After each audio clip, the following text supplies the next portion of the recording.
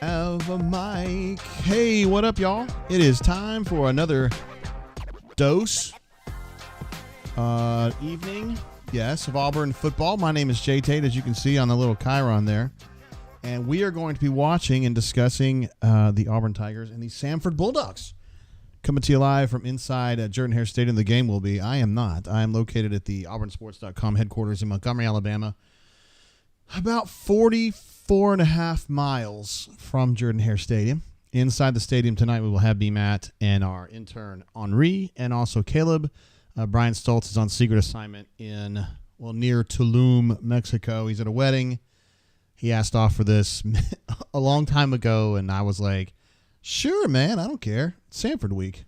And so here we are. I already have a bunch of legends in the chat. Some of my absolute favorites. Cleveland Brown jumping in here quickly, early as usual. It says, go time, War Eagle, stay hydrated. I've already got my water ready to go. The Voodoo Wing Company Arctic. It's the way to go. It's just as good as some of the higher price stuff, but the Arctic stuff really works nicely. And thank you, Cleveland Brown. You're always here to support us, and I appreciate that. War Eagle 0008 says, War Name Eagle Senior Tate. Not just Senior Tate. I am a little bit older. You just can't tell by the hair. Let's get this W. Thanks for the show, of course, man. Glad to have you. I got to turn my sound effects on or you can't hear the clapping. Good job, Jay. Got Canoeman in the house. Chris M., you may know him as number 19. GW says JGT alphabetizing the liquor cabinet. Word. I have done that before. CJ in the house as well. What's up, brother? I still need to get a Swoogan glass to you. We'll work that out. You know where I'm at, though. Chip jumps in with a super chat. Chip is the genius behind our Swoogan glasses, although mine technically is not a Swoogan glass. I have the Commodore glass.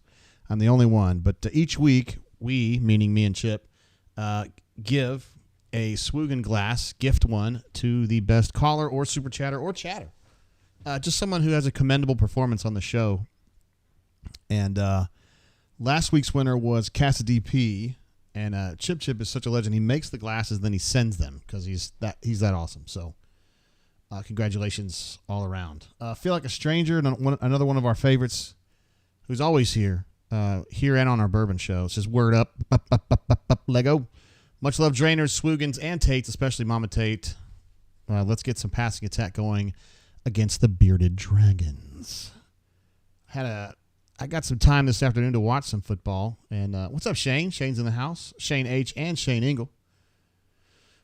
And GW says, I'm the only favorite JGT has. I have faith. I am. He is a fan. GW's a fan of the Nook, I reckon. Where Faith is, she's a big hitter there. And I have a kind of a crush on Faith. Anyway, Casa DP is Casa DP here, Chip? We were just calling him out, but anyway, he was our Swoogan last week. Pocket Watch, another one of our legends, says, Wiggle, let's smash that like button. I'm going to smash that applause button, Pocket. Appreciate all you do. We did not do a bourbon show this week because I was having some issues, man. I got a hip problem that was very painful for me. It's better now because I got my naproxen going, but yeah, it kind of sucks getting older. You guys know what I'm talking about, those of you who are a little bit older. Let's go ahead and get over to our in-game because it's almost time. For us to start gaming. I am 51 years old, which means I am technically, according to the bunker, an old. I did the best I could to get my stuff. Oh, it says Auburn's live now. To get my stuff set up here because this game is not available in the traditional sense. It's not on ESPN or whatever. You got to stream it. Please, God, show something here. And I have this kind of shady Vizio TV that I use up here. And it really doesn't like running apps, but it will do it reluctantly. Anyway, I think I'm Gucci here. We'll see it here in a minute. Let's see. We got, unfortunately, if you look in the chat here on our screen, everybody's name is in red, and I don't really like red. So I'm going to refresh that, and we'll get a new color. Hopefully it won't be red again.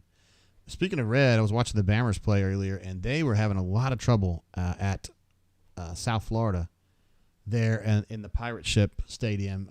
When I left, it was 3-3 at halftime. So I know you guys are broken up about that. As far as tonight, yeah, we'll go with pink. Matt N gets the first one. Says mine saying, please stand by. I'm getting like a ESPN filler. It says event about to start. You know, it's like showing what all you can get if you subscribe to ESPN Plus or whatever.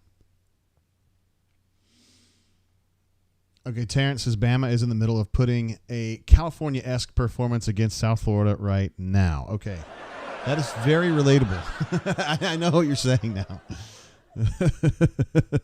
That's well said. Well said. Shane says Bama just scored 10-3. Why do you got to tell us bad news, Shane? Tell us something good. Tell me that South Carolina came back and beat Georgia. Now, that would make me happy. That would be a real lifter right there, a mood lifter. Not that I need it so badly. CJ in the house as well. We love it when CJ super chats because CJ is a stud in his own right, and he's going to be a stud as he grows older. He says all nines for Asante. And the fact that Ashford may go to wide receiver. Taking a few snaps at wide receiver and playing wide receiver is a very, very different deal. Very, very different.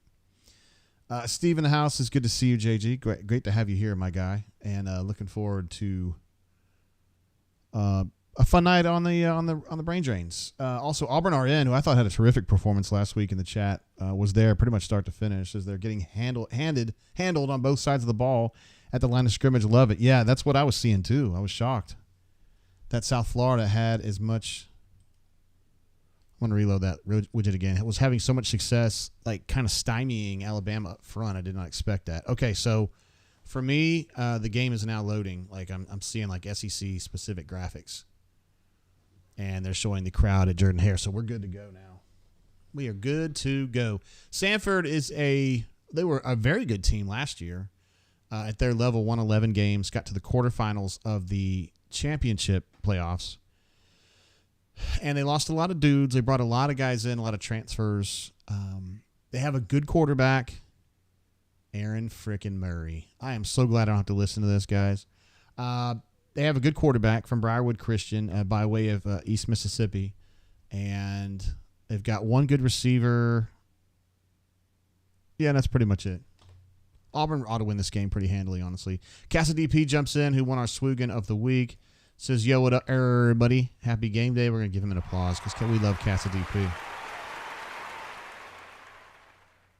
Also, I noticed when I was flipping through the channels earlier, CassaDP on NBC, they were showing some like racing from Woodbine, which I enjoy. Matt Bernier is kind of like a web friend of mine. I started following him when he was on the Horse Player show. I feel like I watched him grow up, and he was like the lead guy on the track. I was pretty fired up for him. Ravin in the house. What up, bro? Ravin. We ought to have a special sound just for Ravin. Like Ravin, Kanuman, Pocket, Feel Like a Stranger. Those folks all deserve to have their own sound, really. Yeah. Anyway, it is going great, Ravin. So glad to have you here again. Cassidy Pieces, Aaron Murray plus brain drain equals muted TV. Peyton Thorne. I'm interested to see how he plays today.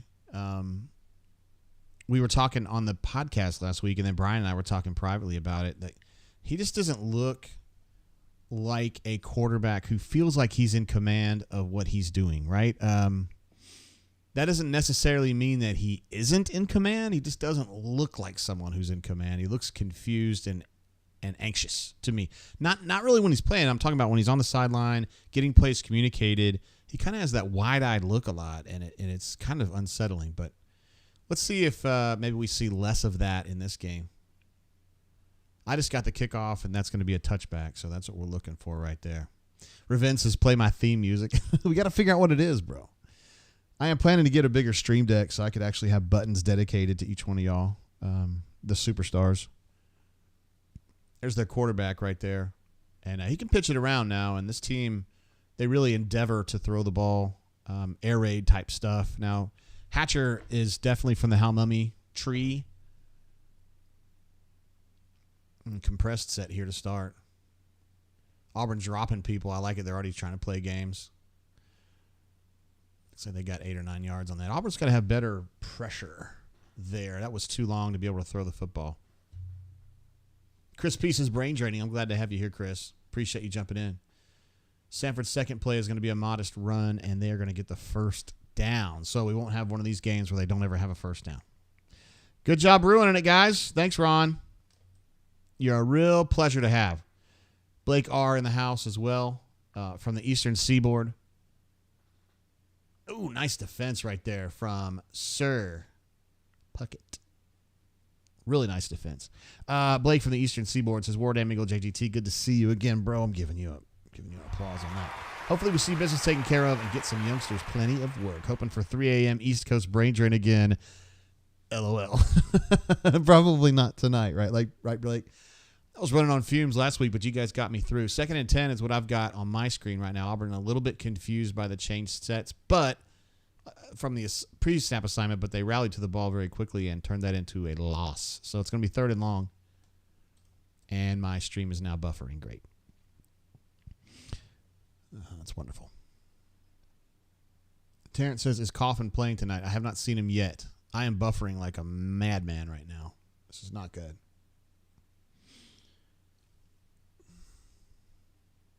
This is really not good. I don't like buffering.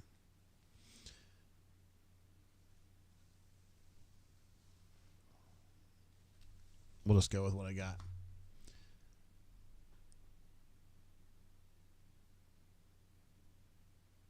I think they just picked that up, guys. Good golly. Cassidy P says this hurry up, no huddle is. Hey, Blake, appreciate you, brother. Again, the best dressed man in all the chat. That is for damn sure. Cassidy P says this hurry up, no huddle is not fun. It's not fun defending it sometimes. You get a little wore out. Or you can. It's just taxing. Ay. Jalen McLeod in there early. That's good to see. Number 35. It was weird to think he had made his season debut in this game, in the game last week, and played, I don't know what it was, 15 snaps, 20 snaps, something like that. It looks like he's going to get a full buffet today. Also, Kane Lee playing at that backside corner, so that means Nehemiah's still not quite ready. Oh, they're going to try to run that Chandler Cox wheel route. It was covered. Instead, they go middle of the field. And was that Asante? I couldn't tell who made the tackle on that one. Oh, Bill says, drink of choice tonight. Do you do cheap stuff due to opponent? I'm glad you said that because I kind of do. First of all, my friend Neil that I met in Mexico, who's from Wales. Well, he's from Wales, but he lives in Scotland. He's drinking Maker's Mark tonight, and I promised him I would drink some Maker's Mark on the air. So I'm going to drink some of this. Now, this is the Private Select from Charred Oak Spirits in Auburn. Brian Daniels is the guy who runs that. What a nice throw and catch right there. He runs this place. He's a big Auburn guy. He's a big bourbon guy. I love him to death. So I'm going to really enjoy sipping on this. And I've also got, I want to finish off this Old Soul single barrel. It's actually good stuff. I don't like the regular Old Soul, but I love this higher proof stuff. It's really good. Costs you about $50 in the ABC, and then Davis County, which is an inexpensive bourbon for sure. Just need to get rid of it, honestly.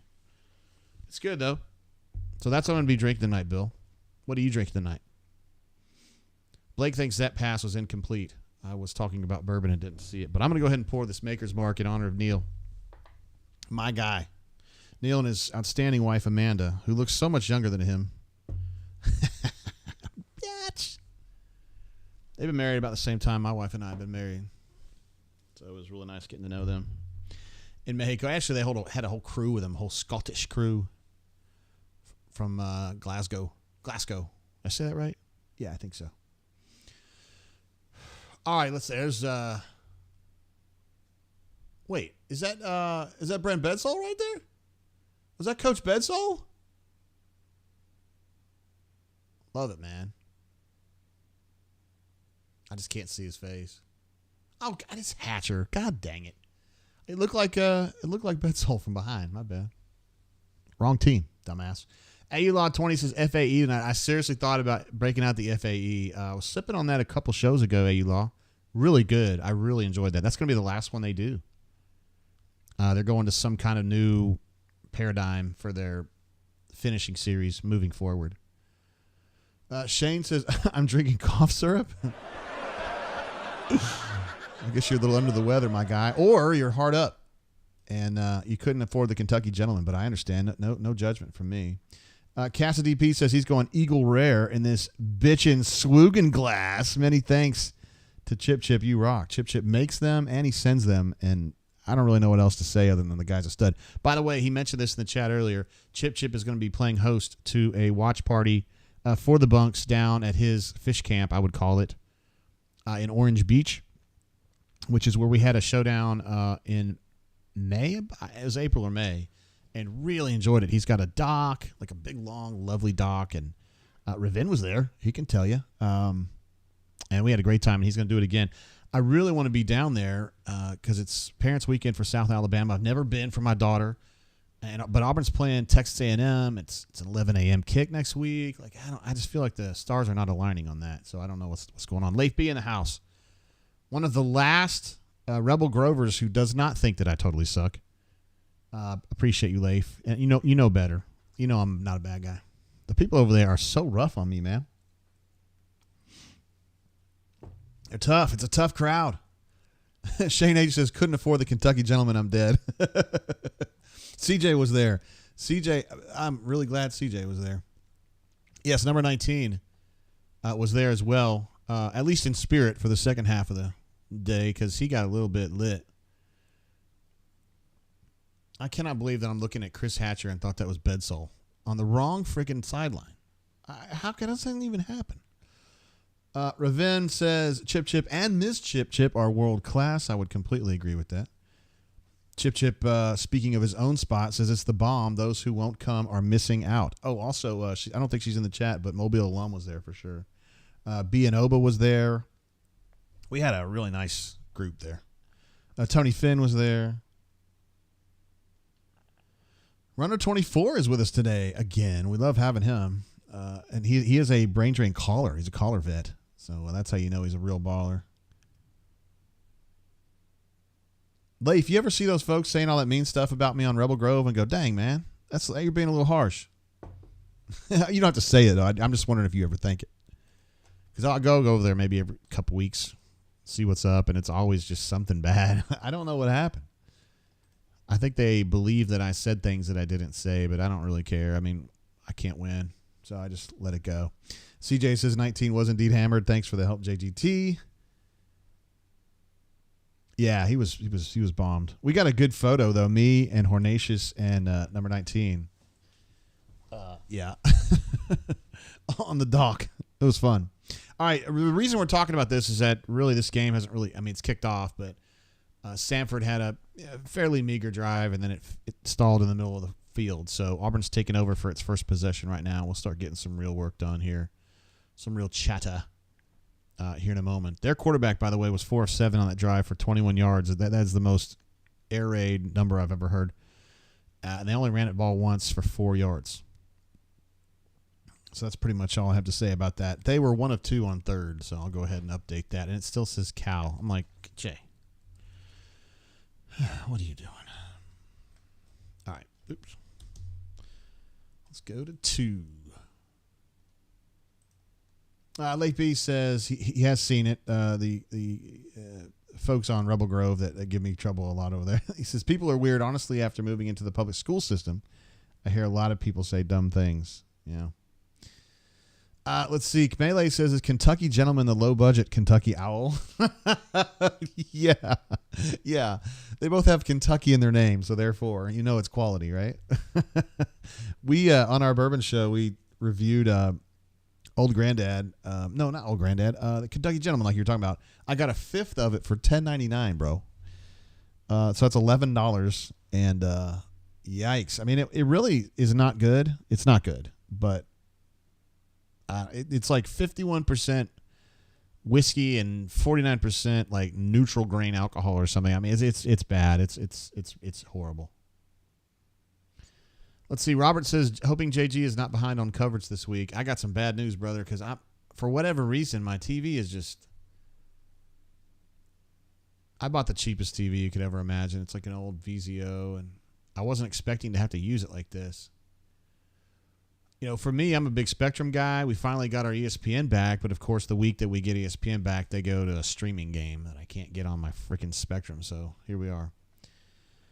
Let's see. Late B says, and Late B certainly knows his bourbon. He says, got to get Kentucky Tavern next. We used to call that KT back in the day. It's terrible. All right, you guys are a little bit ahead of me, I think. So I'm watching right now. Peyton Thorne's going to do a rolling pocket, throw into Hooks, I believe. Wow, nice catch. That was a nice snatch. Cassidy P jumping in again. Says, Kentucky Gentleman screams classy. It's in the name. After all, yeah, you are a gentleman if you drink it, right? And looks like I got a throw to Jair Shorter here. So there you go. Transfers. Back to back. You know, oh, I'm sorry. That's Omari. My bad. When Freeze gave the kiss of death to VAR and Fair the other day, I was like, oh, he's not going to throw to him. Watch. Just, yeah, don't. Let's see. Canoeman says an Apple TV for that TV would probably be a worthwhile investment. Yeah, it could be. I just don't feel like I'm in this position very often. I need to be 100% on it. I get it, but I don't know, man. All right, I got a 3rd and 6 right here. Peyton's got a lot of time. He decides he's going to carry it, and he made a linebacker look really bad right there and got the first down. That's a really nice play.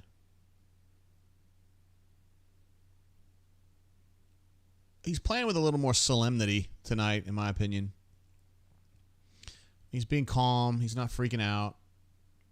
And he doesn't look really wide-eyed yet. I mean, it is Samford, to be fair. All right, okay, well, that wasn't going to go. Let's see. Blake says, I like my Fire Stick. We have a Fire Stick downstairs, Blake, and it works great. I like those. But we used to have old Fire Sticks that were awful. This new one that we got is really nice. It works a lot better. Runner 24 thinks it's the TV. I can guarantee it's the TV, dude. This VZO. I never thought that I'd be streaming with it. I had no intention of ever using it as like a streamer. It was just going to be straight up cable box, TV, cheap. Get on with it, you know. Little RPO play right here. There's the throw to Fair. He gets his first target and his first catch, and he gets 8 yards, so that's nice. Cleveland Brown says, if you're going to have YouTube TV, you need a better TV, Commodore. Yeah, so about that, Cleveland Brown, I think I'm going to probably cut off YouTube TV. I was using it as a stopgap when Spectrum bit the dust. But Spectrum's back. First down run for Serge Arquez. Nice run. Physical run. Now that Spectrum's back on the horse, probably going to go back to Spectrum and dump YouTube TV. But we're going to continue thinking about this. It just makes it difficult for me to break down plays because it's harder for me to get stuff on my computer for that. Feel like a stranger jumping in. Legend. Says, Ole Miss fans just salty because the last time they won a championship, most of their team looked like Justin Powell and the dude from Malibu's Most Wanted. FM, also JGT said, great snatch again. Yeah, I know. Matt says, you're not nearly as far behind as last week. Thank God. I'm so glad to hear that, brother. Because, yeah, I know it sucked last week. I didn't know how to deal with it. I know how to fix that problem. So we're doing better now. This is good. I probably do need a better TV. Do they make like really good, high quality, smaller TVs? 'Cause I only have a certain space here. You know, this is probably a 27-inch TV. That's probably what it is. It works great for this purpose. I don't have a ton of space. I don't know how to show you guys what I'm talking about, but anyway.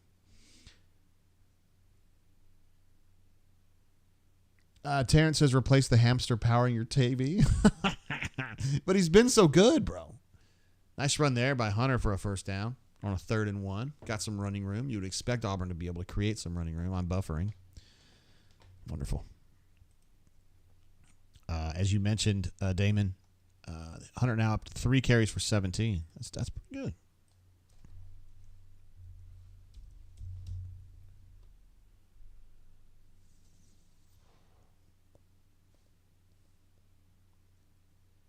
I probably should have thought this through a little bit more because I got a hard line over here. I should have moved the monitor over that could hardline it. Maybe next time. Nice run right there. Was that Cobb? It was indeed. So that hierarchy changed a little bit. Hunter got the first carries, but then they went to Cobb rather than Damari. I really think those 3 are just all really good. I think this is a really good time for Auburn at tailback. Raven thinks Cobb is a beast, and I agree, man. 100%. Look at this. Look at this. Fuck yes, man. He's in, right? Yeah, he is. Hell yeah, he is. The more you fuck around, the more you're going to find out. Touchdown, Auburn!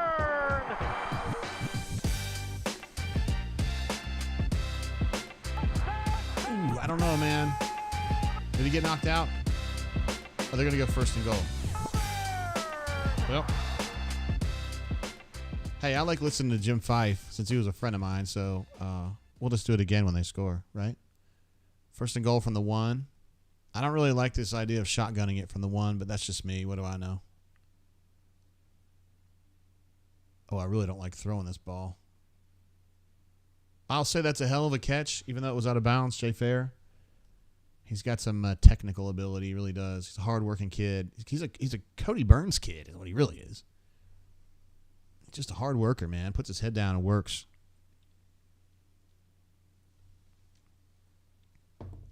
Easy player to cheer for. Chip says premature touchulation. We'll call it touchulation there, Auburn Athletics. Yeah, a little bit. I thought he got it in there, man. I really did. Oh, I like this formation right here. Got a lot of heft on the left side of that line. You got Brandon Frazier. They're going to throw it again on the 1? I mean, I get it maybe one time trying that. But 2? Cleveland Browns says run the ball, and I am 100% on board. Like, run the ball. Run the ball. You're overthinking this, man.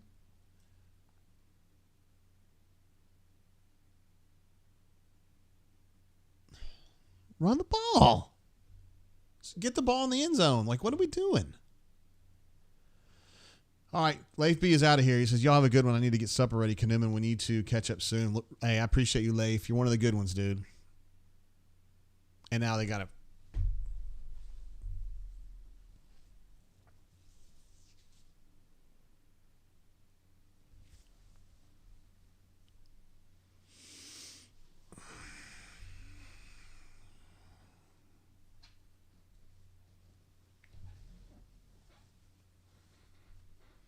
I'm very frustrated right now, to be honest with you. I feel like this has been a mismanaged opportunity. First and goal from the 1, you throw 2 fades. Then you get an illegal procedure, and now you're third and goal from like the 6. Like, what are we doing? They're going to run a mesh concept here, I bet you. They didn't. Hey, what the fuck? I don't understand. This is just ignorant, man. That is some of the most ignorant shit. What is the deal, man? No, I'm done. No. Do not put that on Peyton Thorne. It's first and goal with the 1, and you threw 3 passes. And nobody's open.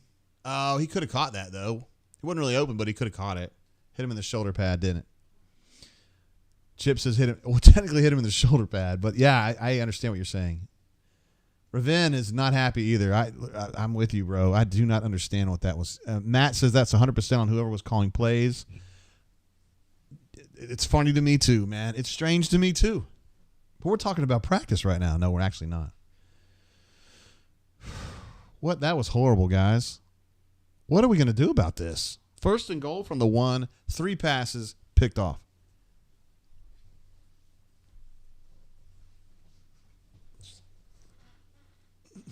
It's like Tom Cruise or Tom Hanks in the Evelyn.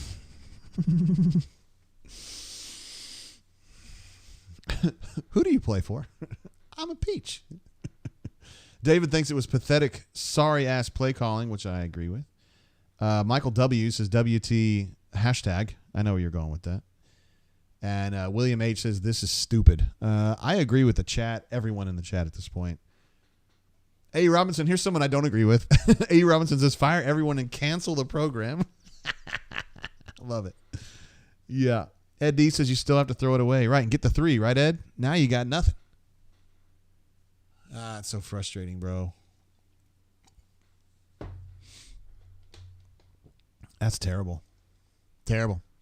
Peyton was 6 of 10 for 46 on that drive.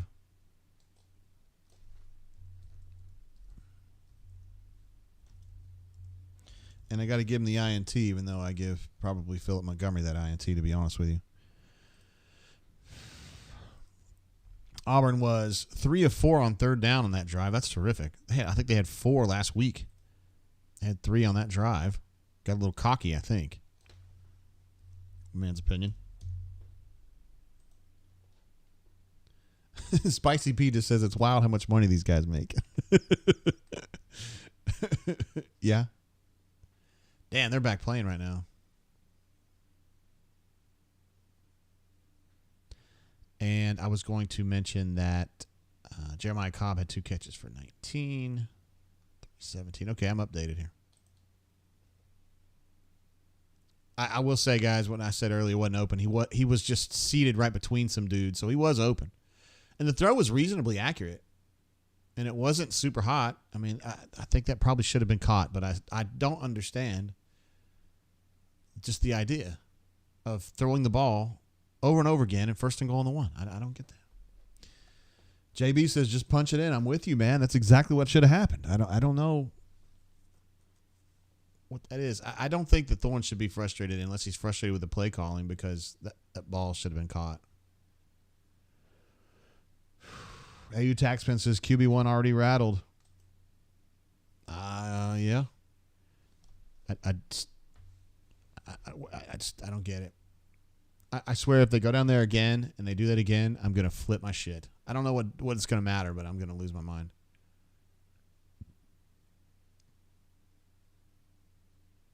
That little formational change did something to Auburn's numbers. They didn't adjust numbers-wise when Samford shifted all that stuff to the right. And Eugene was playing with his back to the ball, which you should never be doing as a linebacker. Now, Pew says they're trying to work on passing. No, I get that, Pew, but you got to win the fucking football game. Like, that's what we're trying to do here, right? I mean, we're trying to score more points than Samford. So if you want to get up 3 touchdowns and start playing a little bit in the passing game, I get it. But at this point, man, you've got to win the fucking game. Like, play the game. Like, win the game. Like, no. You work on passing a little bit later. Melee says Thorne is fine. He is still upset at his barber, though. His hair looks a lot like mine did in high school. No shit. He's from Naperville, Illinois. I was from, at the time, Tulsa. So, not really the same neighborhood, so to speak, but very similar stylings. He probably did a lot better than I did. I like that Auburn's jamming this trips bunch. I always feel like teams ought to do that. They're going to jam that primary receiver, that front receiver.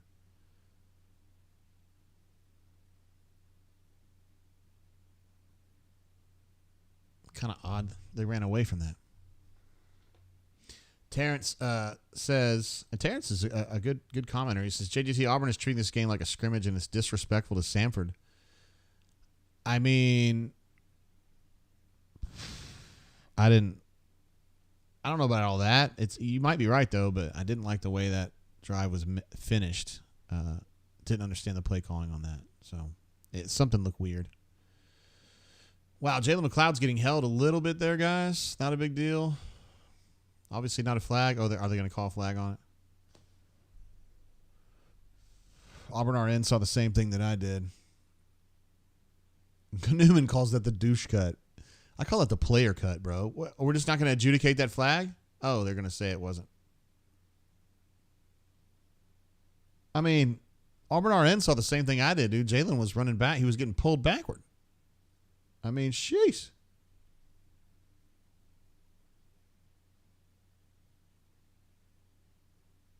Sam H says a lot of 13-year-olds have that haircut. You're probably right, though. One of my good friends has a son that's 13, and he just recently got a perm. And it doesn't look like a girl perm or anything, but I think the kids these days do some pretty cool stuff. They're doing a lot of formational changes. This looks like Al Borges, man. So Auburn did kind of shift numbers down on that. Made a nice check. Auburn's done a nice job in the A gaps today. They haven't really got much at all. It's been very cluttered in there. And I feel like the linebackers, in this case Nixon, but Asante earlier, have rallied quickly to the ball. The run defense has been triggering really well. So far in this game, I mean, my only complaint about this Auburn performance so far is it's numbskull play calling in the red zone. I don't understand. What even the red zone is the one? It was a fucking one. Just sneak it in. Neil, what up, bro? Hey, I was mentioning you early on the show. I had to pour this Maker's Mark Private Select right here that I got up in Auburn. And I was drinking that in your honor, my G. In your honor. Neil watching the game. I believe this was a midnight toe meets leather for Neil up in Scotland. So to you, Neil, and Amanda, two of my favorites. What a legend. And big ups for the win in the Welsh Derby today. The Welsh Derby, excuse me. Neil says he is draining a whiskey for the legend JG. What up? He sent me his picture earlier. Yeah, he was drinking a Maker's Mark with no ice. He's drinking it correctly. Pew says, are you drinking cellar aged, Pew? Because if you have that, man, I'd love to have a sip of that bad boy. I got a friend of mine who had a really nice number in the next lottery in the ABC, and he has an opportunity to get the cellar aged, but I feel like there's better stuff than that, even though I would love to have it. On his list, there was. Jacob G in the house says, JG, what's up, baby? I'm at work, and thank God for the late drain. Do I have some entertainment this night? Well, if you consider bitching about awful play calling entertainment, yeah, you definitely have that, my G. Neil says it's midnight over there. We'll stay for the first quarter, and I'll be hoping for a better offer. Word. All right, 4th and 2, they're going to go for it because they're kind of in no man's land here.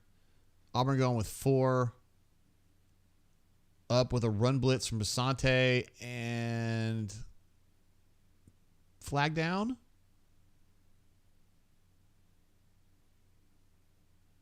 Asante had a run blitz through the C gap, and they ended up kind of sprinting out to the D, and you just kind of missed it. But they may have an illegal procedure on this. So in that case, it doesn't really matter, does it? Let's see. Auburn RN is giving us some great news. Says USF is driving the ball. Cassidy P says he is eager to try the Maker's cellar age. I am too. I've also been in the cellar, so I know where they're aging it, and it is very cool in there. Kaduman says, the drain is always entertaining. Yeah, because of the great chatters and legends. All right, so they're going to have to punt now because of that illegal procedure. They had a 4th and 7-ish, so that's good news for Auburn. Auburn, ooh, wow. Got some good pursuit on that punter. And it looks like Keontae is going to have to let that one sit. No, it looked like Jay Fair maybe. I couldn't tell who the returner was. Could have been VAR. My eyes are not great these days, guys. I'm going to be honest with you. All right, so Mullet Man is back. Going to take the keys to this awesome Corvette vehicle, this offense. Terrence gives us some bad news after Auburn RN gave us some good news. He says, INT by Bama. We really want to see Alabama lose that game. I didn't think they would, but that would be awesome if they did.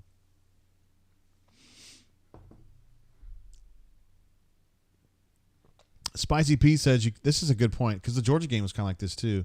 You can't even get 2 full drives in a quarter. They got to change this rule back. I think Georgia had 4 drives in the first half today against South Carolina, I think. And the 4th one ended I think it was ended by the half. They were kind of like dicking around just to finish it out. So, yeah, you're right. It is, I mean, their goal was to make the game shorter, and they have definitely succeeded to that end. But at some point, it's almost, I don't know. Bill says drain is even better than watching the game often. Hey, man, that's an amazing compliment. Thank you, bro. I still can't believe that we only started this 5 years ago. Was when we started. I did my first drain during the 2018 season. Had no idea what I was getting into. Didn't understand what I was doing. And you guys have been so patient and supportive throughout, and I appreciate you guys, of course, just being here and helping me get better. For sure. I had some shady-ass equipment in the beginning, man. Oh, no, you're not. No. Hush. You don't need it. Okay. It's pretty simple. All right, cool.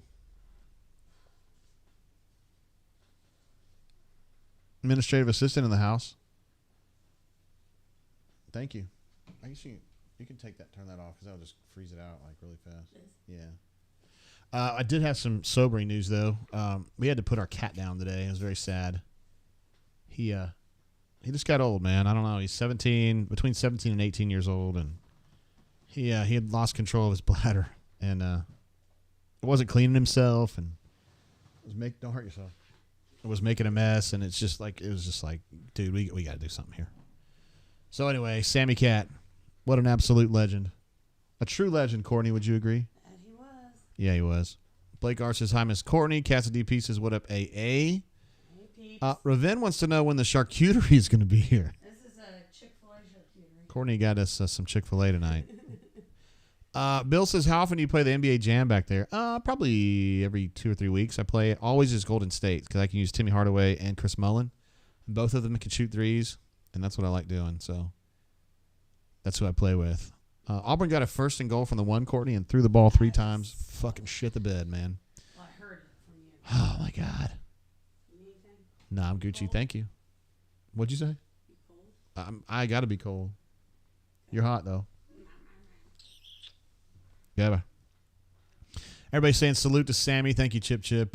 Toast to Sammy. Thank you, Shane. I got to get y'all have seen. Oh, man, Jade took a lick on that one. Let's see if I can get a picture of Sammy up here. I feel like Courtney sent me one earlier.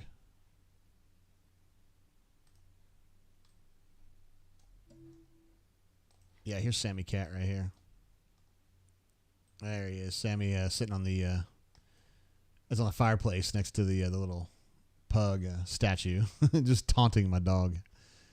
Yeah, what a legend, man. 17 years, dude. We got him at the Humane Society in 2007. So anyway.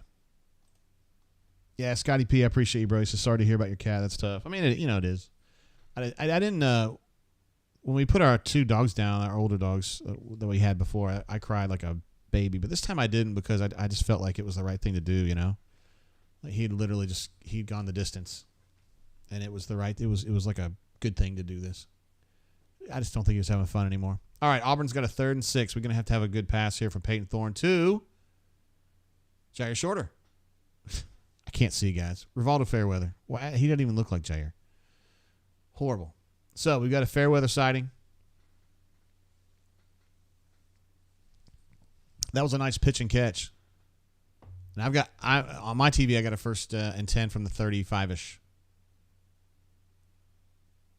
Apparently, Jay Fair is going to do something here. I'm really excited to see this. Yes, sir. Ooh, that's a nice catch right there. Right over the shoulder. It was some kind of a combo route out there, but I couldn't tell exactly what was going on.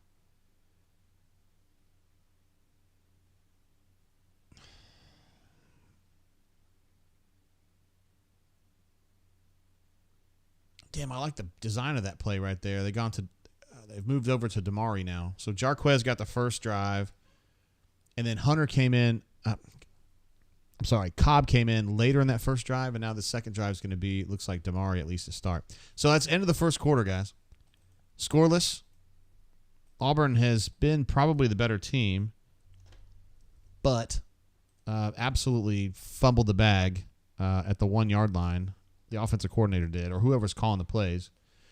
JGT. Terrence says, JGT, it's halftime now. Catch up.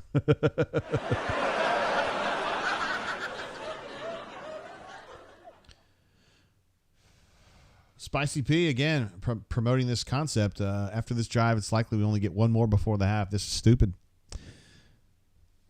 Yeah.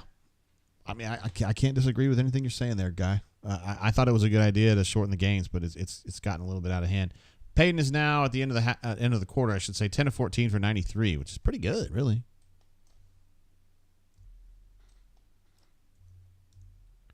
Wait, I did say 9. Did I say 9 of 14? 10 of 14 for 93. My bad. And Auburn's been good on 3rd down so far. Are they 4 of 5? That's great, man. They had 4 conversions last week.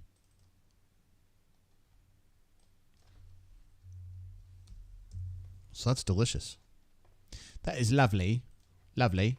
And they're 1 of 4 on 3rd down. So I know Robert's going to be really happy with that. He's more on chaos plays maybe And I'm more on third down conversions. But, hey, he knows more than I do. Let's see. JB says CHF has no play sheet and just letting Montgomery do his thing, I guess. You Texman says, same clock rules the NFL. What's the problem? Yeah, I don't know. I can't say that I watch enough NFL to be able to judge that. I mean, I just watch the Raiders games. I watched the Jets game the other night, actually. No, I take that back. And it did go fast. Not a Mouse says, yeah, Peyton's numbers look good, but he's 0 for 3 with a pick inside the 5. I'm like that dude in the meme where he's like, you're right, man. You're absolutely right. I'm just thrown off by what's been going on. It's so weird. Wizard G says, if they want to shorten the game, then cancel some commercial breaks. Guys, we are perfectly aligned on this. I'm sick of this. I'm still showing a commercial break here. I hope that I hope ESPN Plus hasn't lost me. I'm switching over to the Davis County, Neil. So I didn't want to drink too much of this. I only have one bottle of this left. The Charter Oak Spirits Private Barrel Select. Let's see. Chris says NFL is a 25-second clock, not a 40-second clock, right? Or am I wrong there? I don't know that specifically. All right, we're back. Starting the second quarter now. We're going to show more footage of Robbie Ashford and Hank Brown, by the way. Don't want to shortchange Hank Brown. Certainly don't want to do that. All right, so I've got Auburn with a 2nd and 8 on the 26 to open the quarter. This is I would want to run against this. Auburn's going to run okay, I do not understand that play at all. So they're pulling 2 tackles to the field side, and then they ran backside. Now, I understand you change it up a little bit. You don't want to be predictable, but I don't understand that one. I don't understand that one. Chip says USF just shit the bed. How close were they, bro? Did they have a chance? 3rd and 7 is what we're looking at here on the Auburn Tigers game. Cass DP says Peyton Thorne reminds him of Razor Ramon.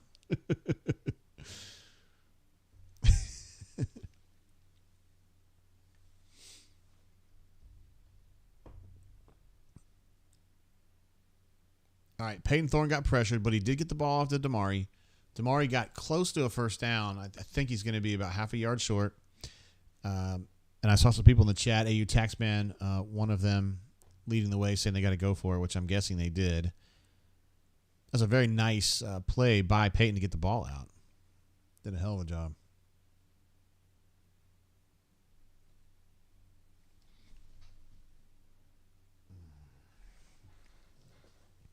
Chuck, okay, so we got a 4th and 1 here, guys. You can just watch it along with me. They've got 7 on the line of scrimmage, and Auburn just got absolutely shit. God bless, man. I'm going to say it again, man. 1st and goal from the 1, and you threw 3 passes. And now, like this. You talk about fumble in the bag, bro. I did just see Beaverstock, though. What a great name. Jonathan E. says our interior line should be able to get more push than that. I completely agree, brother. I don't know. That was too many defenders to be running into. I mean, I understand you're like, hey, we should be able to overpower them, and I agree. But, like, still, when they've got 9 guys in the box or whatever, like, let's try something else. I don't know. Hey, Robinson, he's back. Says fire everyone and cancel the program. Yeah, we're not prone to overreacting at the bunker, are we? Uh-oh, Chuck's starting to turn on everybody. All you Hugh bandwagon riders, we call them dick riders normally, is what happens when you hire Gus 2.0. Hey, at least it's not Gus 1.0. Gibbs wants to know why we are so slow to run plays. It does seem a little stagnant, doesn't it? Not at all pacey. I don't have a good answer for that. It may be something we ask on Monday, though. Let's see. Rich says ceiling is a bowl burst. 6 to 7 wins should be the goal. Golly, we're sliding quick, aren't we? Sliding quick.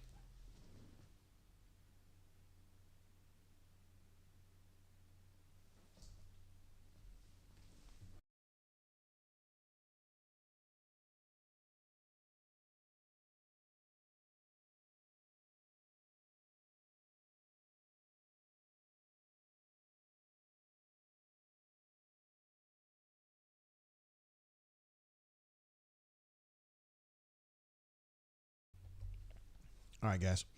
SR71 Blackbird says, I don't have ESPN Plus or SEC Network Plus. Are we playing like shit? Okay, so on defense, no. Playing pretty well. On offense, playing adequately, but the play calling has been suspect at best in the clutch. The most important play calls of this game have been bad.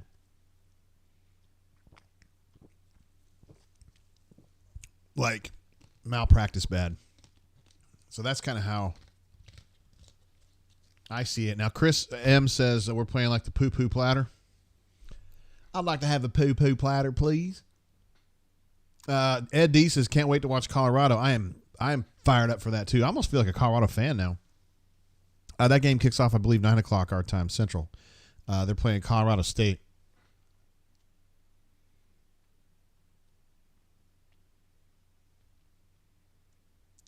Well, guys, this is kind of a shit sandwich right now so far, I'll be honest with you. I don't know that Samford's going to score a lot, but I don't know that Auburn's going to score a lot either.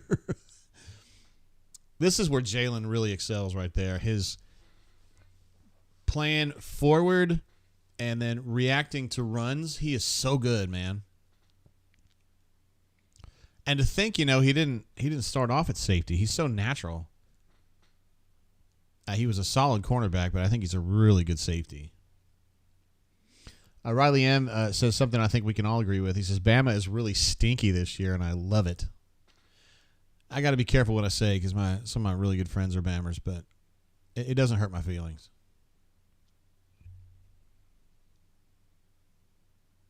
That was just too easy, man. Like that, throwing that screen pass, and they get 7 or 8 yards. So it's going to be 3rd and 3, I believe, is what I've got. Kenny says he's going to keep listening to the drain. I appreciate you, bro. This tackle was so far off the ball. They got a call. How is that not an offside call, honestly? We just got a first down. With Wesley Steiner's in there, and Cam Riley's in there, and Elijah McAllister's in there.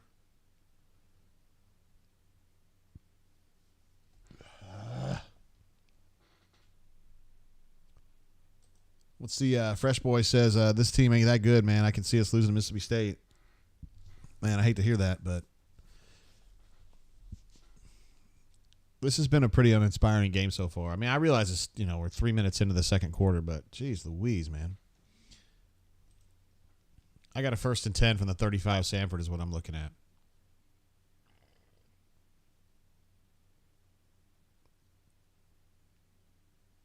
Yeah, Auburn's been good in the A-gaps. I feel like Marcus and is he hurt? No. Marcus Harris has been really good in there. Jason's been really good in there. We saw Justin was in there playing earlier. Is good. I mean, they're doing a good job there. I just feel like they're getting beat a little bit in the run game outside of that, like C-gap stuff so far. But as long as they keep running A-gap, they'll be fine. Matt M. Says, looks like Samford plus 37.5 was the play. Yeah, hell yeah. It looks good right now, doesn't it? Yikes. Shane says, Mississippi State. Hell, I could see us losing to Vandy. I won't go that far, bro. I mean, I know that, guys, they fumbled the bag on the one. I mean, like, if they don't do that, it's 7-0, and you don't feel like Samford's ever going to score. So, like, it's fine, but. And hell, they've only had, 3 drives? I mean, I don't know. I'm not trying to, be sunny side, because it's been a shit sandwich, and that ball should have been caught right there. 2nd and 8. It's going to be a 3rd and 8. Kanuman says Doc Dumpster tried to warn us. He did have the Wolfpack winning this one, didn't he? No, he actually had Wolfpack just playing it close, which is true, which is happening so far. Melee says, have we blamed Under Armour yet?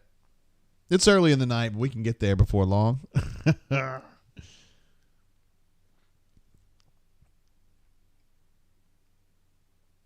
CJ says, JG just spotted this. Where's 19 on the legend scroll? This guy deserves. I mean, is he a legend? Absolutely. Is he a channel legend? I mean, it's debatable. He's certainly on the Hall of Fame ballot. We are all big fans, though. He is truly a bunker treasure. God, it's so weird that like Chris Hatcher's somebody I've known 30-something years now. He was one of Mummy's guys, like young guys at UK way back in the day, like in the 90s when I was there. He was like a GA or somebody. He's probably my age exactly. I thought he would end up being kind of a bigger star in coaching, honestly. And not to say that, like, you know, being a really successful coach at Samford is bad. It's not bad at all. But I just thought he would be. Oh, my God. I don't think. Oh, Jesus. That was so close to being a disaster right there. Call for the fair catch, and then, like, had to really rally to get to the ball. Like, kind of got turned around and lost the ball, and bar. What's going on, bro? Robert says, let's try Holden. What the hell? I don't think that's a good idea, and I'm going to tell you why. I think that if this team is going to reach its true potential, and we can argue all day about what the potential is, but if they're going to get to that ceiling, whatever it may be, I think it's got to be Peyton. I don't think that Holden is the answer. I think Holden gets freaked out. And I think his efficiency drops off because he gets panicked. We've seen this. I've heard this. He's done some of this in practice. He doesn't face live bullets very much, so to speak, in practice. But I don't know. Golly, that chat widget hadn't reloaded in like 10 minutes. I don't know what's going on with that. Robert S. Says, Freeze better take over play calling. He's got to be thinking about it if he hadn't done it already. Let's see. Fresh Boy says Holden will air it out. No lie. He's the best quarterback. I don't know about that. He has a very good arm, though. And if we were playing like touch football or like Skelly or whatever, he looks amazing. I mean, I thought he looked good compared to Cam because when Cam was here in the spring doing that workout for the NFL scouts, Holden was like the second quarterback that kind of relieving Cam so he didn't make every throw. And he looked great. He was throwing the ball around, but there's no pressure. You know, there's nobody about to kill him. Like, there's no defensive ends trying to dislodge his jaw. And I think it changes him a little bit. Let's see. Riley has an interesting question. Does 2023 Auburn beat Harsin-less 2022 Auburn? So, Harsin-less 2022 Auburn is basically Carnell 2022 Auburn. Well, that's an interesting question right there. Not sure. I mean, Auburn played a really inspired game against A&M last year with Carnell at the helm. And I don't think this team beats that team, you know, the way the way they're playing right now. I mean, we haven't seen Auburn play great football lately. You know, the first game I thought they were pretty good, but UMass not very good. And then Cal was you're just trying to get that one home with one headlight, honestly. And this game's been uninspiring to say the least. I don't understand why they're having such trouble scoring.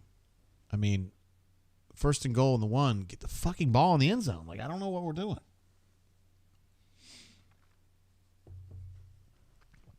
There's got to be so many questions about this after the game.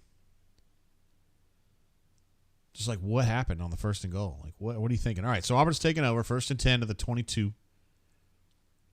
This needs to be that's a split zone run right there that Jarquez is going to turn into something more than it probably should have been, which he has been known to do. Stupa, one of our true channel legends, absolute stud, says, my son's U10 soccer team I coach won by 11 today. First of all, we'll give you an applause on that, my man. Does Auburn win by more or less? I'd say Auburn wins by more than that when it's all said and done. Peyton sees something, and he's got something. He hit Omari for a long catch. That's probably a 30-yarder, and he flips the field with that. Let's see. Spicy P thinks that Thorne is the guy. I agree. They've got to have Peyton. They've got to get Peyton going. He's got to be the guy. He's got whatever it was, 25 starts at Michigan State in the Big Ten. Like, he's got to be the guy. Oh shit, he's got somebody, and that's gonna be a no-doubter. I can go ahead and hit the button. Touchdown. The more you fuck around, the more you're going to find out.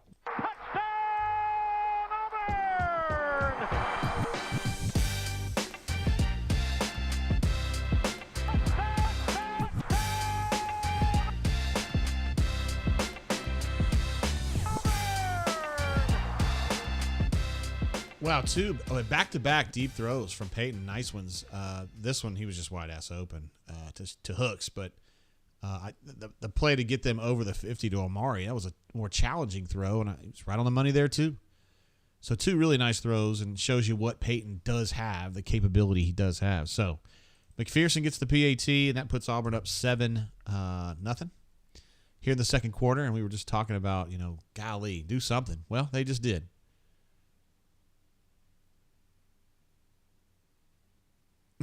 I like the little kid pointing at him like, it's you, man, it's you.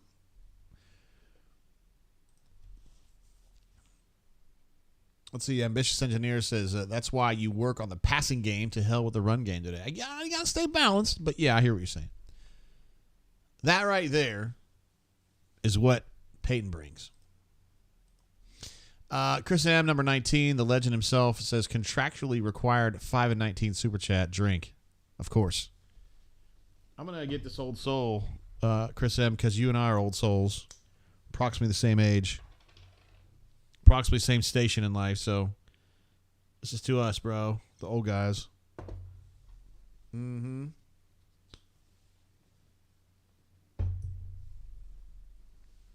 Appreciate you, bro. You're good people. Raised a good kid, too. I like him a lot. Let's see. Fresh Boy says play calling is bad right now. Just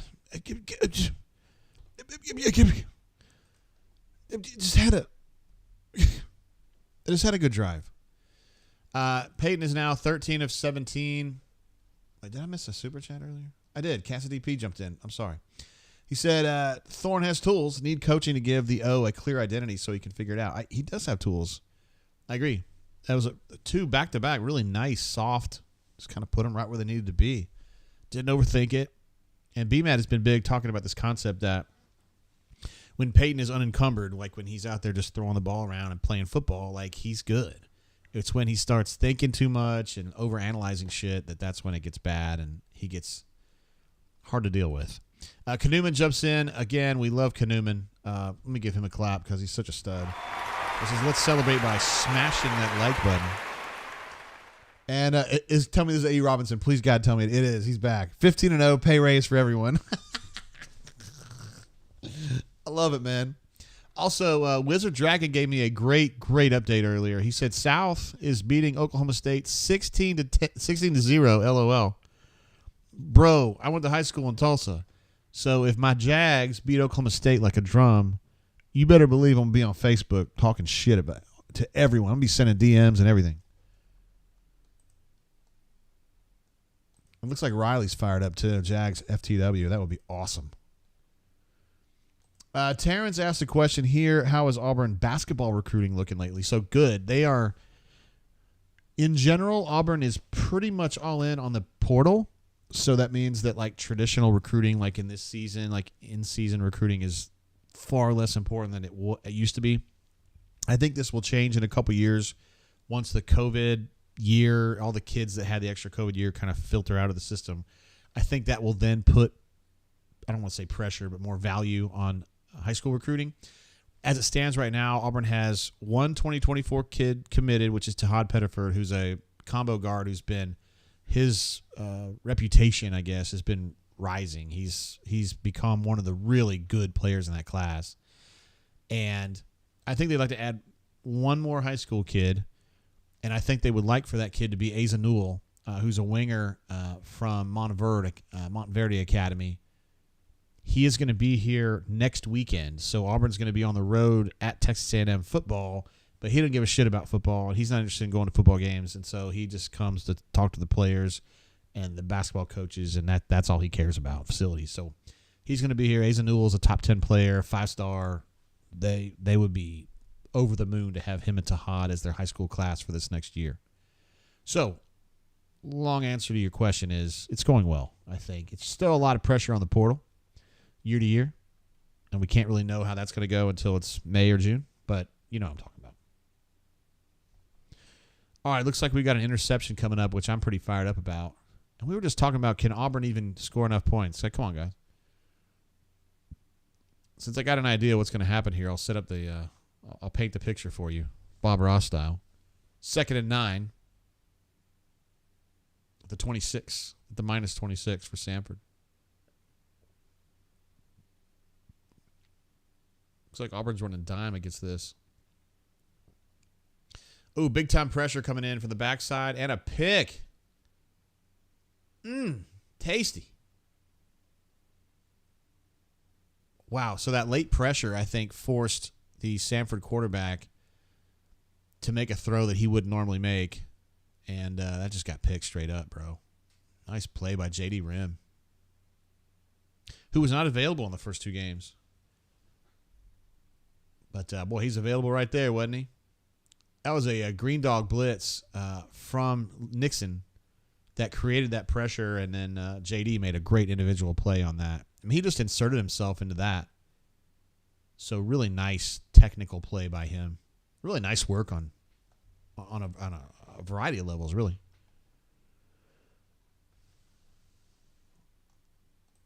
Terrence says, Newell, isn't he committed to Rutgers? No, I don't believe so, no. You might be thinking about Ace Bailey. And they have some other dudes committed, but no, Asa Newell I don't believe is committed. Maybe he was at one time. I don't think he is right now. Rich, you get credit for this one. Feel the rhythm, feel the rhyme. It's actually rim, but you know what I mean. I still give you full credit for that. Steve says, is Damari in the doghouse? No, he was playing earlier. He played on the last drive. Or was it 2 drives ago? I don't remember which one. All right, so Auburn's going to take over in plus territory. They've got a 2nd and 7 is what I'm looking at right now at the 42. I'm buffering right now, but damn, Battie is getting a chance to run the ball a little bit, and he just had a nice run right there. Kind of a Michael Dyer deal when he kind of got flipped over, but his knee didn't touch, and so he just continued the run. Oh, the umpire got knocked down, too. You hate to see it. Yes, Solo Tigre, me and him were thinking on the same level. Michael Dyer-esque. Oh, Jarquez looks like he's getting retaped. No big deal. They've got 4 tailbacks. Spicy P says, we are awake now. It does seem like Auburn's kind of got that bloodthirst now, you know what I mean? Look at this. Sam H jumping in with the super chat. Sam H, one of our channel legends, an absolute stud if there ever was one. So I know we haven't played any formidable offenses yet, but are we more surprised by the defense or lack of offensive production? Nice catch by Jair right there. Wow. Let's see. I am probably more surprised by how good the defense has been. I'm not surprised that the offense was bad. They were losing the scrimmages, it seemed like, the whole time, and that was, I don't know. And you never heard Hughes saying, like, really nice things about Peyton's passing or anything. It's, I don't know. I just kind of felt like the offense is going to be underwhelming. I didn't know the defense is going to be so tight. They're good. This defense is good. I guess we'll find out more next weekend at Texas A&M, but I've got a pretty high opinion of the defense. I don't have Peyton's going for long. He's throwing into triple coverage. That's a pick. I don't even know if that's Michael W. said triple coverage. It might have been quad coverage. There were a lot of guys out that way. He tried to threat. There's my man Buddy Green right there on the sideline, keeping an eye on these photographers, making sure they're behaving themselves. He's trying to get a ball to Coy Moore is what he was doing. Yeah, I guess it was technically triple coverage. At least he was bracketed at minimum. Jonathan T says there was a wide open guy. I didn't see that.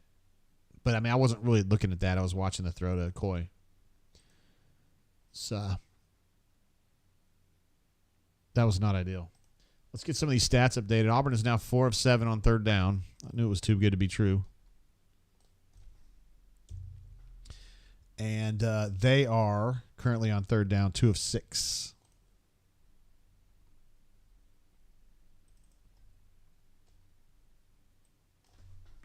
Thorne now has 2 picks. Mm-hmm. Yeah, he does. He is now 14 of 19 for 181.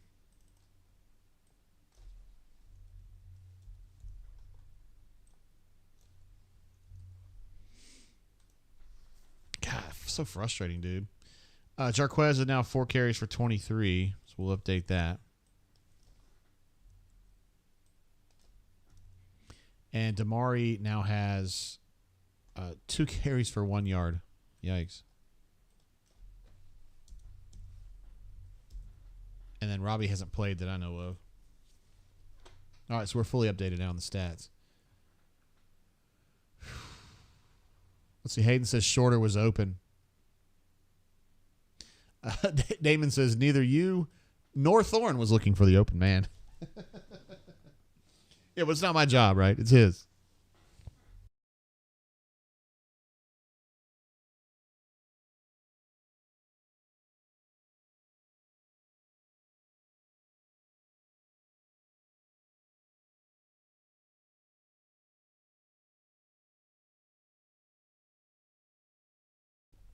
JB's already seen enough. He says Thorne ain't it. Also, Michael W said something about where's Walker White when you need him. I love it.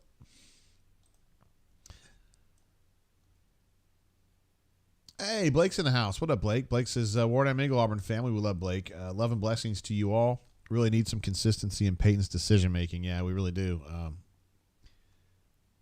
I'm sure that that's something that, I mean, it's something that Hugh has talked about already, that he needs to see more consistency from him. And yeah, I completely agree. I'm going to check in with Hunter here since we've got, I don't know how much time we got left in the half, and see if we can get him on the hone for halftime. See what he's up to. All right, so the situation in our game is Auburn's giving the ball up on a long interception, and Samford's taking over 1st and 10 on their own 20. 7 minutes to go.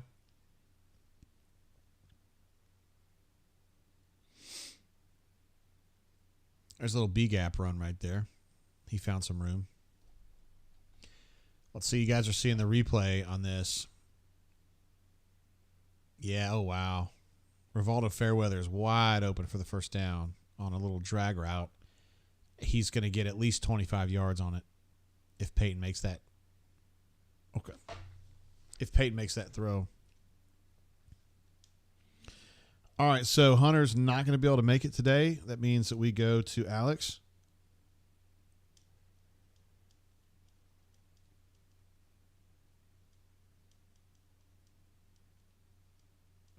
And we'll see what Alex Kozan, former Auburn offensive lineman, who I know watches all the games. Oh, there's a pick. Jalen Simpson. There you go. That's how you turn the momentum around. Huh? That's what I'm talking about. Casa DP says defensive chaos. Hey now. Thanks, Casa DP. Appreciate you jumping in with the super chats, my guy. I like Runner 24 saying Simpson making some amends for Thorne. And Neil says, let's see what this does for Peyton's confidence levels. Yeah, let's see if he can get back in here. You know, he makes that mistake. 2 plays later, he's got a chance now. I mean, a really tasty field position to just, hey, get right. Let's get a touchdown. Make some good throws. Turn this thing around. I like the way you're thinking, Neil. Ambitious Engineer says defense kicking ass. Most interceptions by defense ever. LOL. They are. They're definitely turnover-y. And that's a good thing to be as a defense, right? Ruxy Poo, what's up, bro? Ruxy Poo, one of our all-time favorite brain drainers. He says, going to be a character-building year, boys and girls. Yeah, I think there's going to be some nights, Ruxpin, as we move forward, probably in October, that we're going to be very disappointed. I'm buffering right now, so that's not good. Peyton's going to throw for Hooks again. Hooks made an incredible catch, but I think he was out of bounds. It was too bad. That was a really nice effort. There's my guy, Buddy Green, again. Look at him. He's frustrated with the flag, though.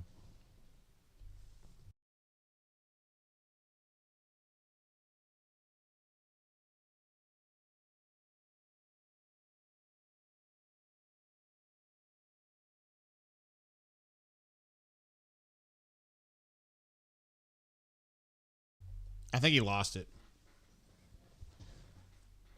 There's John Reed. I think he had it, and then he lost it.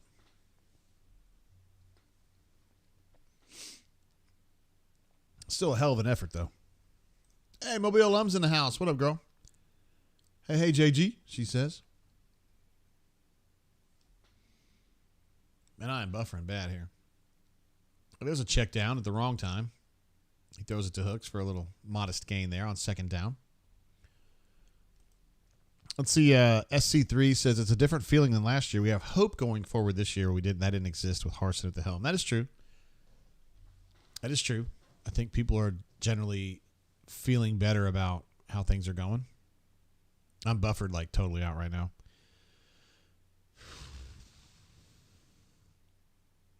That sucks too because I think some cool stuff's going on right now. I don't know why I'm buffered out. I'm going to have to back out of my game and restart it. Not a big deal, though. Kaduman says, Rux. Isn't it great to see him back, bro? It's amazing.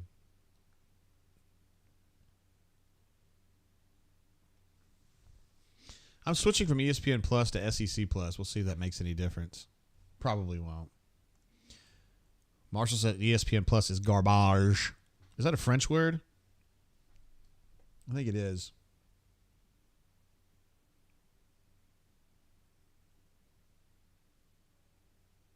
I'm still buffering.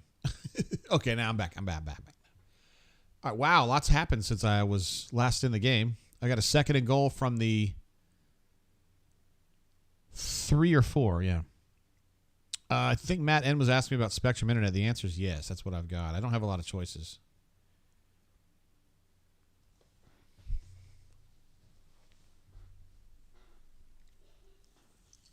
Second and goal, and they run into about 5 Samford defenders. I don't like the idea of coming to a stop when you're running this close to the goal line and you've got so many guys in the box. I think you just got to keep it going. You know what I mean? I don't know.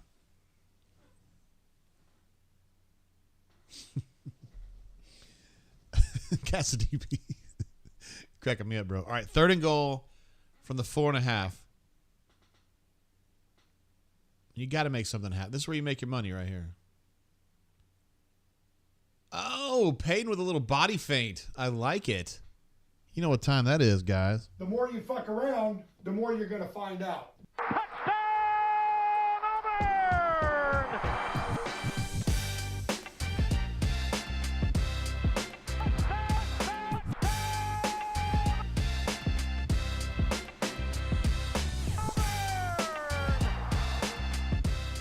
See, Kanuman said he had to reset his shit, too. And Cassidy P says Razor Ramon for the touchdown. He thinks Peyton looks just like Razor Ramon. I love it. See if there's anything else I'm missing. Matt N is having Spectrum Internet. He's buffering. Yeah, I do have Spectrum Internet. I'm dying to get the Denton's mom and dad live across the street, and they have AT&T fiber. But when I get on the internet, and I get on the AT&T fiber page, they say that my address is not available. I'm like, they live right there. My guess is that I can get it. It's just like some kind of a screw up. But anyway, Peyton with a rush to get them in from the 4.5, and he gets the touchdown with Cam Brown watching on. Shane Hooks is fired up for his quarterback getting the touchdown, and then Hank Brown over there giving him some love. I love it. That's what you like to see. And with McPherson's PAT, that moves Auburn into the lead 14-0. Is what we've got here. Have not heard back from Alex K yet.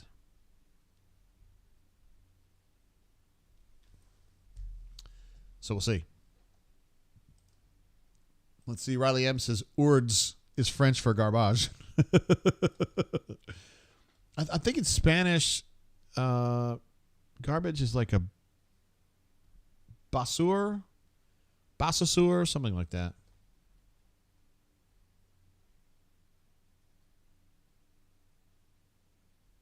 Runner 24 says update the score. I just did, bro. I'm good. I got you.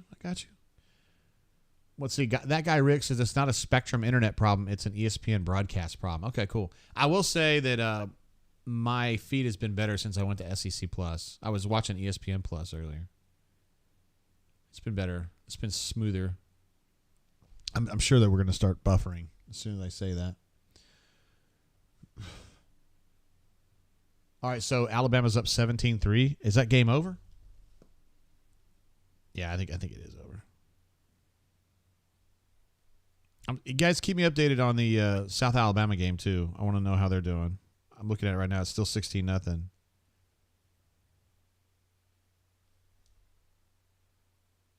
They're getting toward midfield too. That'd be sweet to see them score again. God, it's such an underwhelming game, man.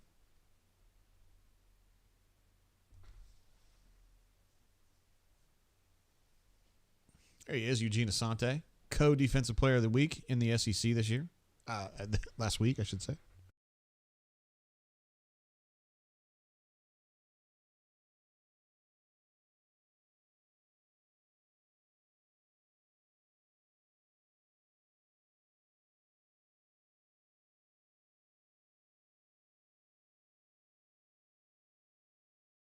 Daniel M says Florida looking good. I haven't seen an update on that score. They're playing good. Oh, whoa, hold on. Oh, never mind. South Alabama had to punt. Let's see what else we got here. Troy is up 7-6 early against James Madison.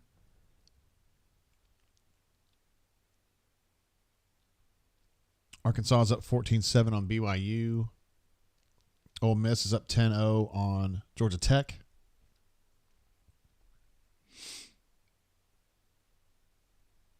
Yeah, okay. Still want to see that Colorado game, yo. It's going to be a good one. We got it going for you here today. There was a team earlier that I legitimately had no idea was even a team. LIU Brooklyn. They have a football team? Like, seriously? They were playing somebody. I was like, what? Somebody messing with me here. Yeah, Alabama wins 17-3. That game was ugly. First half, anyway.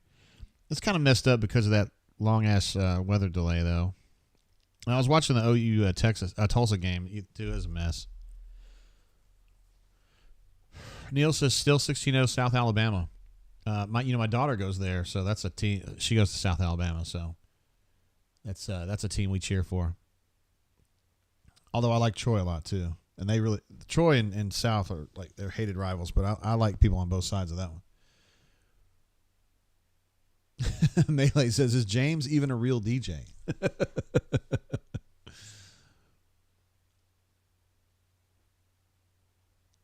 Keldrick Falk got his paw up there and knocked the ball down, number 15. And Nixon was hoping he was going to get himself a little touchdown there, but he didn't. That's going to be an incomplete pass, but really good heads up. Yeah, he's keeping his head up, eyes up, gets his hand up there, knocks it down, does a hell of a job. Great job by Keldrick Falk. True freshman. Howard says LIU Brooklyn used to play some good hoops. They sure did in the 90s, right? They had gotten themselves some players, dude. Howard says, go Jags. SIYM. South in your mouth. Yes, sir. That's a South fan right there. I like to hear it, Howard. Oh, my goodness. How did Auburn not at least get a hand on that? Wow, great pressure on the punts tonight. That's the second time that I thought Auburn was going to block a punt. They've done a really nice job on that. Rob B says, let's get one more touchdown before the half ends. That would be nice. That would be lovely. Have y'all watched this new show with Cole and Roman Harper? I'm curious if it's good. They're trying to do like basically X's and O's stuff. And back in the day, NFL Network had a show with Sterling Sharp, doing some X's and O's stuff. And I love that show, but it was obvious it wasn't catching on with the public, and they ended up cutting it. But I feel like X's and O's appeals to such a small group of people. I'm just not sure that stuff like that can stay buoyant in this ratings era, you know? one man's opinion. Of course, I do play breakdowns that appeal to that very niche demographic. I feel like when Jay Fair gets hit, he gets hit a long way. He must be lighter than it looks.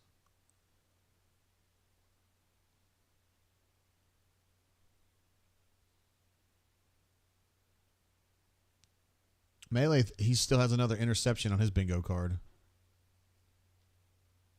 You know, Josh Holsey was talking about this in the Know the Enemy. Uh-oh. Shit, we got a player hurt. Who is that, Too Tall?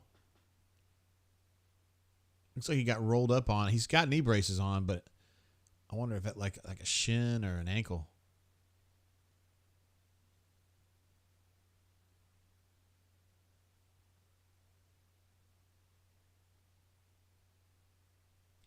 See, Michael W. says Falk is great. Talking about Keldrick and his brother, Starburst, is a beast on film, too. Yeah, they are generational talents down where they're at Highland Home. Oh, yeah. Too Tall got rolled up on bad. Fortunately, it didn't look like his leg got too caught. Yeah, I couldn't see it. I mean, it didn't stay caught under there, so maybe he's got a chance. Dr. Tate here. Too Tall's been a really useful, very, very good player for them coming out of junior college this year. Looks like he's getting up. So that's good. Maybe that's something that... So he's putting some weight on it. He might end up being okay.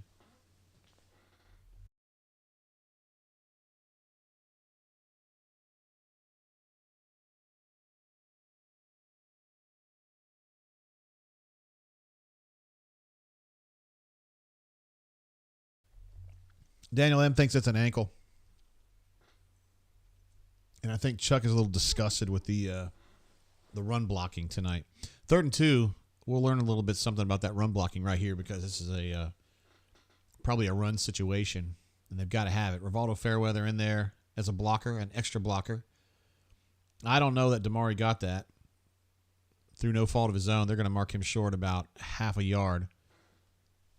Taxman's already saying go for it. I completely agree. Oh, no, they got a player hurt now. Ah, he's really hurting too. Damn it.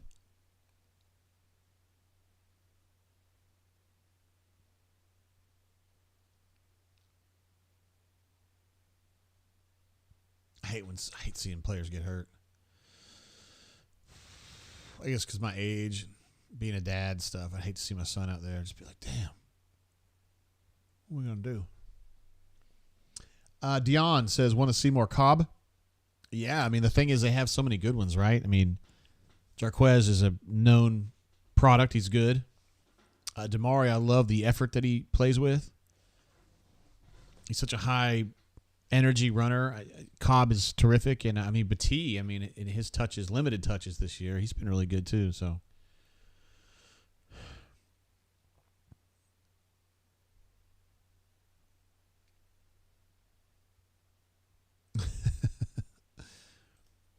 AU Texas says, how about we not hand the ball off 6 yards deep? Sometimes I wonder, dude. Like, taking this shotgun on the one, like, let's just hand the ball off. Like, Wikisaw says, QB sneak under center seems like such a no-brainer, right? I mean, let's see what happens. I mean, we had a 1st and goal from the one, and fucking dropped the bag on that one.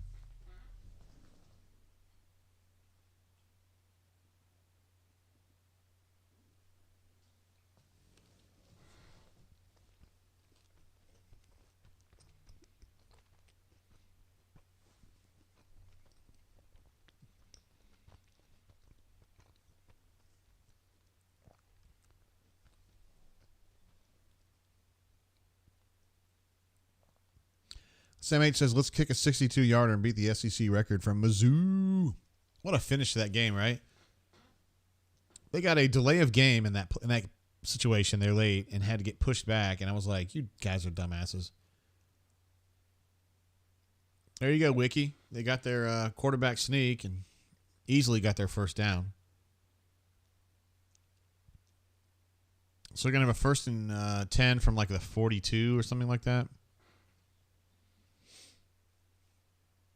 44. Thorn's thinking deep.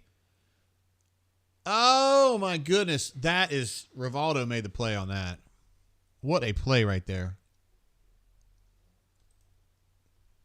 That is you know what that is an example of? The quarterback gave him an opportunity to compete. And then Rivaldo competed and made the play. God, Samford's got another guy down. And then Rivaldo used his body to shield himself and got the ball. Like, that's probably pass interference too, but he's just so strong, you know.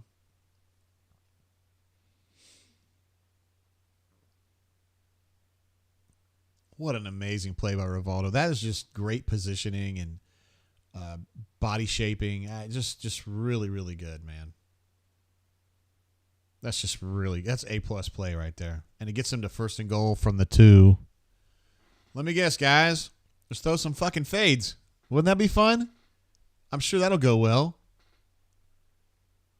Cleveland Brown said he landed on number 1. Yikes. Is that why? That's how he got hurt, isn't it?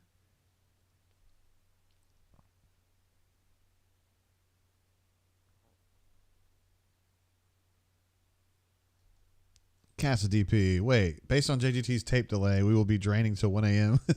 Yeah, that's only halftime. Wow. Okay. Looks like we're going to be back on this. Now, guys, seriously, have we learned our lesson? If we've got a 1st and goal from short range, can we just run the ball, please? Please? Please? Can we just run the ball? Looks like they gave Cobb a chance here. Wasn't really his fault. Didn't have a lot of good blocking there on a little sweep.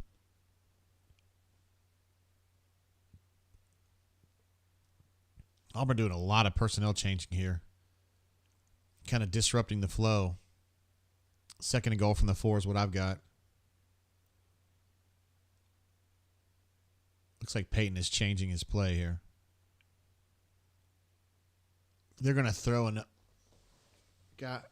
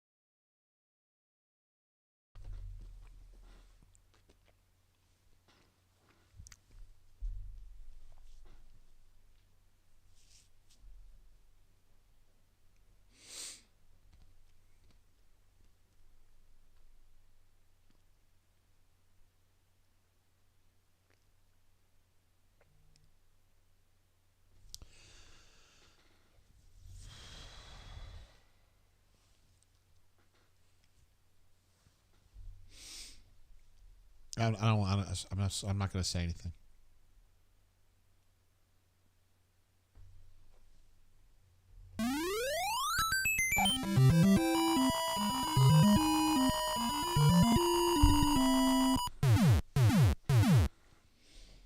All right, 17-0. After 2 more throws in the red zone I shouldn't even say red zone, from inside the 5. And I think Hugh can look at this and he knows it's a shit show. Like, he knows, he's like, hey, guys, this is awful. This is awful. We're overthinking this.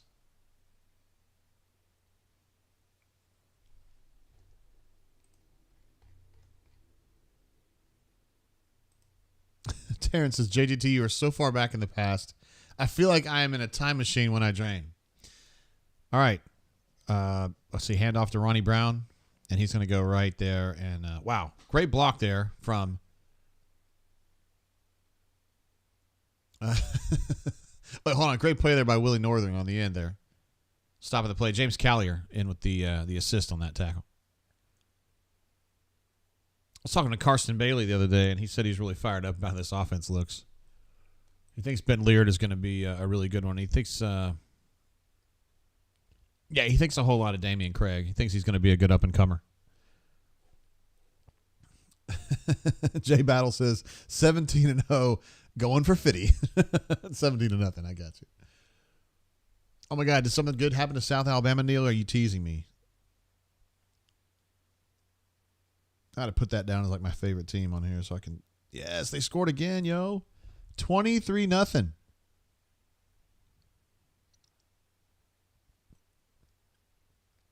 God, I tell you, it's so weird, man. So I guess this is Mike Gundy's kid. It's the quarterback, Gunnar Gundy. He's the quarterback for Oklahoma State. Dude, when I was in high school, Mike Gundy, who's the coach at Oklahoma State, was the quarterback. And his brother, Cale, was like a baseball friend of mine. And I grew up kind of with not with Mike as much, but with Cale. Cale's an assistant coach at Oklahoma. Or he was. I don't know if he still is. They're like royalty in the state, but it's crazy that I watched Mike Gundy play. Now his son's going to play. I know you guys have been through this with like Malin Kent and all that stuff, but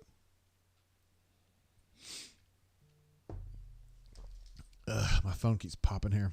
All right, so they're going into halftime. Guys, what are we going to do here? What a mess.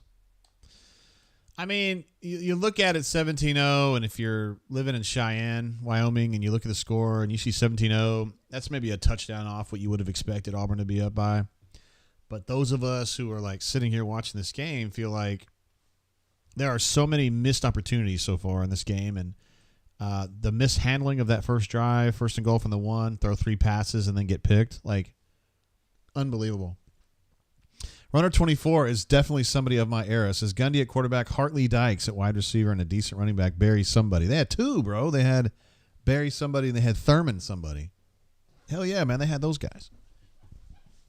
And Hartley Dykes ended up playing for the Patriots, and he had the towel that he wore off the back there, and it said bye-bye on it. Remember that? Bye-bye?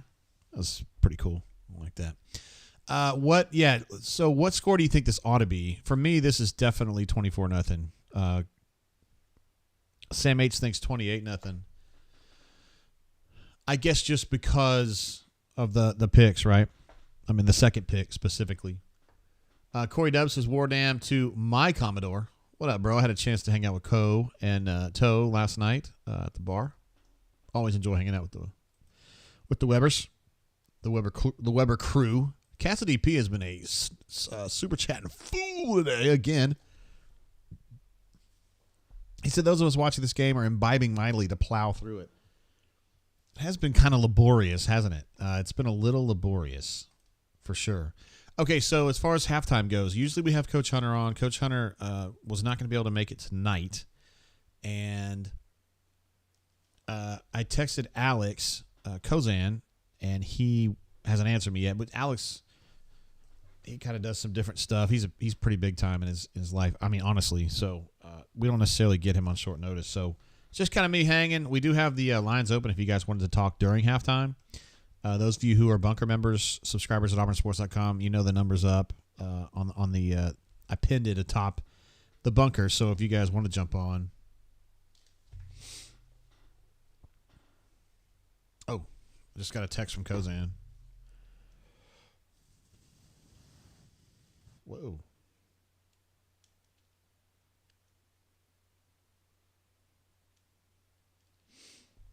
All right, might be able to get Kozan here in a second.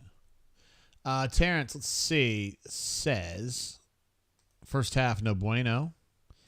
I mean, I wouldn't say no bueno. I think the defense has been really good.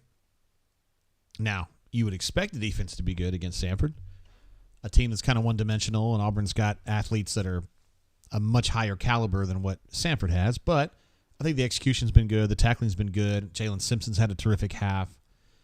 So good things happen on that side. Now, offensively, yeah, not great.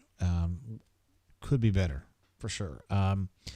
But the truth is that if they don't fumble the bag on that first drive and they get their touchdown on the first and goal from the one, then we've got a 24-0 game, and you're feeling fine about it. I mean, 24-0, you'd be fine. 17-0's not awful, but those of us who've been watching every snap know that they just kind of let stuff slide out there. I don't know. It's just been kind of sloppy, and I think a lot of it, honestly, comes down to the coaching. Like, the play calling on that, it's just aberrant. The play calling there on that first drive was horrendous.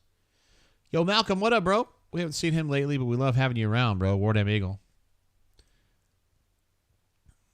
Let's see. Blake says, bring Kozan on LFG. I did text him.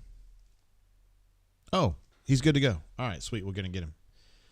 Let me see if I've got him entered into my contacts here.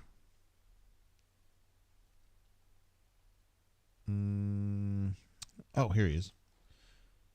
All right, please, God, let the Skype work.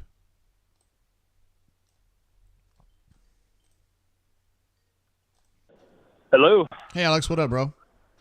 How's it going? Well, we've been watching this game, kind of sludging through it, bro. Have you been able to watch?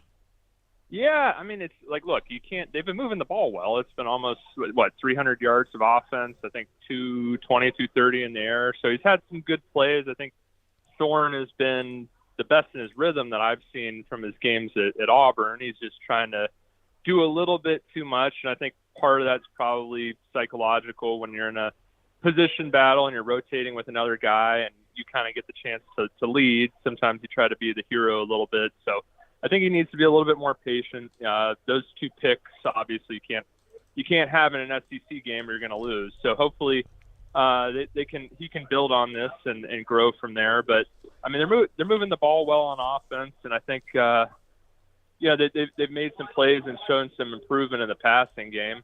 Defensively, it's kind of built a little bit of bend don't break those first couple of drives, and they were just letting them kind of dink and dunk us down the field. But then defense stepped up, and I thought played a lot harder in the past couple of drives there. Obviously, the pick was big. So all in all, I mean, I think my other criticism would probably be the short yardage. I know they're bringing down those safeties quick, but you'd like to see the offensive line, someone whoop a guy's ass and get that first down. So that's probably what my takeaway is. I think they're not if they just wanted to ram it down Samford's throat and run with Robbie in those short yardage and at the goal line in the red zone, they could do that. But they're trying to build and grow and get ready for Texas A&M. So hopefully Thorne learns from the mistakes he's made in the first half and they continue to grow. But I've been encouraged with what I've seen from him the first half compared to the first couple of games personally. What I was losing my mind over the very first drive, they got a 1st and goal from the 1, and they made 3 throws. The third one got picked. I was losing my mind over that play calling. What were you freaking out too? Did you think it was poor? I think it was poor, but I think it's a situation. I think really this game, you can take when you're playing a team like Samford, you can take a couple of different approaches, and I think Freeze and the staff, they're being very purposeful in what they're trying to execute and grow this game. I think it's, if they just wanted to run the ball in, I did like that.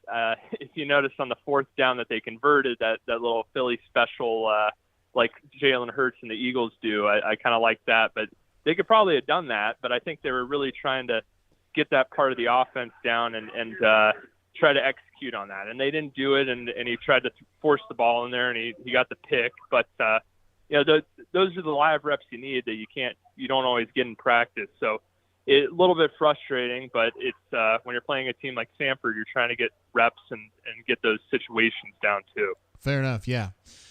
Blocking wise, offensive line, anything stuck out to you about that?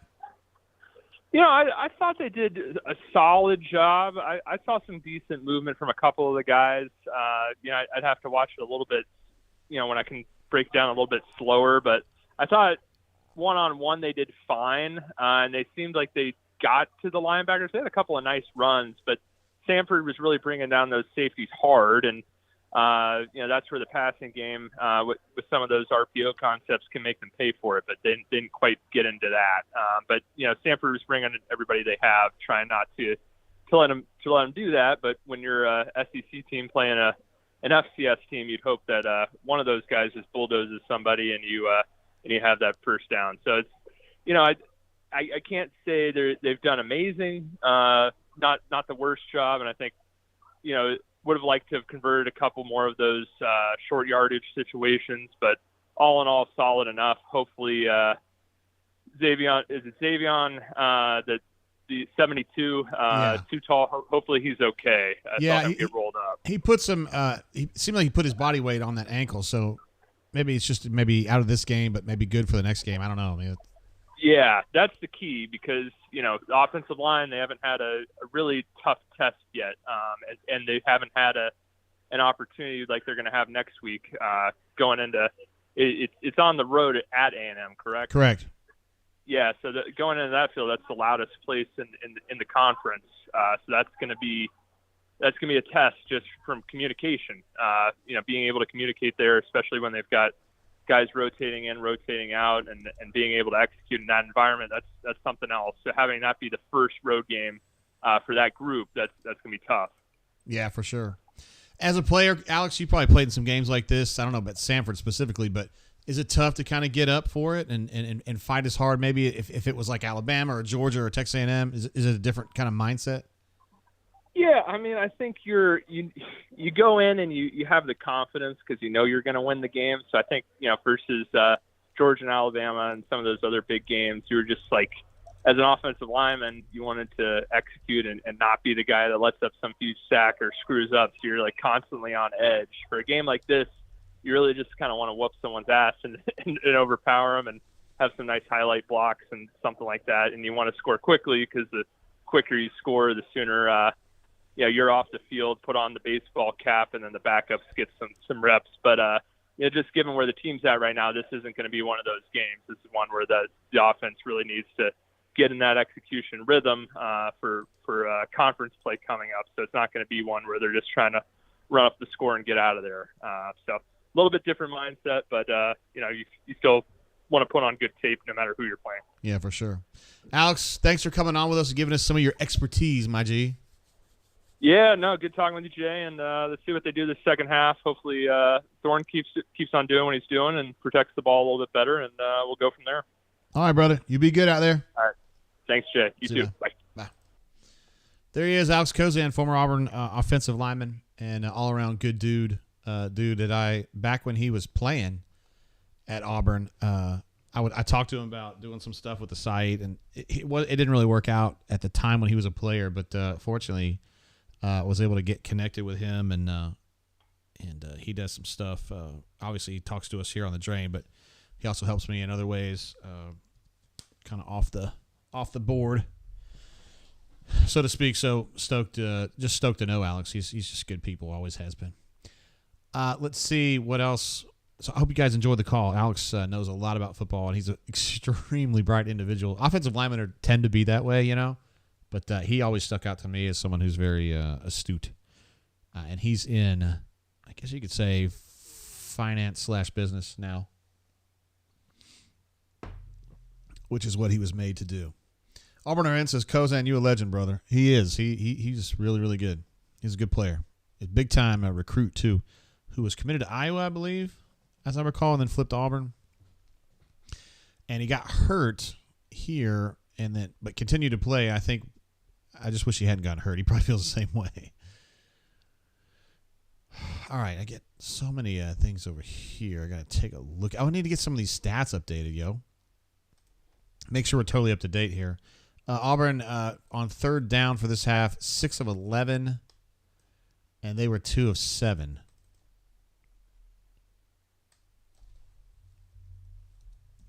They were 2 of 7. So Ron Roberts is going to be fired about 2 of 7. That's a number he can live with. Peyton at halftime, 18 of 25 for 232.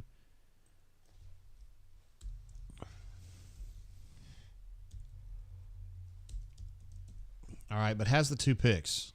Did have a touchdown run, so that's good. Their quarterback, for what it's worth, is 11 of 20 for 49. So I know when Auburn's playing Samford, you're like, just beat that ass. That's all I care about. But from a strategic perspective, Samford wants to throw the football. And so if their quarterback's 11 of 20 for 49, they're not stoked about that. Things are not going well for them. I'm trying to figure out, is this, what are we looking at here? Some bicycles that I'm jealous of. Some of those bikes are really nice. I saw a Specialized carbon fiber bike there a second ago. Actually, I see a couple now. I'd like to have one of those myself. I drive I like to ride my bike around the neighborhood. It's a way for me to exercise where my hip problem doesn't bother me. I can't hardly walk these days right now, but the biking's fine. Anyway, I'm getting off target here. Jarquez, 7 carries for 31.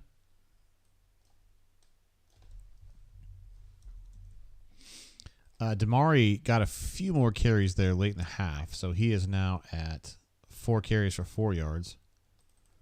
I can't really blame him, though. I feel like he's been running into a wall, and it's something like what Alex was saying where, they're bringing safeties down, linebackers are crashing in. It's kind of they've kind of dared Auburn to run the football, and Auburn's tried, and Peyton has been very successful throwing the ball deep against this. I think the concern is you want to see Auburn be better, and Peyton specifically mid-range, shorter passing. He's been bad in the 10 to 20 yards. Haven't seen much there. He's been terrific 30 yards and deeper, which is great. Let's see, Corey Dub says the Sprite Zero and Absolute is beating me. I'm glad you didn't say beating me off. I love Sprite Zero. It's good for you. Not really, but it's not terrible. Okra, my man, fellow Raiders fan, says Ward M. Eagle. Oh, I gotta get rid of this Alex thing.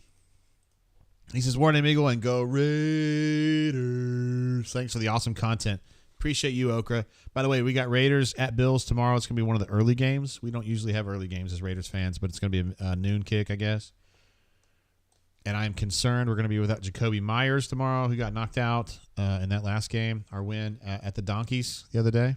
So anyway, what's everybody drinking tonight, yo? Corey's talking about the Sprite Zero and Absolute. Looks Blake R., I think he's having Absolute and cranberry. That sounds good as hell, man. I drank a lot of cranberry and Malibu in Punta Cana a couple years back. Let's see. Matt says apparently in East Montgomery it rained. Just walked outside and sat down, and now I've got a whole wet ass and feet, just FYI. For some reason, I thought you were in Mobile, Matt. My bad.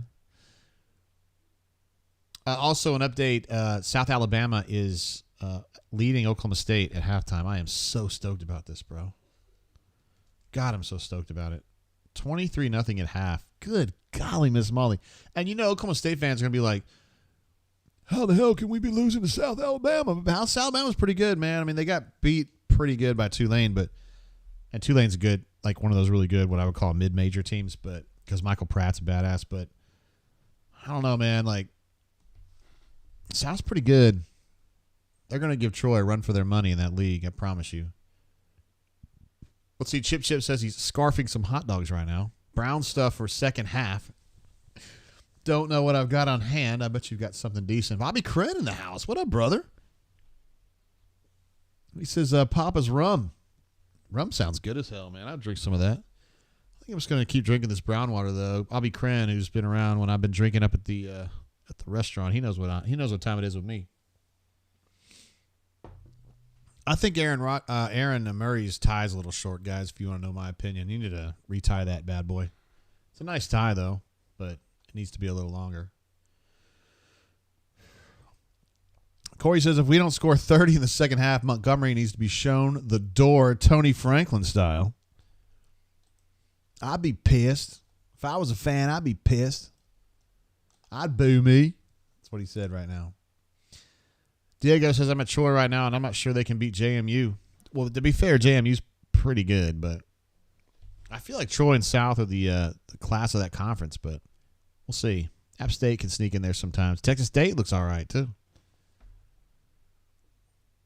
Let's see. Chuck says he's going to be at the Notre Dame-Ohio State game next weekend. Wow, that's going to be a showdown right there, bro. The rumor is that Notre Dame's going to be wearing the greens. That'd be awesome. All right, they're warming back up, yo. You know what? I'll tell you something that's interesting about I've done both of the streams tonight. So I was on ESPN Plus earlier, and it was just buffering too much, and I said, fuck it. So I switched to the SEC. The SEC Plus doesn't buffer on me the way that the ESPN one does. It'll get a little pixelated, but it continues going, so I don't actually fall behind, whereas with ESPN Plus I was falling behind when it would just literally spin. So I've been satisfied and good. I've been satisfied. I know you're not satisfied, JG, but are you good? with the SEC Plus. Just telling you how I feel about it. Casa DP with another super chat. The guy has been absolutely amazing tonight. Outstanding in every way. This is Razor Ramon signing. He's done it again.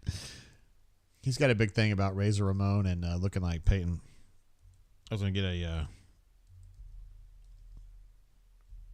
Razor Ramon art up. Also known as Scott Hall.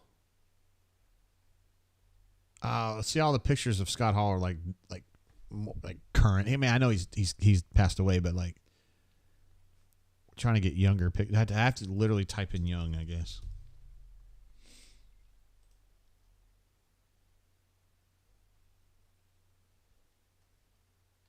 I can't find a picture that satisfies me. I'm sorry, bro. It's a good call though. They do have a similar thing going. Let's see. Runner24 says his ESPN feed has been fine after that one burst of buffering. All right, sweet. I guarantee you, of all the people that have equipment watching this game, I have the worst equipment because I didn't expect to be streaming it on this TV. I thought we would just be using the, the cable box. This is long before ESPN Spectrum was like a fracas. Cassidy Pieces RIP Scott Hall. Yeah, he passed away last year, I guess. Yeah. Let's see. Riley M says Jersey Mike's 17 with whiskey neat.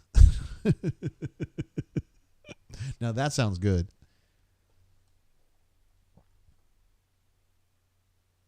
Cleveland Brown asks a good question. If Montgomery got the axe today, wouldn't he be technically cornholed after Cornelius Williams in 2021? You're a true philosopher, Cleveland Brown, and I'm going to hydrate in your honor. I don't know the answer to your question now. All I'm going to say is that if Cornelius did what he was allegedly accused of, he would not have a job. And he does have a job.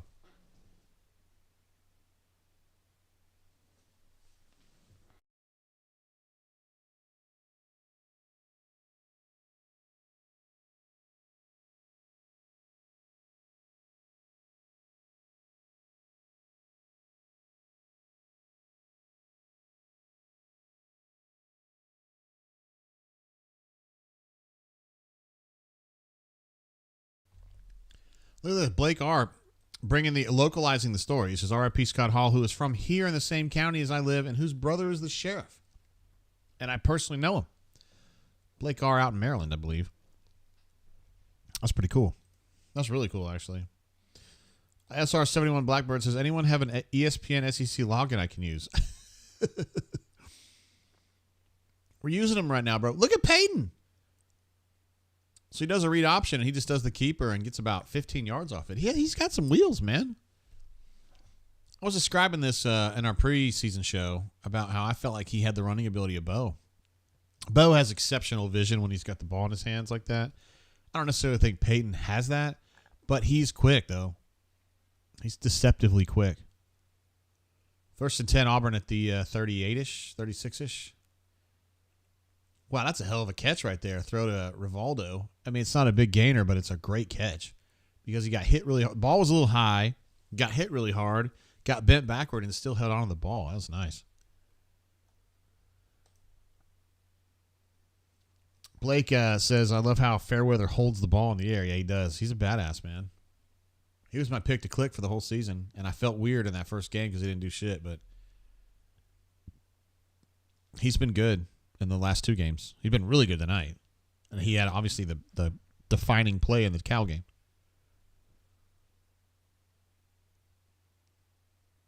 Chip says 3rd and short, AU might as well punt. Yeah, so there's a little zone run right there for that's the kind of stuff that Hunter likes. He likes zone. I feel like Auburn is a better blocking team when it's running gap concepts. This is just my opinion. I don't have all the data for that. It's just kind of anecdotal. But I feel like they're a better gap blocking team, which to me means that Damari and Cobb are probably the preferred tailbacks because Jarquez doesn't necessarily thrive in that situation.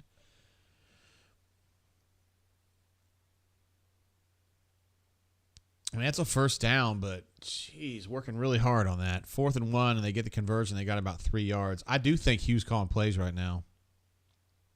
He's got that call sheet right up there, and it looks like he's calling plays. I don't know that, though. I mean, he could just be having invigorated conversations with Montgomery right now, but he sure looks like he's calling plays, doesn't he, guys? Isn't that what you guys are seeing? I mean, Samford's bringing 8 in the box, bro. I mean, they've got 7 in the box, plus they're bringing a safety down, and that's 8 guys. Like, it's just a numbers game. Like, you could say, well, Auburn's just not getting enough push. It's not really the push. Like, the push on that play was fine. But it's an unblocked safety that's making the play on that, and he's the 8th defender in the fucking box. Like, there's just not enough guys for that.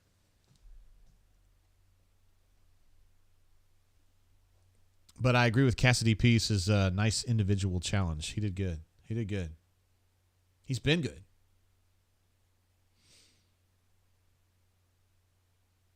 That's kind of a weird formation right there. It was like a quad bunch. And I don't know as though Samford really understood how to defend that.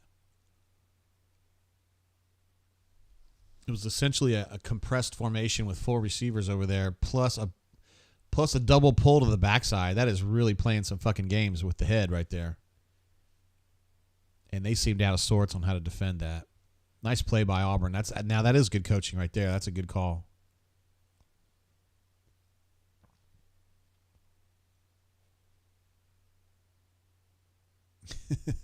All right, this is such a weird look for Samford. Look at this. It's like a 3-3 stack, but wide outside linebackers.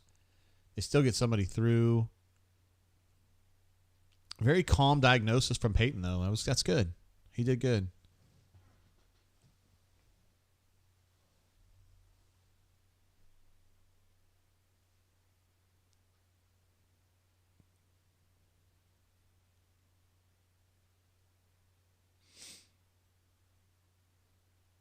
Ooh, I like that run right there from Damari. A little bit of a hop step, and he gets on both feet, and then he's able to accelerate off of both feet down. That was nice. That's like some Trey Mason shit right there. I really like that run. So the Tigre says, "What an efficient offense! It's about time." Yeah, this has been really a nice drive right here. And I don't know, but it looks like Hughes calling plays.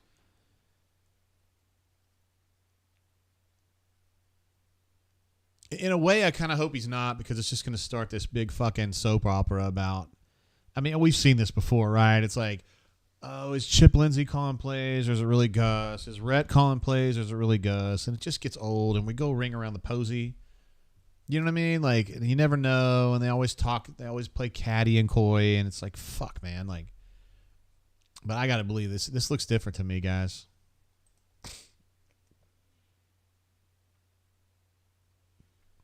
This looks different to me than the first half. The sequencing's been better. Ooh, I kind of like this play. So this was a power read for the quarterback. He had the 2 offensive linemen pulling, and then he had an option to hand that ball off, and then he just kept it. But I don't know if that was a bust or what. Just had a weird look about it. Regardless, Auburn's going to get a 1st and goal from the 3, and I'm sure they're going to throw some fucking fades right now, right? Is he going with Robbie here?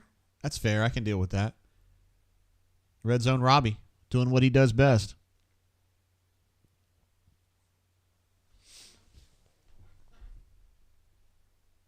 All right, so we got a 1st and goal from the 3 with Robbie in there. They're going to change the play. Play clock's down to 5, 4, 3.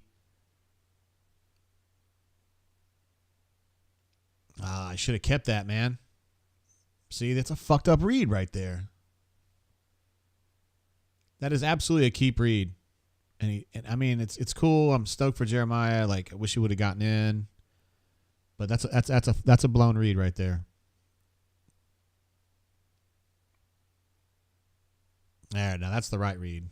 And Robbie gets in for the touchdown. The more you fuck around, the more you're going to find out.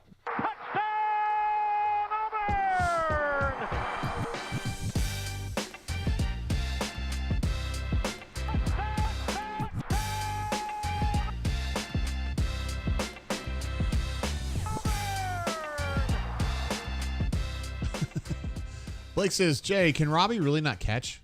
I mean, guys, he may have taken some reps at quarterback, at wideout. He's not going to be a wideout. Like, it's not him. That's not what he is. Like, everybody always thinks, well, fuck it. It'll just be like Cody Burns. Like, Cody Burns is kind of a unique situation. And I would argue that Cody Burns was not a very good wideout. I mean, he was fine. They kind of floated him because of what he had done, right? The selflessness that he had shown when he conceded the point to Chris Todd that year. And he was kind of like a hero in a way for doing that. And I respect it, but they were kind of reinforcing him. Like, he was, this is just my view, and I could be wrong, but I kind of saw him as like a patsy in a way where, like, was he a good wide receiver? No, he was not. But they did what they could to make him look good. You know what I mean? And he scored a touchdown in the national championship game, and he'll always have that. And Cody is who he is. He's cool. 21 of 28 for Peyton for 267. Wow.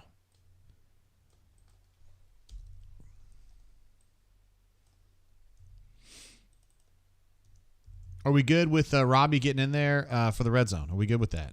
We're good with that, because Freeze was saying the other day, like, I don't really like the shifting and the platooning that we had done in the last game.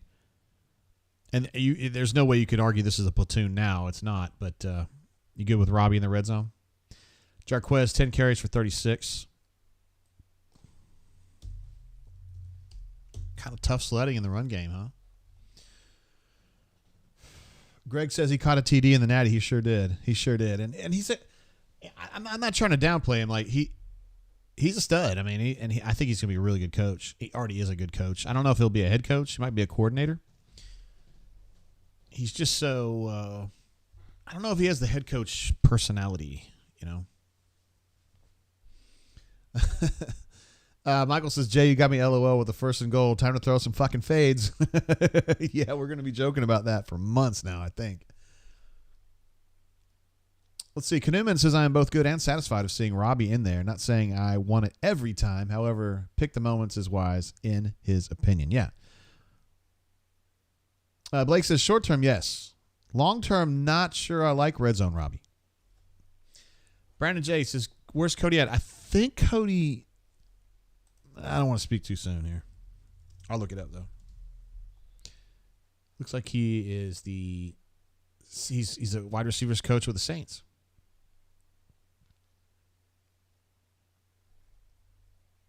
I think Cody is probably best in the NFL. I could see that. And the reason I say that is that Cody doesn't have a lovable personality. He has he's not a dick, really. He's just like dry. He's dry. And I think that, like, when he goes and he recruits, I think that he has this thing where, like, he wants to have players that are just like him. And so he would have liked Jay Fair a lot.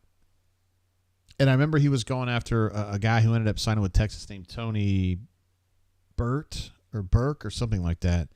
I was like, I don't know, man. That guy doesn't really fit here. But he has a personality like Cody's, and so Cody's just had a thing. And I don't know. I think the NFL is probably better for him.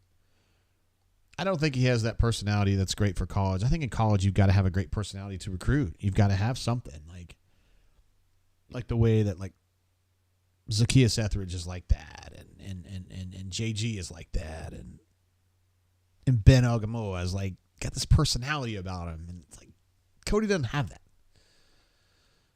But the dude knows football. Auburn Dad for life, my man. Always support me with likes on Twitter. I appreciate you, bro. He says, salute, best hair on the air. Thank you, bro. I'm going to give you an applause for that. I've not heard that phrase before. I'm not sure my friends at the Rebel Grove would agree with you on that, because they say I'm transitioning. I don't even really understand how we got there. Danny H says, things will only get better. We could write a song about it, War Eagle. Howard Jones, 1985. Things can only get better, I believe is the name of that song. Probably a little before your time, Danny. But anyway, just talking. Yeah, Chris M is on. He's on to something here. He says you have to be a salesman to be a college assistant. You really do. You really do. I mean, more so now than maybe 30 years ago. So to me, Cody's kind of a throwback, even though he's not old. And I think in the NFL, you can just kind of be stern and. It's like a business. It really, I know you could say, hey, with NIL, college is a business now, and it's true, but, like, it's different in the NFL, man. I could see him being a really successful guy in the NFL, so I'm stoked for him. I wish he was obviously coaching for the Raiders, but I mean, whatever.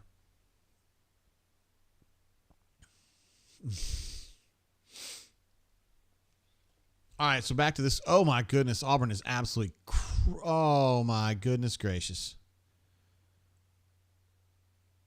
Auburn's defensive line 100% did their job. Got some amazing pressure on the quarterback, but he was able to kind of work through it and get a throw out. And it turned into like a 40-yard gain. I mean, jeez. And Auburn immediately gets a negative play. Kaylee getting on it right there. Kanuma jumping in with the second super chat of the day. What a stud this guy is. We need a lot more likes. You know what to do. I've only got 44 likes. We have 655,000 people on this stream. We only got 44 likes. It's unbelievable. Thank you, Kanuman, for always keeping an eye out for the likes. I got a bad idea about what's about to happen in this fucking game, because I think Auburn's going to give up a touchdown here in a second. Ain't going to be on this play, but I think it's going to be on the next one. And I'm going to get bitter.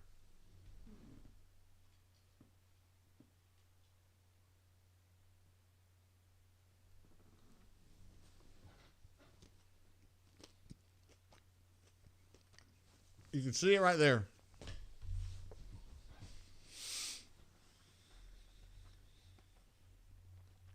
I don't like your jerk-off name.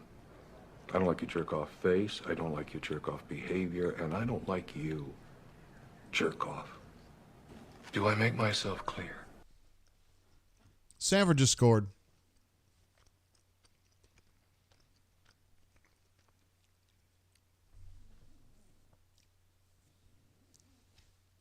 It was a trips formation. Auburn, for whatever reason, was not staffing it correctly. They had got shifted to the other side of the field, and they didn't have their eyes on all three receivers, and they just got a little crossed up there. It was slow communication pre-snap, and that was it. So that's frustrating. There haven't been a lot of situations where we say, hey, defense coulda, shoulda, woulda been a little tighter there. That's one of them. Cassadp, again, the super chatter of the night for sure. It says, boo. Somebody call up Schmetty. Schmetty. Of course, a reference to Schmetting was coordinator here last year, I guess. Brandon Jace's jerk-off face. You guys know that's from Big Lebowski. You know that. That's when he ends up in Malibu, right? And the sheriff or whatever is pissed off at him and tells him what he thinks. Mediocre. Mediocre.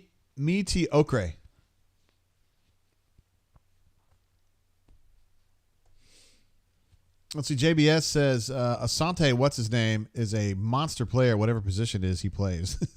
Yeah, he plays linebacker. I haven't noticed him as much tonight. That's not to say he's had a bad game. I just haven't noticed him as much. But, yeah, he's a player. There's no doubt about it. It was funny because on Tiger Talk, I mean, Eugene's had a great year. But on Tiger Talk, he was like, yeah, well, he's a little animated and he runs himself out of position a little bit sometimes. And I wish he would work on that. And I was like, how many coaches would say that, Like, most coaches just be like, Eugene's an amazing player, blah, blah, blah, blah, And he tells it straight, man. One of the reasons I really like him as a coach, to cover, He really he speaks his mind on stuff. About his players, anyway. Let's see. Terrence says you got that Gray's Sports Almanac, JGT. I don't. No, I don't. Brandon J says fire Ted Roof. Poor Ted. You guys would love hanging out with Ted. Ted's one of my all-time favorite assistants to cover. Boy, this is not good. You can tell already this is fucked up. You've got two receivers going out and then two Auburn defenders coming in, and that's going to be a fault line right there. That's just too easy. Yeah, that's a miscommunication there. You got to do better than that. Matt N says Caleb Wooden looked awful on that touchdown, very uninspired. I felt like if he'd had his head up, he could have put his hand on the ball, right? Just me. Feel like a stranger with a super chat coming in. What's up, bro? I appreciate you so much, man. This is he treats objects like women, man. There's another Big Lebowski fan right there. Man, I just don't want to listen to the Eagles. I've had a rough night, and I don't want to listen to the Eagles. What a run right here. Nice job by Batee on the kickoff return. Great stuff. You know, he led the nation in kickoff returns last year, kickoff return average. And you saw a snapshot there of how he got there last year. Wait, hold on. The runner 24 says, I don't know where Ted Roof is. Isn't he in Oklahoma? Let's see where Ted Roof is at. Where is Ted Roof? He's a defensive coordinator and linebackers coach at University of Oklahoma. So Ted's good people, man. I guarantee the bunker would absolutely love to hang out with Ted Roof in real life. That guy, he's a beer drinking, shit talking dude, man. He is legit. Well, you guys know Will Muschamp's my all time favorite, but Ted Roof's definitely in the top 10 for sure of all time assistant coaches that I liked, like hanging out with. Shit. Joe Panunzio, stud. I wonder what Joe's up to. Haven't heard about Joe in a while. That guy's a stud.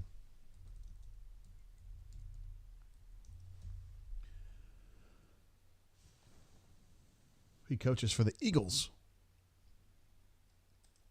Doesn't really say what he does, though. Just says he's a coach with the Eagles. Oh, he's an assistant special teams coach with the Eagles. Yeah, Joe's cool as shit, man. Too legit to quit. Let's see. Brandon J., great question. Thank you for asking this. Better guy to have a drink with, Roof, Ellis, or Van Gorder? Oh, that's Roof 100%. Van Gorder, I wouldn't want to drink with him, period. And then Ellis, Ellis Johnson's a cool guy, really nice guy, but I don't know if I'd want to party with him. But I would definitely party with Ted Roof. You know, I actually kind of almost did. I mean, I've had beers with him, but we weren't actually partying. But he would go to his son's Little League games there in Opelika, and he'd bring a clutch full of beer. Well, I mean, he's drinking age, so it's not a big deal. But let's see. Sam H says Robbie is in. Where's he at? I just see Peyton, bro.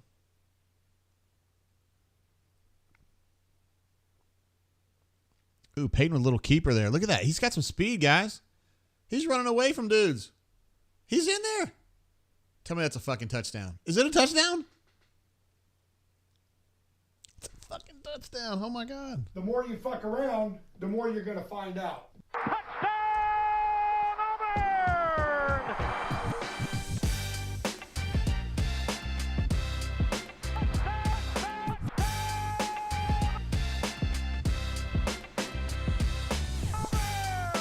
Man, what a play, man.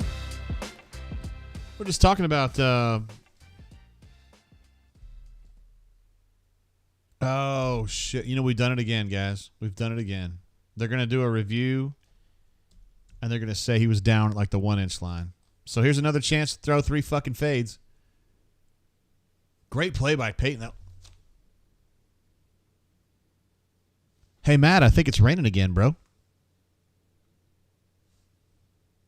All of a sudden, I started hearing rain. God, we hadn't had rain here in a month, and we finally get a bunch today. Chip says premature tugulation, JG. Yeah, I did it again, didn't I? Oh, man. Yes, Runner 24 says, more fades coming. Yes, sir. I feel like a stranger jumps in with a super chat. Again, says Ellis Johnson saying Holsey. Holsey is life. Yeah. Holsey and Gerard Powers. Gerard. Boy, it's really raining, man. It's pouring out there, yo. Terrence is climaxing too early again, JGT. It does happen sometimes. All right, so the touchdown actually goes to Hunter. And now I'm going to play it again because I love listening to Jim Fife. But, yeah, this one's legit. The more you fuck around. Whoa, hold on. That was the more you fuck around, the more you're going to find out.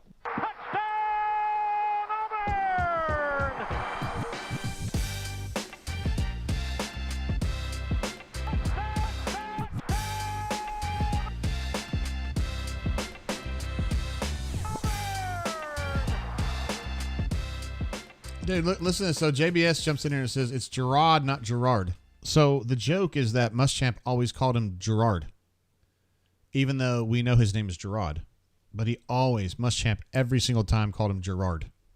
And even to this day, when I communicate with him, I call him Gerard. Again, he thinks it's funny because, yeah, that's what Muschamp always called him. And so that's what I call him as a joke. So that's the story on that one. Casa DP with another one says Peyton Thorne oozing machismo. He is definitely the living, talking Scott Hall. No doubt about it. What a nice run, man. Even though he didn't get the touchdown, but yeah, he really shown his athleticism on that run, man. Boy, Matt, that's regrettable, bro. When it rains at Thorns, wow. That's some dad humor right there. Did you get that rain, bro? You hearing that rain? It's easing up now. I'm over in Hampstead, so it's a little bit different. I'm like on Troy Highway. I'll be a little different, though.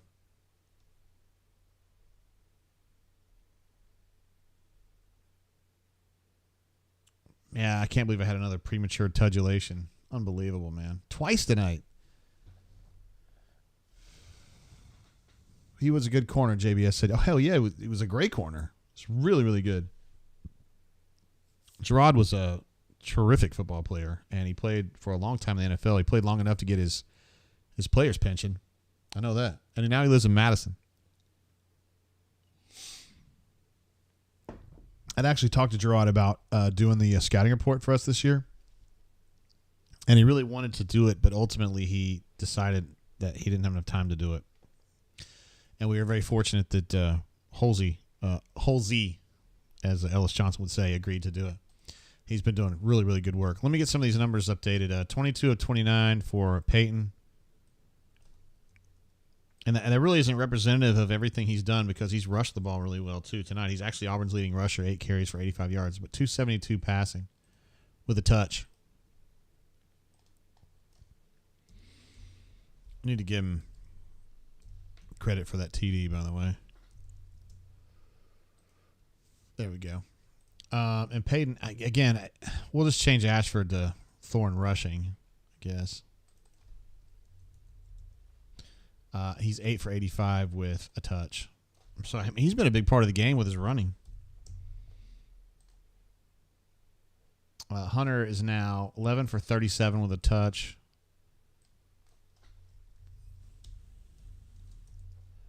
Yeah. And Damari is 7 for 17. He's had kind of a tough go of it tonight, but I mean, we know he's really good. Also, Jeremiah, I don't have room for him here, but 1 carry for 2 yards, but he had a reception, though, didn't he? 3 for 18. Wow, he said 3, including a 27-yarder. Third down stats, Auburn is 6 of 12. They're 3 of 8. So now your statistics have been fully updated. Hey, now. And Thorne had a rushing touchdown, right? He did. So I'll go ahead and add that, Michael. Maybe I just put rush on there. There we go. Good stuff, Michael. Madison J says Madison, Wisconsin. No, Madison, Alabama. Yeah, he lives right by Stallworth, as I understand it. Did he not run out of bounds at like the 3 right there? No? Let's see. JBS says, did UGA pull off the upset today? I mean, they beat South Carolina, unfortunately. It happens. Matt says it was coming down pretty hard a minute ago, and that's why I panicked and made that dad joke. It's okay. I could hear it, man. Yeah, I could hear it. I'm on the second floor of my house, so like when the rain hits, I can hear it really well right here. Ooh, I like that little misdirection. That's a cool call, but Auburn's Griffin Speaks. I thought he was going to make a big play. He actually did a hell of a job on that play, but continued to force the run outside, and there's nothing good going to happen when it gets further outside for Samford there, so Griffin Speaks did a nice job, number 39. The second team field safety.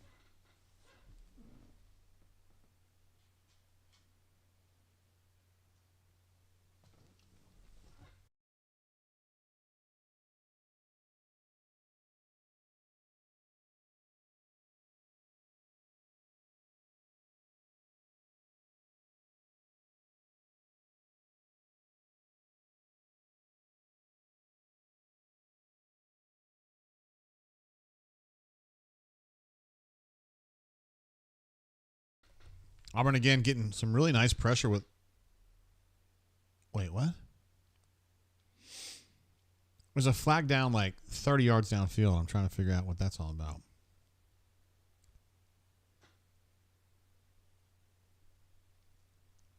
Wow, pass interference on Auburn. I'd like to see the replay on this. That was a long way downfield, and I just felt like that pass play was FUBAR. I don't understand.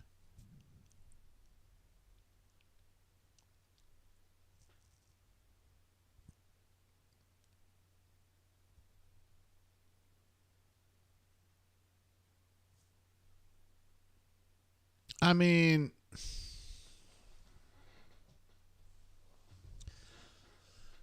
it's pass interference. I mean, it is. I mean, he's got two hands on him, both clutching the jersey. Like, yeah. It's just one of those things, like, you're just telling DJ, like, dude, why are you doing that? I don't think it's a bad call. I think it's a bad penalty. Revin says it's not catchable. I agree with you on that. SR71 Blackbird, who doesn't even have a login to the fucking game, says, are you still in the first half, JGT? Come on, bro. Auburn got good pressure. Oh, Griffin Speaks got worked a little bit on that. But Wesley Steiner didn't. Nice sure tackle from Wesley right there. Am I a little bit behind here? Looks like, they're going to run pace. So Marcus Harris is going to make a play right here.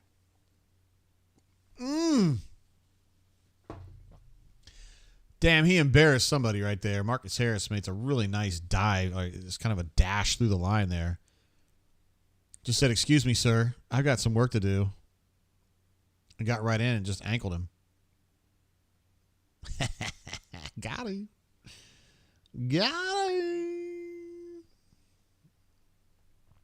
Blake, I do think that was PI, bro. Both hands on him. The guy was trying to turn back toward the ball. There was no way he's going to catch it unless he like one of the Incredibles. But you can't put two hands on the guy. You can't clutch a guy with two hands. He knows better than that. All right, and regardless, they're going to have to punt again, and they've just failed on third down again, so they're going to go 3 of 9. Oh, for fuck's sake, guys. It's the second one tonight, man. VAR screwed up the first one, and Jay Fair screwed that one up. It's 2 punts that have been fucked up tonight.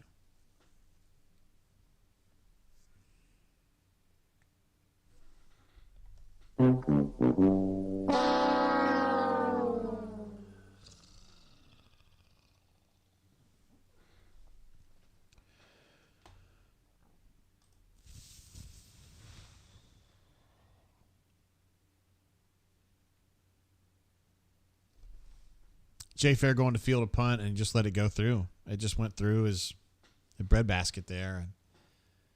And Samford had, 4 guys down there. And so now they got a first down. Well, first and goal on the 9.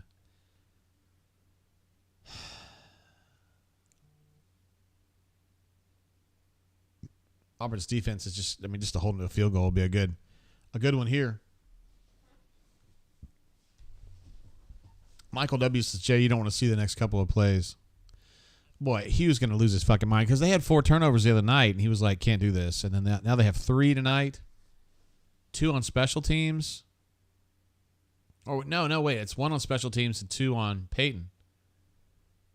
Right?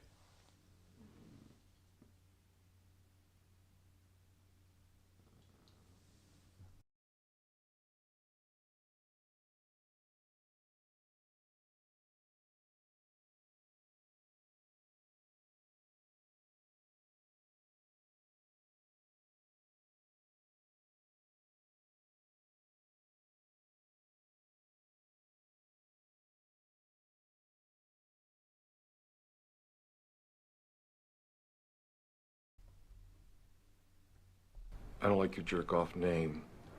I don't like your jerk-off face. I don't like your jerk-off behavior. And I don't like you. Jerk-off. Do I make myself clear? Samford got the touchdown, guys, on a quarterback scramble. Auburn completely lost contain on that. Like the gap integrity was ass. They missed the PAT, though. Sorry, bro. It happens sometimes. Oh, Hatcher's pissed. He says, how can Beaverstock miss the kick? Puffy Beaverstock says, I should have had that.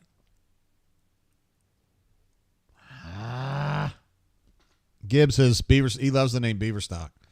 Gibbs wish his last name was Beaverstock. I wish my name was Beaverstock. My name is like monosyllabic. J Tate. Nobody cares. If my name was Jay Beaverstock, on the other hand, that would be awesome. Let's see. Chip says Florida's leading 26-10 with 4 minutes left in the third quarter. I have not seen a South Alabama update, but I will be able to provide one. 23-0 right now with 1 minute to go in the third. Wow. Oklahoma State's like in midfield or whatever. This is edge. Sam H says we do this to ourselves. Yes, this is kind of like life as an Auburn fan, huh, guys? It's all the same. Only the names will change. Oh, my goodness. Another great return for Batee. I mean, he only gets out to the 30s, so like statistically it's not a massive return, but he did a nice job there.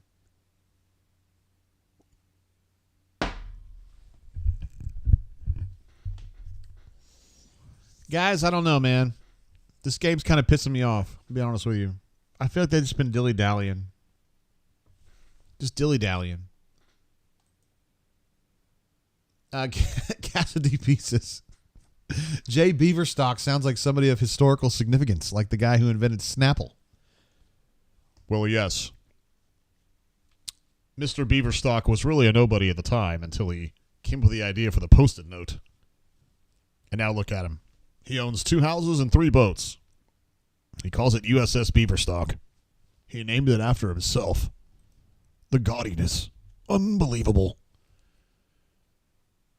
A-Dub says, is Auburn going to shop around now that Under Armour is done? Auburn is currently shopping around, it's fair to say. Auburn has, I don't necessarily think that Auburn will leave Under Armour. If I had to guess, I think they will, but they haven't done that yet.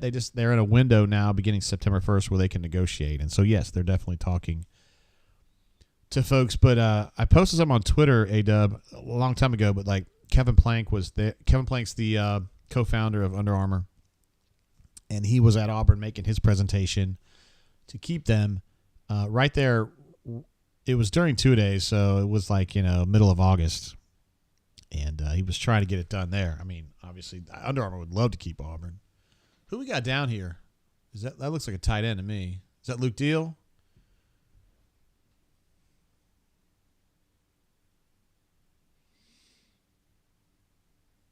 He looks hurt, man. They're going to have to walk him off. It is Luke Deal. Luke Deal's a good dude, man. I like him a lot. Tyler Fromm there supporting him. Micah Riley was there with him. There's Ben Agamoa right there, the coach in the bottom left right there. Good dude. Loves bourbon. Loves coaching football, too, but he likes bourbon, too. He's kind of a fan of the Weller. You didn't hear it from anybody else, though. It wasn't me. Cassidy P says his guess is Jordache, Adidas, Nike, Land's End, and then ultimately Under Armour. Jordache. What about Ruse? R-O-O-S, Ruse. Can you get the Ruse shoes so Auburn can put a zipper on their shoes, maybe slide a little something in there? I don't know. I used to put money in there. Like I'd put a couple dollars so I could go to the arcade, pull out my singles, get the quarters, and then go play like Tron or Tempest, whatever.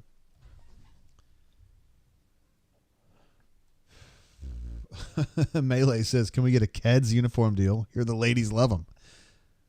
Can we get Tree Torn? Melee, can we get a Tree Torn deal? That would be awesome.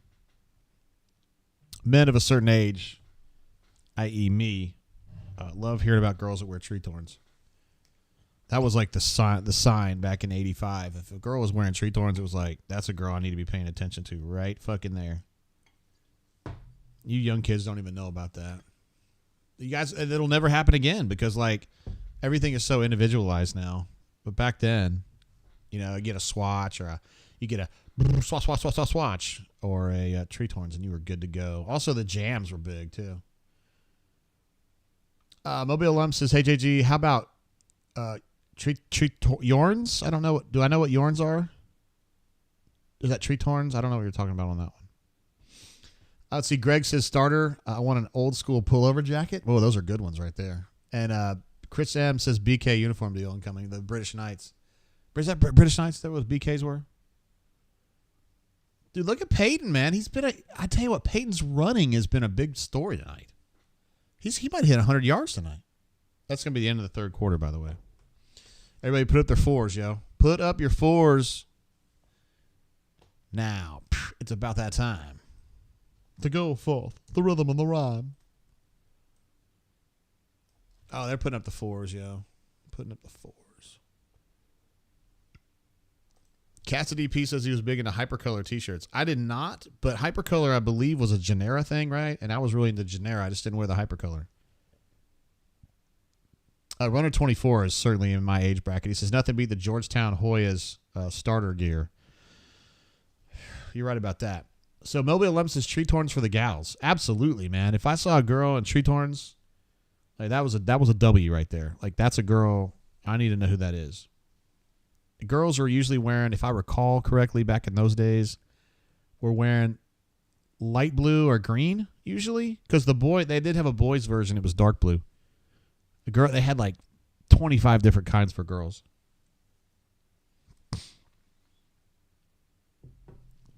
I did own some blue ones myself, but I used them like at the waterfront. I used them as like truly like boat shoes. Michael W says parachute pants. That's a winner right there. About 82, 83. Had kind of a small window where it was popular, but it would have hit, as my daughter would say, it would have really slapped in 82, 83, 84. For sure. Ed D says Peyton reaching out the ball again. Yeah, get that extra, extra yard, half yard. In the spirit of Trey Mason, who was always good about getting that extra yard, usually diving under blocks for him. Terrence says JJT wore parachute pants back in the day. I actually didn't, because in San Diego they were getting cool, and then I left and I went to Tulsa and nobody was wearing them in Tulsa, so it was just like a non-factor. I did wear jams. I don't know if you guys had jams where you were. That was a big deal about 85, 86. And then, Bugle Boys, Genera, whatever. Mobile alum is backing me up on this because she's a woman of a certain age. She says, yes, blue or green were the preferred colors. No doubt. Green tree torns. That's a W right there. JBS says faded glory for Bama, Oshkosh for Auburn. Alternative apparel deals we could come up with. Yes. I think we're engineering some great ideas here, guys. Like for real. Let's see. C-Red says, I'm just happy we're going to be 3-0. It's obviously hard to get there. Just ask some other fans. That's right. Auburn is going to be in a good spot going to Texas A&M next weekend for an 11 a.m. kick. So I think if you're on the road, 11 a.m. is a great time, right? Because if you're home, you really hate that shit. But when you're on the road, like you can stick Texas A&M with one of those shitty times. And ain't my problem. That's your problem.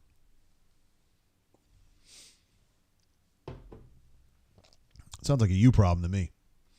Bobby Lum says K-Swiss was pretty popular too. Not where I was at, but see, that's the whole thing. That's how it's changed. Like in the 80s, like I think it was kind of regional in a way. There ain't no such thing as regional anymore. Everybody's got the same stuff because we're all watching TikTok and Snaptogram and whatever else. Whoa, that's a little bit of a...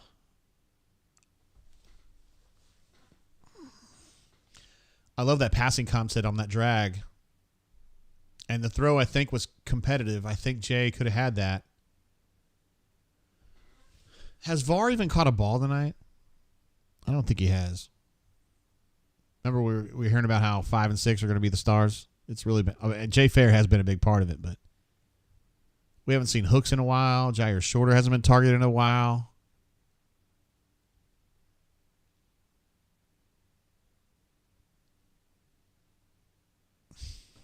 This is just kind of average right now. This is just average. All right, we're into the fourth quarter now. South Alabama still up 23-0. Oklahoma State is probably in field goal range now. We'll see what happens. But they got a long way to go, yo. I mean, they got a lot of work to do.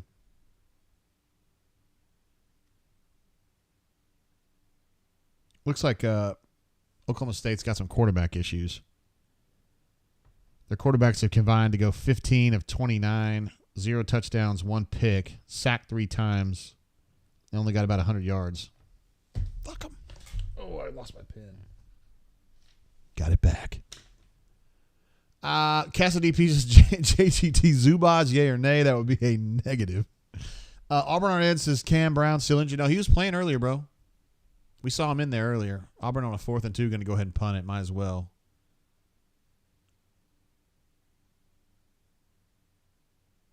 And they're going to take over on the 9. Yeah, Chip saw him as well.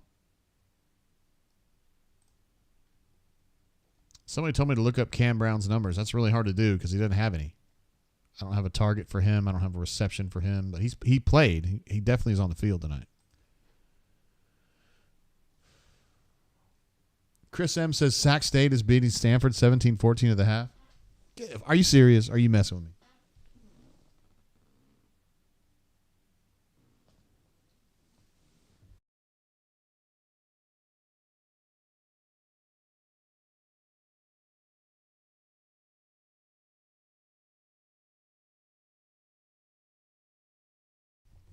Just going through a few more here. UCF's up big. The Fighting Gusses are up on Villanova. Nebraska up 21-3 on Northern Illinois. Vanderbilt, let's see, losing. UNLV's up 23-17 in the third quarter. Florida up 26-10 on Tennessee. The Fighting Rhett Lashleys are up 63-0 on Prairie View, which you'd probably expect. The Redskins from Miami, Ohio, up 21-16 on Cincinnati. Cincinnati slid a little bit, huh? Ever since Luke Fickell left. I guess it happens sometimes. Party's over. James Madison up 16-7 on Troy in the third quarter. It's a little surprising. The backyard brawl, West Virginia's up on Pittsburgh 7-6 at halftime. Syracuse is up 21-7 on Purdue. Pipe layers watching that game and hating it, I guess. Kentucky's up on Akron in the third quarter, 14-3. That's not great. Arkansas, man, in a slugfest here with BYU, 24-21, and they just started the second half. Arkansas was an 8.5-point favorite in that game. Mississippi, Ole Miss is up 16-3. Clemson up 34-0 on FAU. Oregon up 34-0 on Hawaii. As Chris M. mentioned, and to his credit, Stanford down 3 to Sac State at halftime. Sac State's a well-coached team, guys. They're playing good football. And Texas is now up 10-7 on Wyoming late in the first half. Let's see. Terrence says JGT had a treasure troll collection when he was a kid. Hell no, I didn't have one of those, bro.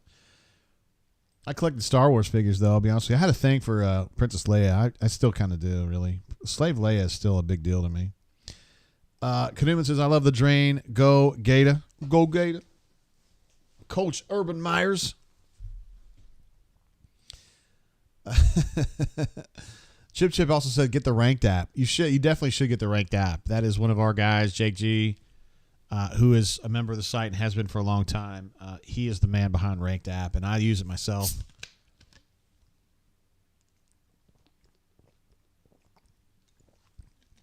I mean, how often can we say a member of our own community has a great app? Not often, but Jake G has definitely done that. Oh, God. Oh, is it a safety? Is it a safety? Is that a safety? Give him the safety. Lawrence Johnson with the play, yo. That's the transfer in from Purdue. Who's been playing backup minutes behind Marcus. Made a big play right there. And they did not give him the safety. They're at the half-yard line right now. That's debatable in my opinion. Oh, God, they almost got him again. Sings got in there. I thought he was in position to make a tackle for loss, but ends up going for a yard on that. So they're in serious trouble right now. Thanks again for the super chat there, Kanuman, and thank you for rallying the troops to get more likes. 66 is not great, but Kanuman says Purdue? More like Perdon't. I got him. Man, you were slaying people today, Kanuman. Just mean. Poor Pipe isn't going to know what happened. He's down 2 touchdowns to Syracuse, and now he's got you doing that. That's a big tight end right there, if you want to call it that.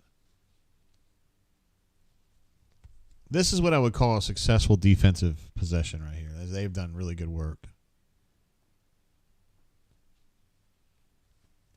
Now they're going to have to punt on a short field. You know, and Auburn's gotten really close to they've gotten close to some blocks already on a traditional 15 to 17 yard cushion. This is going to be a tighter window, and I'd be curious to see if Auburn can get back on him.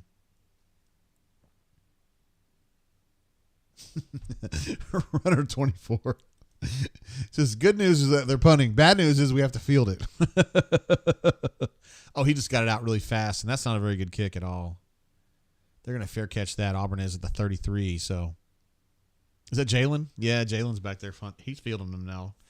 They're just going to keep going until somebody can just fair catch that shit and not go down. I'm going to reload the chat widget, which gets a little wonky on me sometimes. Wizard Dragon, his eyes agreed with my eyes, which said that was a safety. Ball looked to be in the end zone when he was contacted. That's what I saw too, bro. Well, here's the reality of the situation. I mean, we're in the fourth quarter here, and Peyton Thorne's still out there. In a way, that's good because, like what Alex was saying at halftime, they need to work on the passing game. We know that. That needs more work than the run game. But at the same time, I just wish Auburn was up by a little bit more. That's a bad read. I don't know what to tell you, man. Like, you're handing the ball off to Jeremiah Cobb with a defender or maybe two right in his face. Like, he can't. I don't give a shit if he's Barry Sanders. He can't do anything with that. So, to me, that's a bad read.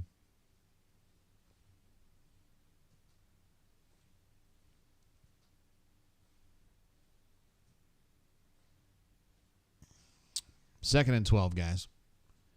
Another negative play. All right, that's a rushed play right there. That's a one back power, and there's got to be a little bit of a delay there so that he can allow that blocker to get in front of him and actually clear some space. And Jeremiah damn near ran over the guy. Like, he was like in a race to beat the blocker to the hole. I think you got to be a little more patient on that. Auburn's going trips to the near side here, 3rd and 10. Oh, fucking A, man. Now Connor Britton just got a...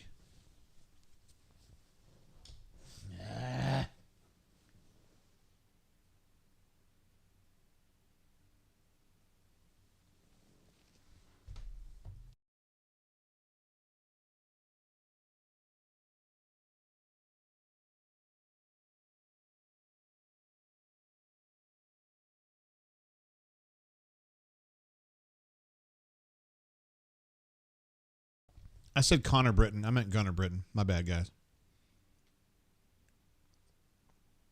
Rivaldo's going to be open, I think. No, he's not. Damn, that is a very gutsy run by Peyton right there, and it's a first down. He's over 100 yards now, I bet. He is. 10 carries for 105 yards now. Golly, man. He's been definitely the X factor as a runner. 105 yards rushing, man. What's Cass DP says, oozing machismo. Cass DP loves watching Peyton Thorne make big plays. Nice tackle right there. Coy Moore, that might be his first catch of the year. They've targeted him a few times. I think that's his first catch. He was out for a lot of spring. I said not spring, like preseason ball. He was just nicked up, banged up, et cetera, et cetera. I think he had a groin. He had a knee thing. And he did a lot of one-on-one work with trainers, like in the indoor when everybody else was practicing outside. So it took him a while to get going. He's still a very talented player. And I think he's got a lot of contribution left in him.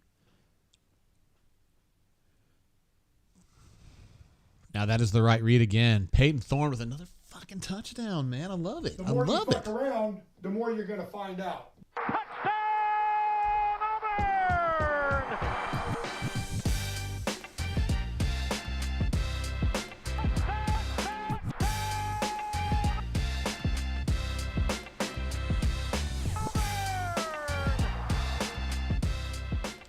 Wow, we were just talking about how this is, I think, the story of the game so far is this Peyton's running. He's been really good, and I thought he had handed that ball off, and I was like, fuck me. And he didn't. He kept it, and it was the right read, and he turned that thing into, a 17-yard touchdown. That's amazing. Golly, what a night for him running the football. I wonder if this actually translates to later games, right? Like, can he do this against Texas A&M? I mean, he could try. I don't know. I don't know if he would be this successful against other teams. He looks pretty fast to me. And Ed D, I know you're going to be fired up with him sticking the ball out there, though. He didn't necessarily need it, but he did it anyway. He's thinking. He's enterprising, you know.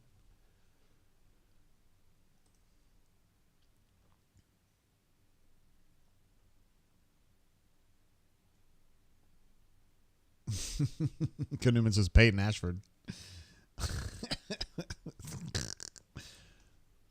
Oh, Matt. Matt's done it again. He says Peyton Thorne looking more like Jason Bourne because he's a killer.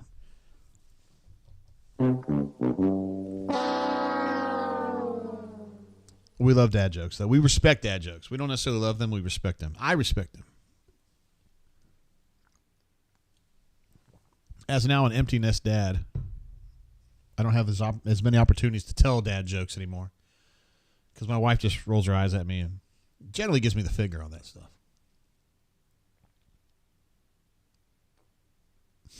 Darren said, Robbie allowed his legs to be transplanted to Thorne. Talk about being a team player. Hey, Robbie said he was in it for the team. So, wait, is this a live version of The Little Mermaid? Is that what we're doing here? Did we need that? I feel like Ariel was amazing. Ariel and Sebastian. I can still sing Under the Sea, though. I like to do that for karaoke sometime. Under the Sea is one of the great songs ever written, by the way. I don't know if you guys are into that kind of stuff. I'm really not myself. I'm not a Disney fanatic, but Little Mermaid, the 88, 89 version one, it pops, man. It slaps, as my daughter would say. Still working on this old soul, guys. I thought I would have had this finished by now. I mean, we're pretty damn... Fuck it. I'll finish it. We'll just do it right here. All right, that's one bottle down. That's the Old Soul single barrel. 109 proof. I bought this at the ABC store. A regular Old Soul to me is just solid. It's okay.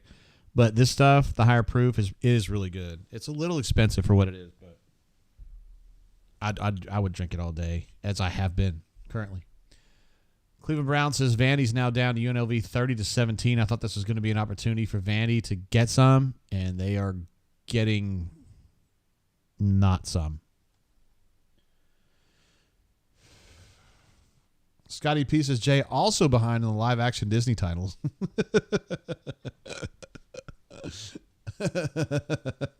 I am a little behind. Oh, I know this is going to be funny. I can just tell who it's coming from and what the topical situation is. So Chris says, when McKinstry muffed that punt at USF today, I told his son that it's the worst performance I've seen from Kool-Aid since Jonestown. Oh, man. Too soon. And he spit up his drink. That is funny. It's tragic. But, yeah. I was actually, this is a true story. So I was looking that up on the coordinates, like where Jonestown actually was. And I was trying to see like what Google Maps showed there. Like, I didn't know what the fuck was, if there's still stuff there. It's all grown over now. Like, it's just like if we were there, and I don't know why we would be there, but if we were, it's just like a random forest now. Like, hey, man, 300 people died right here. And you'd be like, okay, doesn't look like it. Well, guess what? They did. And they ain't coming back, bro.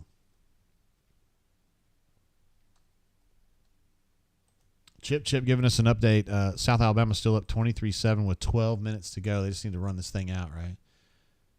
Now, their quarterback's not quite as quick, but still an effective run, you know. JBS is the University of the States of America. Okay. My daughter goes to South Alabama, and we have a lot of people that either are South graduates or live in Mobile. Oh, that was a nice little scooch right there. And so I keep up with the Jags a little bit. I don't know, it's just, you know, keeping up with the teams in the States. in the state, I should say. Feel like a stranger says it's Saturday night and I'm feeling thorny. Me so thorny. Me so thorny. Oh, so thorny. So thorny. Me love you long time. Terrence Love getting in the game there. Auburn's true freshman safety from the, yeah. He's going to be a good one, man. That was not a good catch there. JBS says South Alabama got it. Yeah. They're playing at Oklahoma State, and they've been playing great.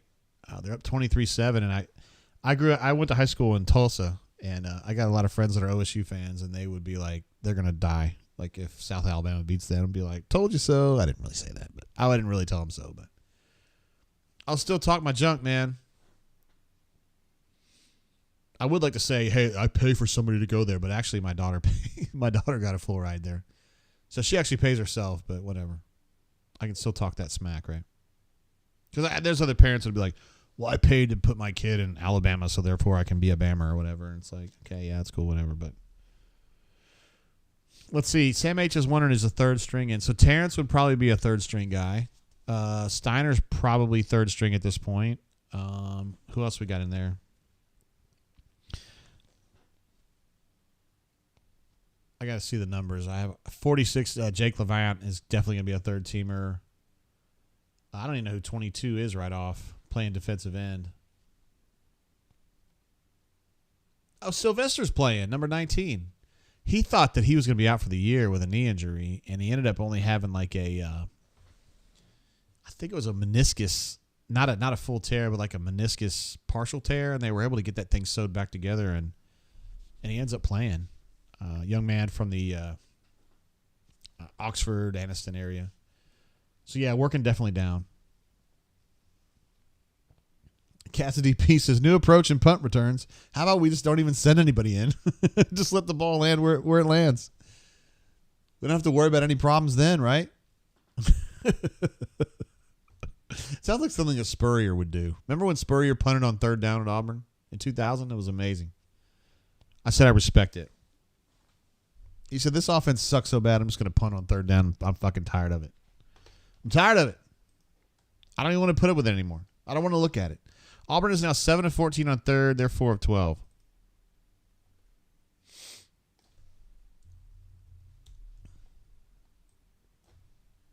And as I've said all night, Ron Roberts will take 4 of 12 all day long. A-Dub asked us a question for the whole group. What would you have sacrificed to see Alabama lose to USF? I'm sorry. Things that we would have personally put on the line to make that happen. So I would have sacrificed my wife's bottle of Purple Top Willet. I would have done that. I'm so selfless, I would have done that. Excuse me. Weeks wants to know what I'm drinking tonight. So already cashed out the Old Soul. That's gone. It wasn't like full or anything. It was like down to here. And then I had 2 pours off this Maker's Mark Private Select from Charred Oak Spirits in Auburn. Brian Daniels is the man there at Charred Oak, and he does a great job. And I haven't even gotten to it yet, but I got this Davis County 96, which it's solid. It's good. I like to drink it. It's tasty. This is a Lux Row product. I like Lux Row. So maybe we get to this, maybe we don't. I don't know. The problem is that we got my Raiders game is early tomorrow. It's at noon kickoff against the Bills. So, word. Sounds like Tennessee's getting beat up tonight, huh, by the Florida Gators. I'm not upset about that.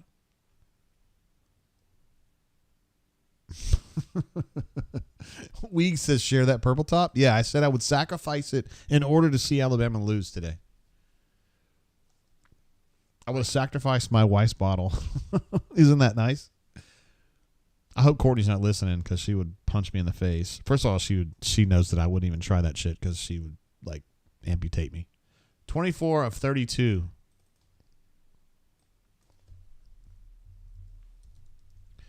For Peyton. Passing the football. Also his yardage is 282 passing. And then rushing, I think he's got a few more. 11 carries for 123. Golly, man. That's amazing. That's got to be the most rushing yards for an Auburn quarterback since Nick, right? Which at this point is like 9 or 10 years old, right?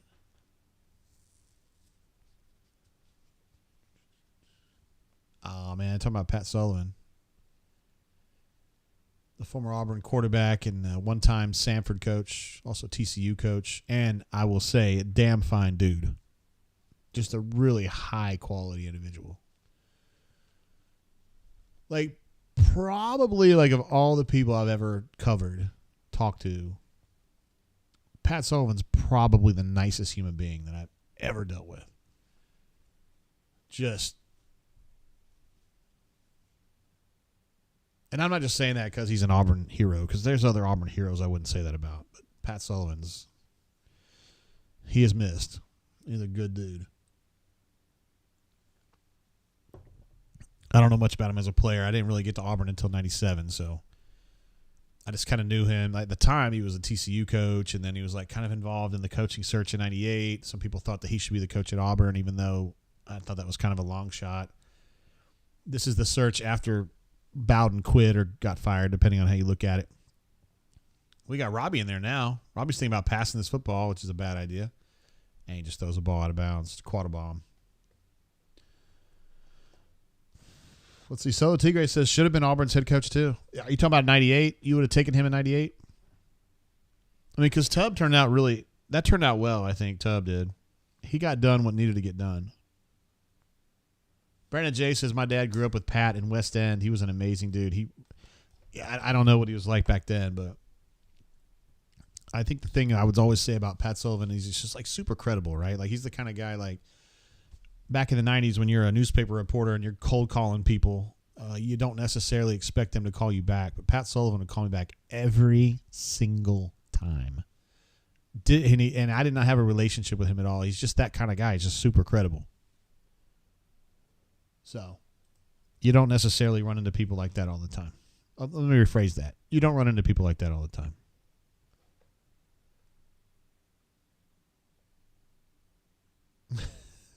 I'm not going to do this.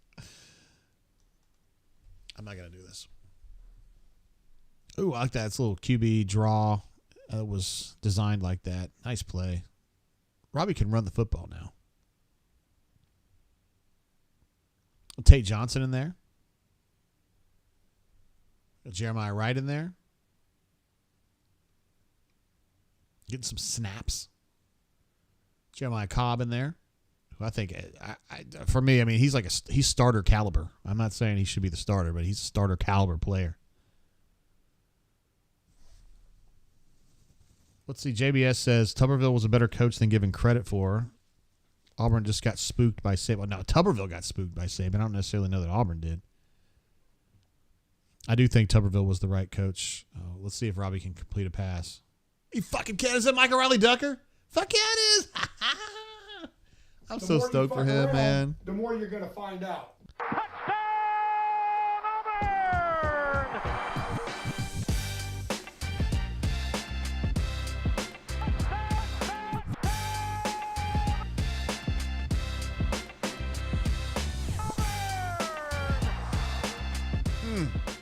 Mike O'Reilly with the touchdown. That was a nice throw, man. It's his first touchdown for Mike O'Reilly. I'm fired up for him, man. He practices so hard. He's a very popular player in the locker room. Like, he's just very liked and respected. We got a left-footed kicker in here now. Got him. All right, so 45. I think somebody in our chat like damn near picked the score. I think they had it as, because it was not a high scoring game at halftime, and they had it at like 44-10 or something like that. They got pretty damn close. Greg says, why did Riley drop the ducker? That's a good question. I haven't asked him that yet, but if I see him, I will. He is from Omaha, Nebraska. And Sam H notes the ducker spike. That was an emphatic spike, wasn't it?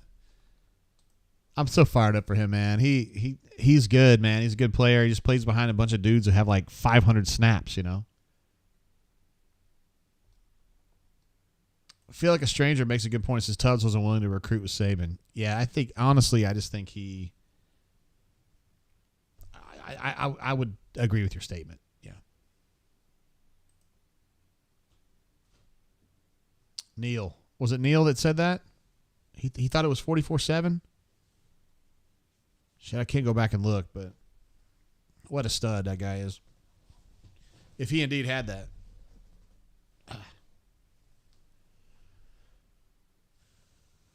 Let's see. JBS says Tubbs didn't deserve to get fired in 08. AU was spooked into firing him. Well, the clock was kind of ticking after 04, right? Or in 03. Clock was ticking in 03. They kind of had to reluctantly bring him back, and then they had a great year in 04. Had a very good year in 05, although they kind of lucked their way into it. And then 06, 07, 08 was just, were just okay. And 08 was not good. And so, let's see. Wizard Dragon, give me some good news here. South is up 26-7 with 9 minutes to go in the fourth. Oh, God, please. Matt is coming to us with the more dad jokes. The more you duck her around, the more you're going to find her out. The more you fuck around, the more you're going to find out. Good call, bro. ATL Ho says Auburn and Tuskegee are the last undefeated teams in Alabama. Interesting. How about that? Tuskegee. I did not know they were undefeated. I haven't covered Tuskegee since 98.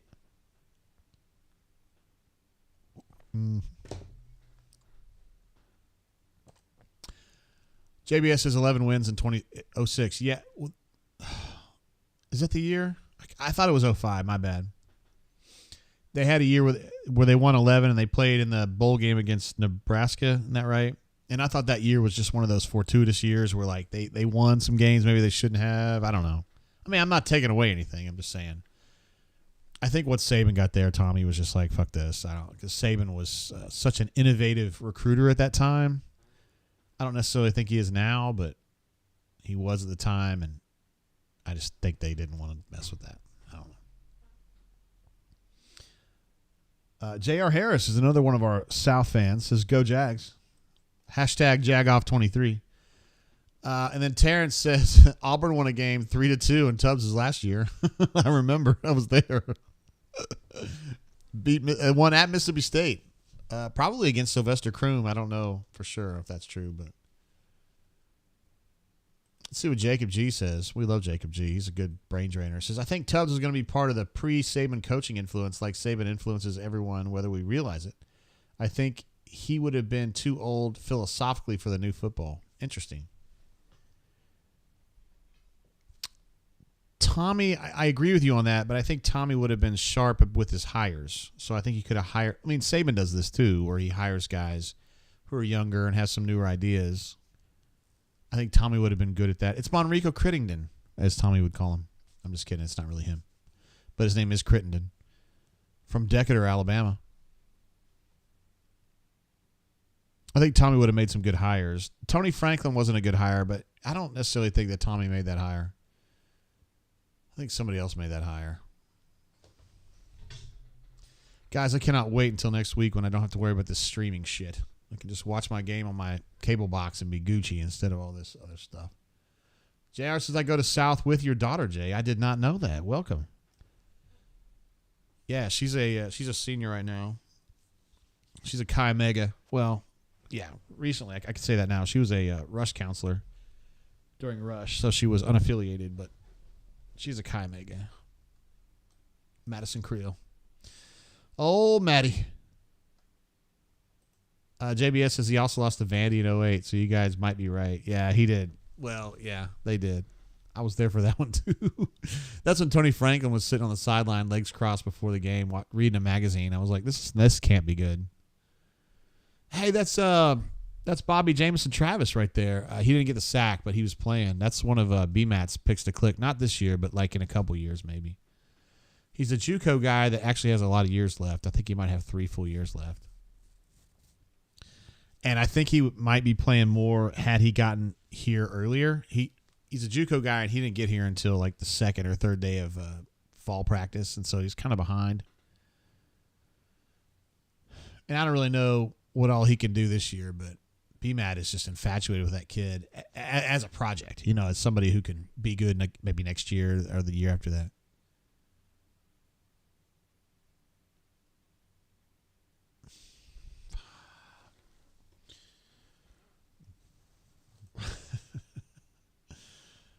Terrence says, when does basketball practice officially start this year? It's going to be in October sometime, but the truth be told, they're already practicing. So, I mean, it's already been going on.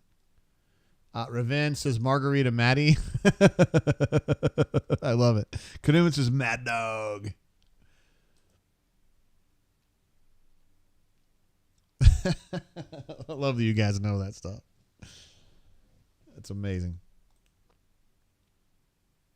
Let's see. JBS says, Tony Franklin, doesn't he claim to have invented the spread? He did not invent the spread, but he has his own little system for air raid-ish spread type stuff. Yeah, and Tony's good people. I don't know, man. Like, the problem is that I don't think his ideas translate super good to like high caliber college football or NFL. But like in high school, I'm telling you, there's people out there who still run that stuff, particularly in the state of Kentucky, and they're really good. Like, hey, I got an unable to play video. Wonderful. That's a really good error to get when you're trying to watch a game. It's amazing. It's a really good feeling. Mobile Alum says, what's Maddie's major? She's a nursing student. She's going to be a nurse or a nurse practitioner. We have to see how it goes. All right, so we just basically bottomed out on my... I was buffering so bad they just dropped the frickin' stream. Blake says Maddie majors in drinking. That is actually not true. My daughter doesn't drink that much, I don't think. She's not a huge drinker.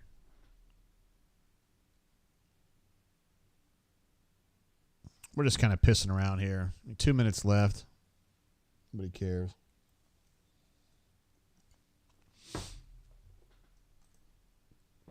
Let's see. JBS says air raid. Now I'm depressed. I miss Mike Leach so much. He was definitely an air raid guy. I had a chance to know Mike Leach. I covered Kentucky when I was a kid. Well, I was a student at Kentucky. And Mike was a assistant coach under Hal Mumme at Kentucky in 97, I guess. And I got to meet him and know him a little bit then. And I knew he was quirky as hell because he was asking me about, like, what music do I listen to? I mean, no coach would ever ask somebody like that, ask me questions like that. Like, he did. So I knew he was kind of quirky. But, I mean, the thing is that Hal Mumme was a quirky dude, and he had a defensive coordinator named Mike Major who was a quirky dude. And I don't know, it was just kind of an eclectic group there. You definitely got the feeling that, like, these are not normal football coaches. Everybody's fired up, man. When the walk-ons get in there and make plays, like, everybody gets so fired up, man. Kozan was kind of mentioning that in his call earlier. It's kind of a chance to see some of those guys get in there and get some love. They work so hard during the weeks, man. I mean, they just run these guys ragged. I mean, they all do.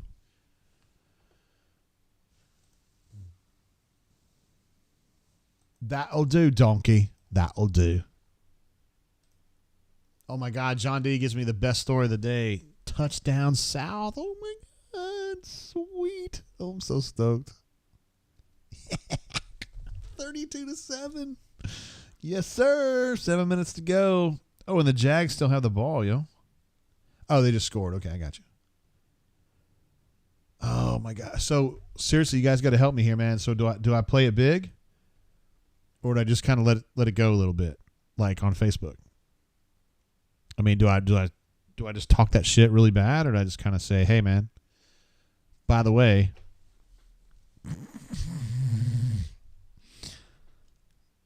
first things first, like, oh, this game's over.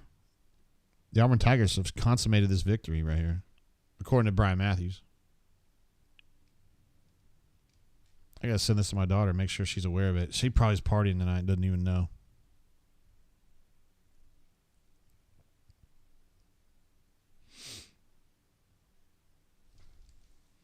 All right, so 45-13 is where we're going to finish that bad boy off.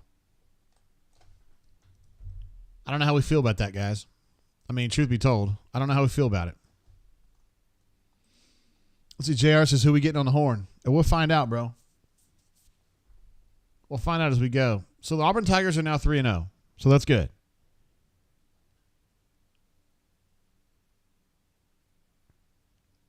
I've still got a lot of questions. I think we all have a lot of questions about the offense. And so that's not great.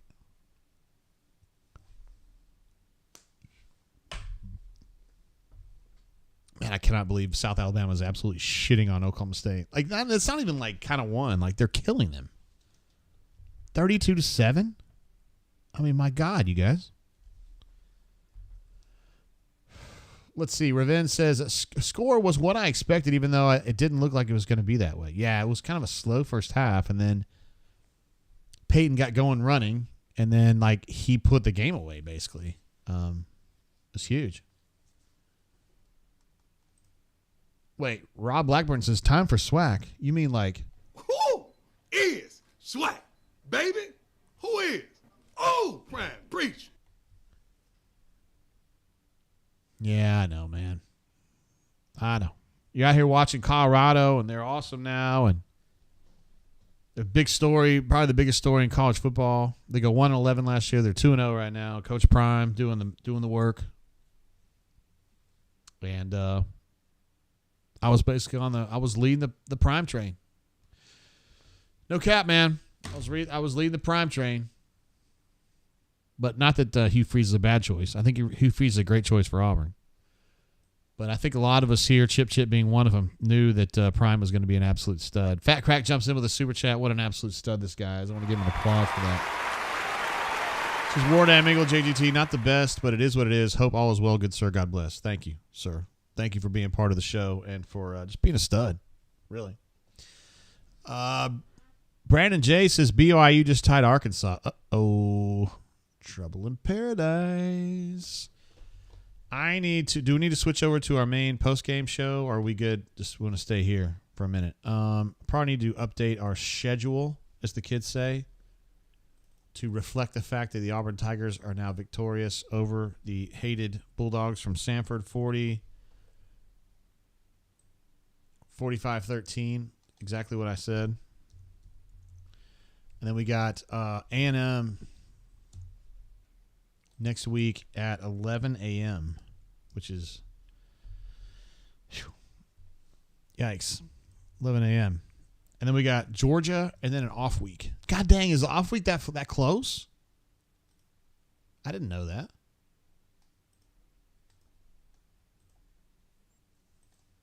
Man, that's crazy. The off week is October 7th. Oh, we're that close, aren't we? God, it's hard to believe. This is messing me up big time. Let's see. Auburn RN says this Colorado State game is going to be chippy. Can't wait for it. Dude, that kicks off like now, right? It kicks off at 9, right? So, yeah, I'm definitely going to be watching the second half of that. We're going to be doing some of this. Don't want to spill any bourbon. Let's see. Blake says YouTube TV multi-view. I do have YouTube TV right now. I may not have it much longer. CJ jumps in with a second super chat of the day. What a stud this guy is. Obligatory post-game super chat. Will take a few years to rebuild IMO. I guess he's talking about how Auburn is not quite maybe fully featured yet. Need to start adding more depth and more players, more game-changing players to truly make a difference in the national scene. And I think I agree with you on that, CJ. I did pick Auburn to win 9 games this year. I don't necessarily feel great about that pick at this moment, but I thought the offense would be more refined than it is right now. Man, Maddie doesn't even know that the fucking South's winning this game. I'm so pissed off. Let's see. JR says, is 11 too early to start drinking next Saturday because I want that Johnny Manziel A&M pack? Yeah, you do. I'll be drinking before 11 a.m. next weekend. So, yeah, there's your answer. I mean, I don't know if you need me to tell you that it's okay to drink early, but we could do that. Cleveland Brown says, hydrate, JG. Thank you, bro. I'm doing it right now.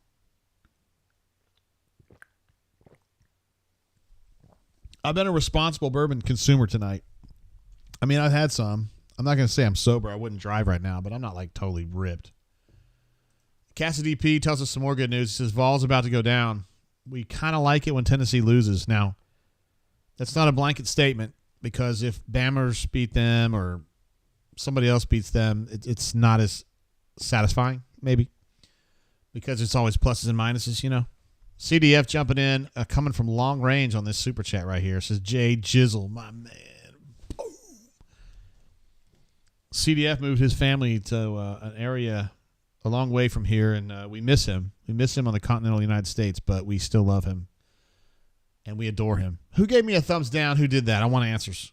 I want to know what your problem is. Cassidy P says, this brain drain brought to you by BioLite.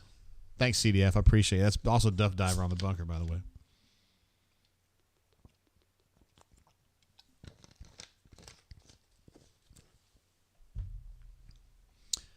Newman says, love it when UTK goes down. Love it. Yeah, I mean, I like seeing Tennessee lose. I do. I like seeing it.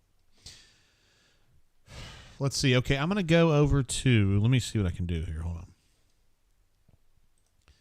Oh, snap. Look at this shit. I can share the CDF. You don't mind me sharing the picture, do you? You probably don't mind. I doubt you'd care. This is CDF's view from, oh,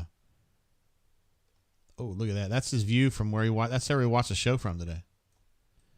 I'll let you guys figure out where he's at. You guys can't figure that shit out. I appreciate you sending that along, bro. It looks great. I'd like to be there myself. Like for reals, yo.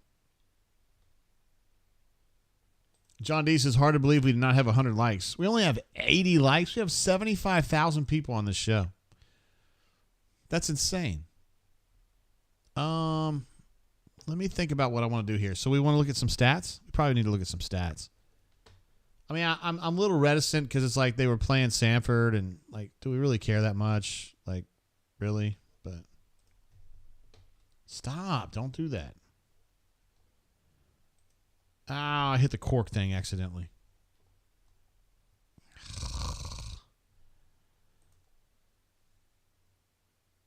You know how when you have like a lot of apps on your computer and you got to like pick between them and then you pick the wrong one?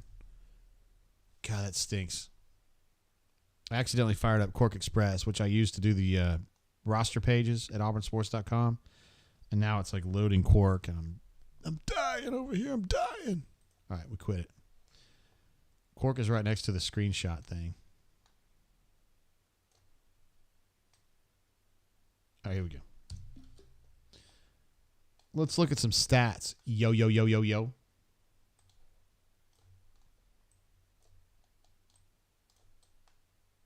All right, so first downs, 26-12 in Auburn's favor. Rushing yards, 222. That's not a problem. 340 passing yards, that's not a problem. 27 of 36, not a problem. 2 interceptions, a little problematic there. 562 yards of total offense, 79 plays run. It's not too shabby.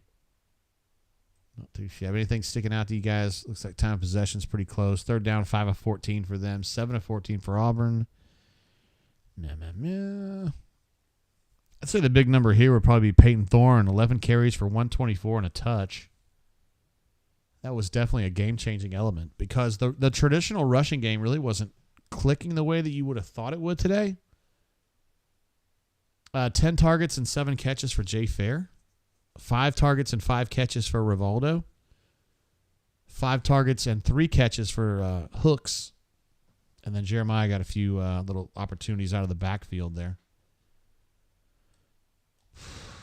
These numbers are pretty much the way I would have expected this to go, honestly. I mean, it's nothing really sticking out. I mean, except for Peyton Thorne being such a rushing threat. This looks pretty standard to me. And 61 plays for 218 yards for Samford. They are very disappointed with that. And defensively, I felt like Auburn tackled well and just kind of did the thing. Mobile Alum says, we want J-Head. Let me see what's up with J-Head. I got to text these folks ahead of time.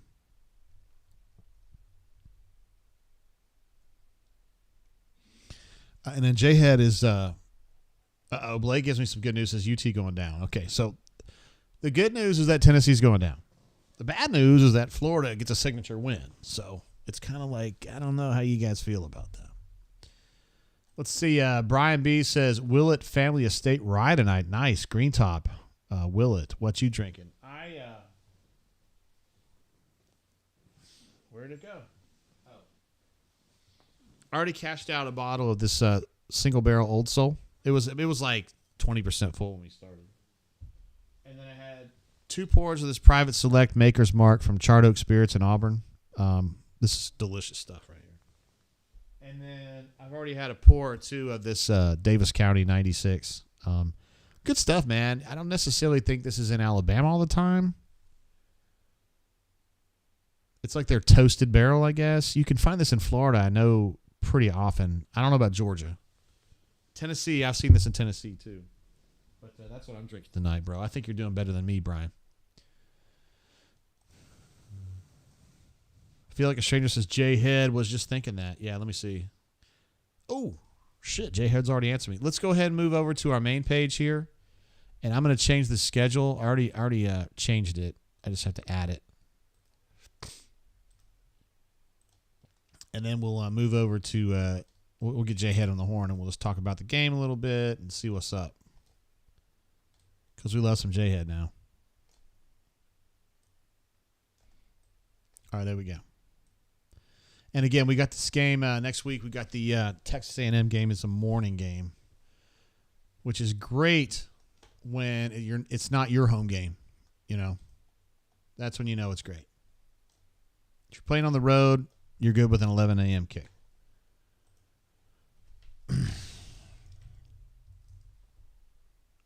Jay Head goes, just let me know when. I said, how about now?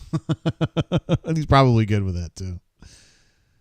Let's see if I got Jay Head's number on here. Yeah, here we go. We haven't talked to him since September 2? Is that right? All right, I'm calling him right now. Let me see if I got him. JGT, what's up, brother? What up, J-Head? How you doing, bro? I'm doing good, man. Doing good. It's always nice when I get to talk to you guys on a Saturday night, not at 2 a.m. after a win. I know, man. Shit got late last week, bro. Listen, brother, I would have done you no good during that time period. My brain was fried after watching that game last weekend, but feeling a little bit better after watching this week's game. Yeah, tell me your thoughts, just kind of early thoughts on what you saw tonight against Samford. So, realistically, you could kind of tell that they were experimenting a lot, trying to get Peyton into a groove very early. They weren't really play calling to win the game per se. They were just trying to create some different matchups, trying to get some passing concepts in, allow some guys to make some plays, and they probably forced some things early on, if we're being completely honest. But I thought they allowed playmakers to make plays, and they started to hash things out. And as the second half rolled on, you started to see things get a little bit more smooth, and Peyton start to get some real confidence. Now, what you didn't like is that there was you would have wanted the game to be cleaner, right? Those 2 picks, you really didn't want to see that. Obviously, the muff punt by Jay Fair, didn't really want to see that either. One of those picks is probably more, probably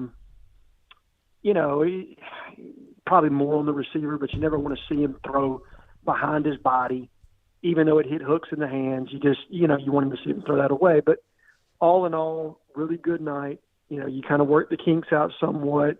Didn't show too much as far as what you plan to showcase or what your game plan will be versus A&M, and you get out there with a W.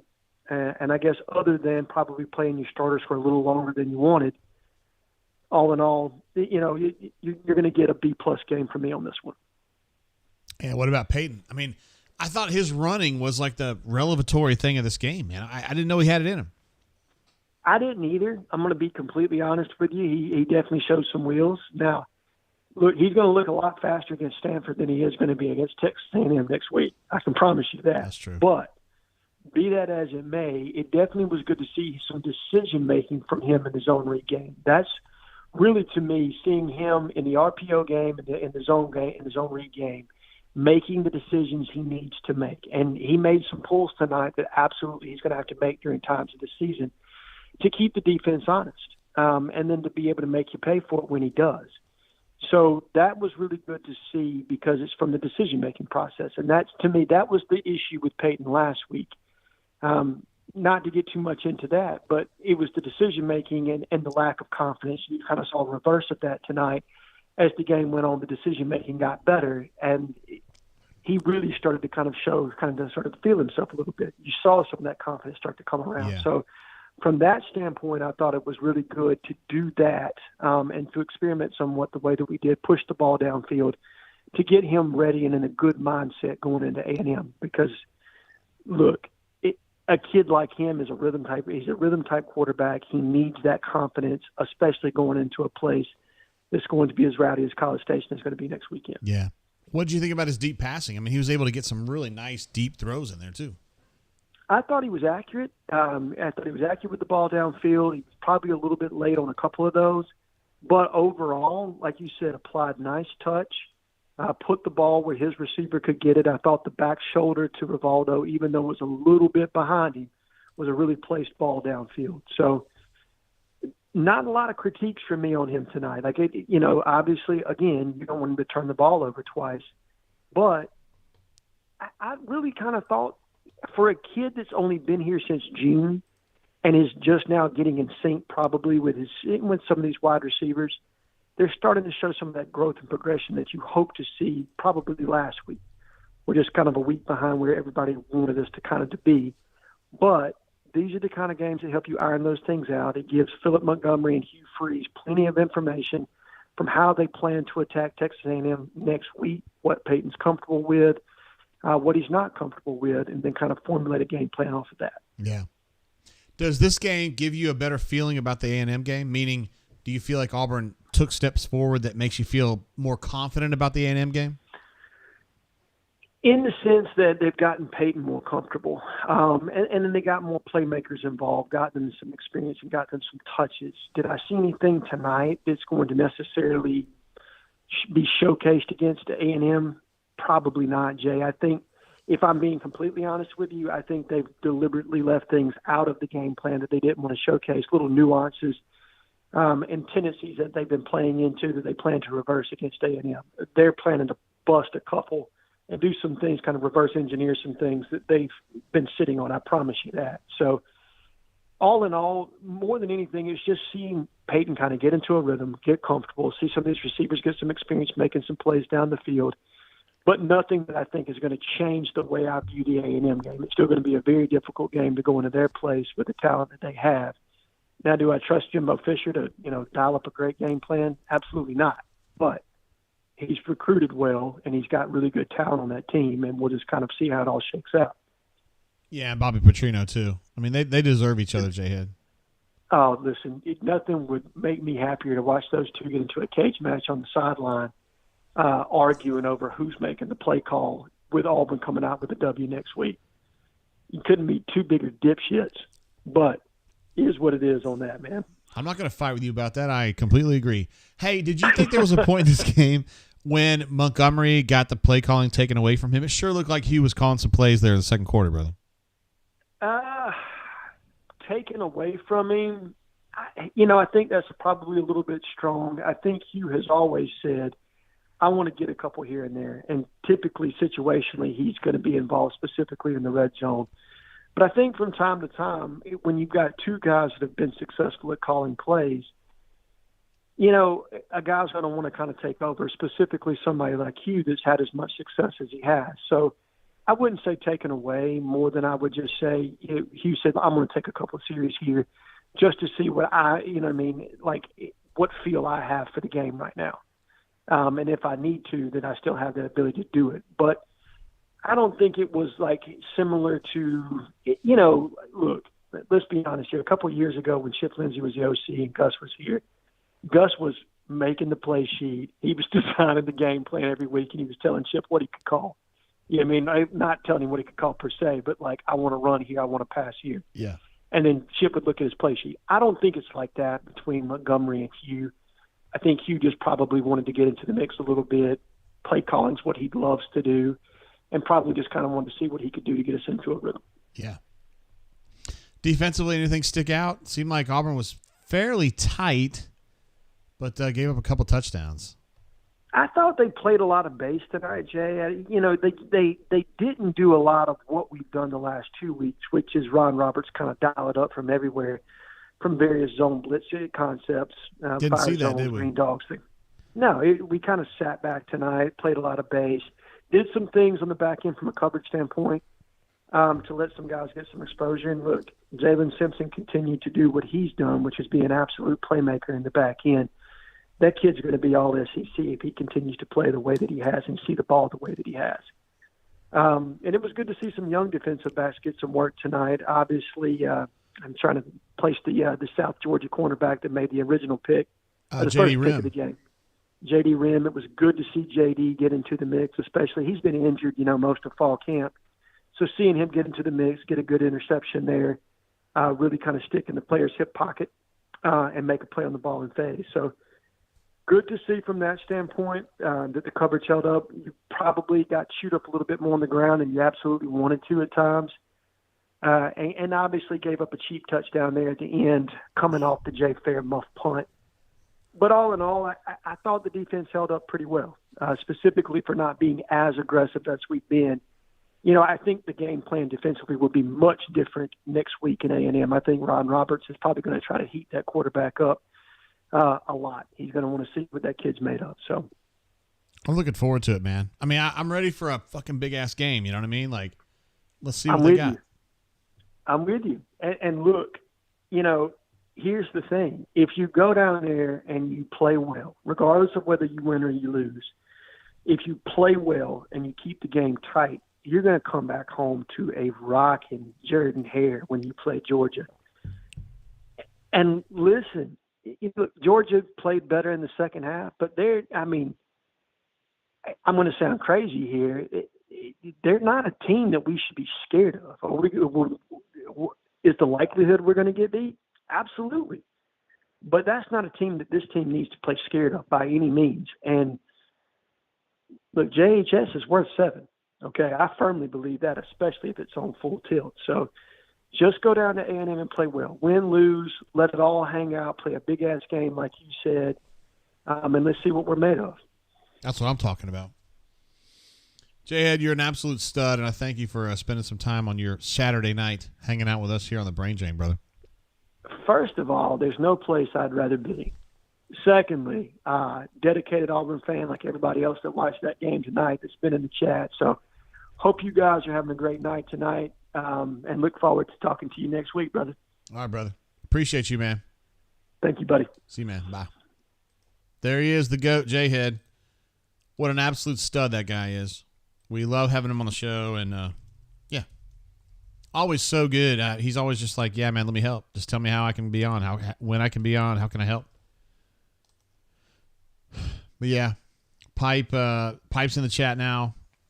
I think that Purdue had a tough game against Syracuse today, and he's probably not stoked about it. But I don't really want to get too deep into Purdue. I don't want to go back through this with you, bro. But anyway, thanks to J-Head, of course. Talk about experimenting a little bit on offense, not necessarily like calling plays to win the game. We kind of figured that out in the first drive when they're first and goal from the 1 and they're throwing 3 fucking passes. Like, they're probably not trying to score. Like, not that they're trying to avoid scoring, but they're working on stuff. And unfortunately, in that situation, it didn't work. But I am with J-Head on that. They clearly weren't doing things normally. He also talked about Peyton's good decision-making, specifically in the zone read and the RPO game, which I agree. Peyton was not afraid at all to keep the ball and run the ball, and that's how a quarterback like him gets whatever it was, 11 carries for 125 and 2 touchdowns. I mean, he was a huge element of the game as a runner, and he also threw the ball well, but running the football, I don't necessarily think that Samford was ready for that, and I think that's something that Texas A&M is going to have to think about. I mean, I don't necessarily think that he's going to be like this against Texas A&M, but they've got to think about that. They got to worry about that, and that's a good thing. That's a good thing from Auburn's perspective. He also mentioned on defense a lot of base stuff for Auburn. We saw particularly in that Cal game a lot of exotic blitzes. Well, not necessarily exotic, but like fire zoning them and bringing nickels and safeties and all kinds of shit like that. Tonight, you didn't see much of that. Played a lot of base. Just kind of working on defending receivers in phase and just kind of being standard stuff, just technical stuff, getting better at the basics. And I thought, with J.D. Rim's pick, 36 had a pick. Jalen Simpson had a nice pick. I don't know, defensively pretty good. 13 points, you're thinking, that's probably too much. Fair enough, but I thought defensively they played pretty good tonight. Tackling was good. 2 pickoffs. You walk away from that feeling pretty good about it. All in all, I'd probably give Auburn a B on this overall. Defensively for me, probably B+. Offensively, probably a B-. It's probably what I'm thinking. Peyton running the football was a huge plus. And, Peyton was a good passer tonight as well. I forgot exactly what his final numbers were. I've got him around here. Peyton's final line passing was 24 of 32, 282, 1 touch, 2 picks. So the picks are really the ones that stick out. But he's got to work on that. They were deep balls, and they just weren't thrown great. But he made up for it, for me at least anyway, with his running. 11 carries, 124, 2 touchdowns, averaged 11.2 yards per carry. And, Samford just was not ready for that. Did not have a way to deal with that effectively.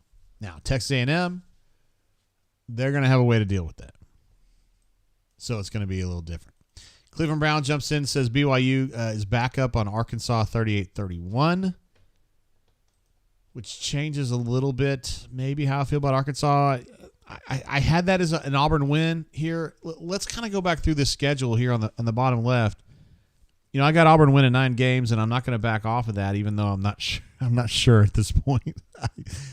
Offensively, they're not quite where I thought they would be, but let's kind of go back through and re-rack this. The game at Texas A&M, I'm starting to get a feel that's going to be an L. The Georgia game, I think, is going to be an L. I think the LSU game is going to be an L. And then from there, we're kind of working on out. But I tell you, we got a caller coming in. Old Hickory Tigers in the house. What's up, Old Hickory? JG, how's it going? What up, bro? Hey, I'm honored that you recognize the phone number at this point. Well, bro, I type that stuff in so I know who it is. How you been, man? Okay. I'm good. Just making the drive back from Auburn back to ATL. Hell yeah, you are. Well, tell me about the experience. Was it fun tonight? Yeah, I don't remember, 1, the last homecoming game where the weather felt that good outside, but 2, the crowd was into it the whole game. The students were there till the end. I thought it was a really good turnout. Fan-wise, it felt like an SEC atmosphere during the pregame leading up to it, and less like a homecoming against Samford. Yeah, word. What were your thoughts about the game, man? It was kind of a slow start for Auburn. Yeah, I think it was a mixed bag. I was a little bit surprised by the play of the offensive line tonight, especially in the run game. I thought they'd be better than they were. I think Peyton had some positives. Was really surprised by the ability he found running the football, which I think will be helpful down the road. And I think he made some really good throws, but he also made a few that, I'm sure we'd all like to have back. But I think a lot of people in the stadium tonight at times questioned the game plan, but I think you hit on it. I've only been listening for a couple of minutes, but they were trying to work out the kinks of the passing game, which I think is what a lot of us wanted to see tonight, because we're not going to be able to go into A&M or Georgia or Bama, LSU and be able to be one-dimensional on the ground. And so I think they needed to get Peyton and the wide receivers as many reps tonight as they could, and I think they accomplished that in a lot of ways. Did you see enough from Peyton to feel like he's going to be the number 1 quarterback good enough, like to get Auburn through this SEC gauntlet?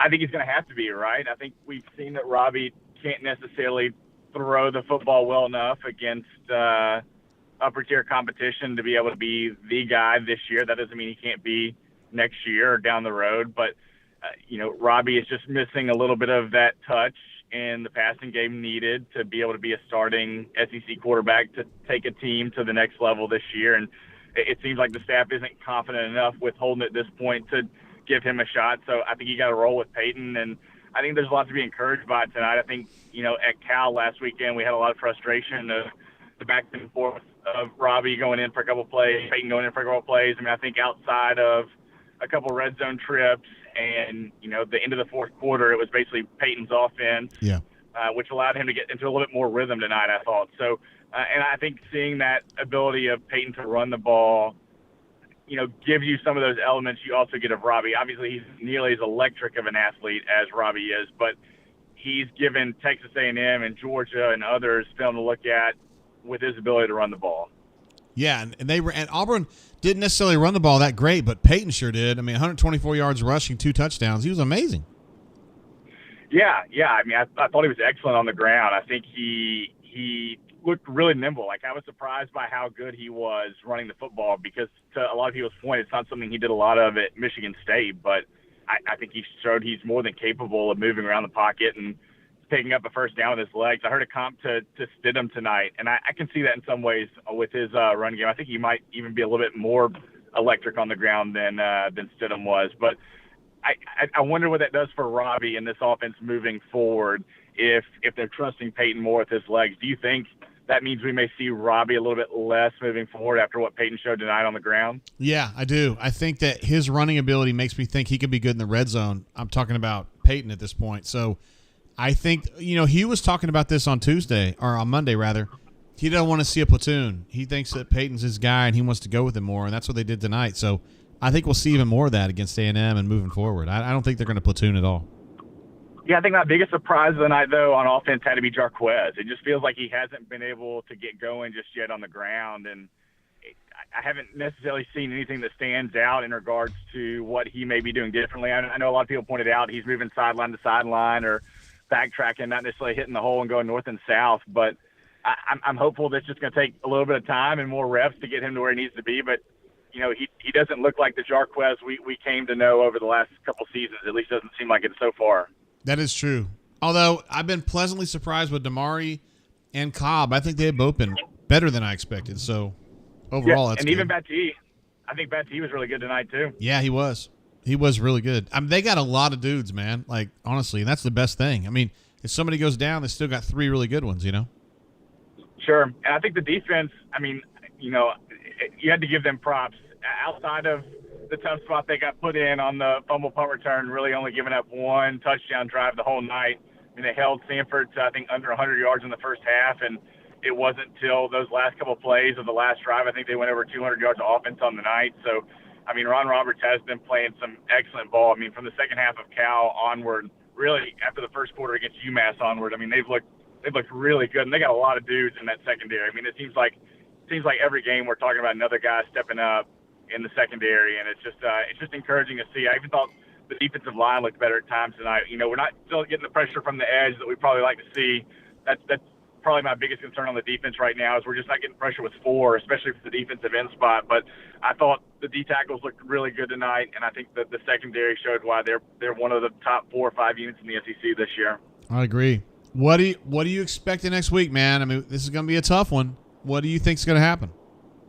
Yeah, it's so tough. I mean, I think just watching around the SEC today, it doesn't seem like there's been a more open conference in, the last 5 or 6 years at least. I mean, Georgia looks vulnerable. Bama looks vulnerable. LSU obviously got beat by Florida State.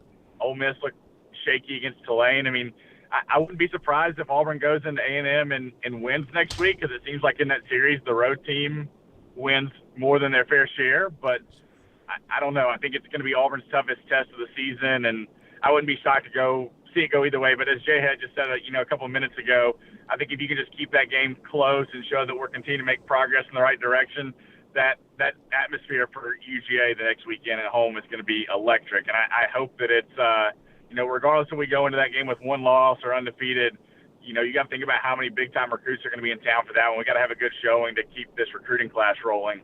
How awesome would it be to have Georgia here and feel like you could actually win the fucking game? You know what I mean? Like, that would be amazing. It's been a while. It's been a minute. Yeah.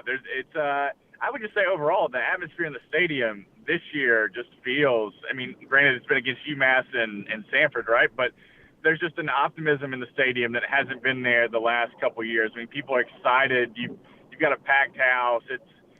There's a buzz and energy around Auburn football that just hasn't been there the last couple of years, and it's really encouraging to see. You know, I think expectations for this year, like you and I talked about a couple of weeks ago, I would still be shocked if we're anything greater than 8-4, but you just got to be excited about the positivity and the energy that Hughes brought back to the program and how recruiting's going at the moment. And we obviously don't have all the pieces we need to make a playoff run at this point, but you can tell the players are buying in and they're excited and that we're moving in the right direction, which I think is all you can ask for in year one under Hugh. Yeah, that's amazing. That's huge progress, man, because it was ass last year, straight up.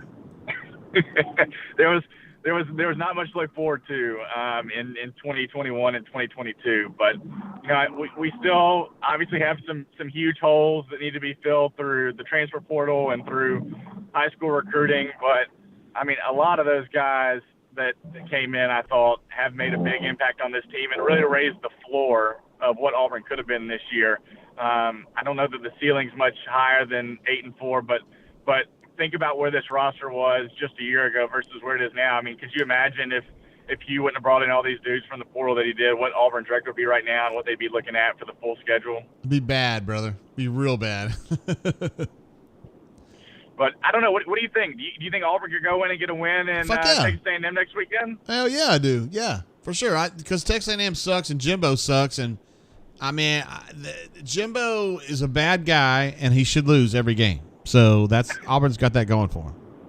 I don't disagree. And there's nothing better than watching Jimbo and his $90 million contract lose week after week. It makes me so happy. That's that brings me pure joy, bro. Like I really enjoy it. He's a very easy guy to dislike at the end of the day. And Bobby Petrino? And Bobby P, yeah. Yeah. Mm-hmm. Yeah. So if they win, JG, let's say they go into Texas A&M next weekend and win, what would you give them percentage-wise to pull off an upset against Georgia and Jordan-Hare in 2 weeks? 35%, 40%, something like that. I mean, I think that's a whole lot higher than a lot of people have thought going into the season. Well, fuck yeah. I mean, because coming in, you weren't sure, because it had been ass last year and you weren't sure. But now we got a better feeling. But I got questions, just like you do, about the offense. But I think defensively, they're going to be able to handle it. Yeah.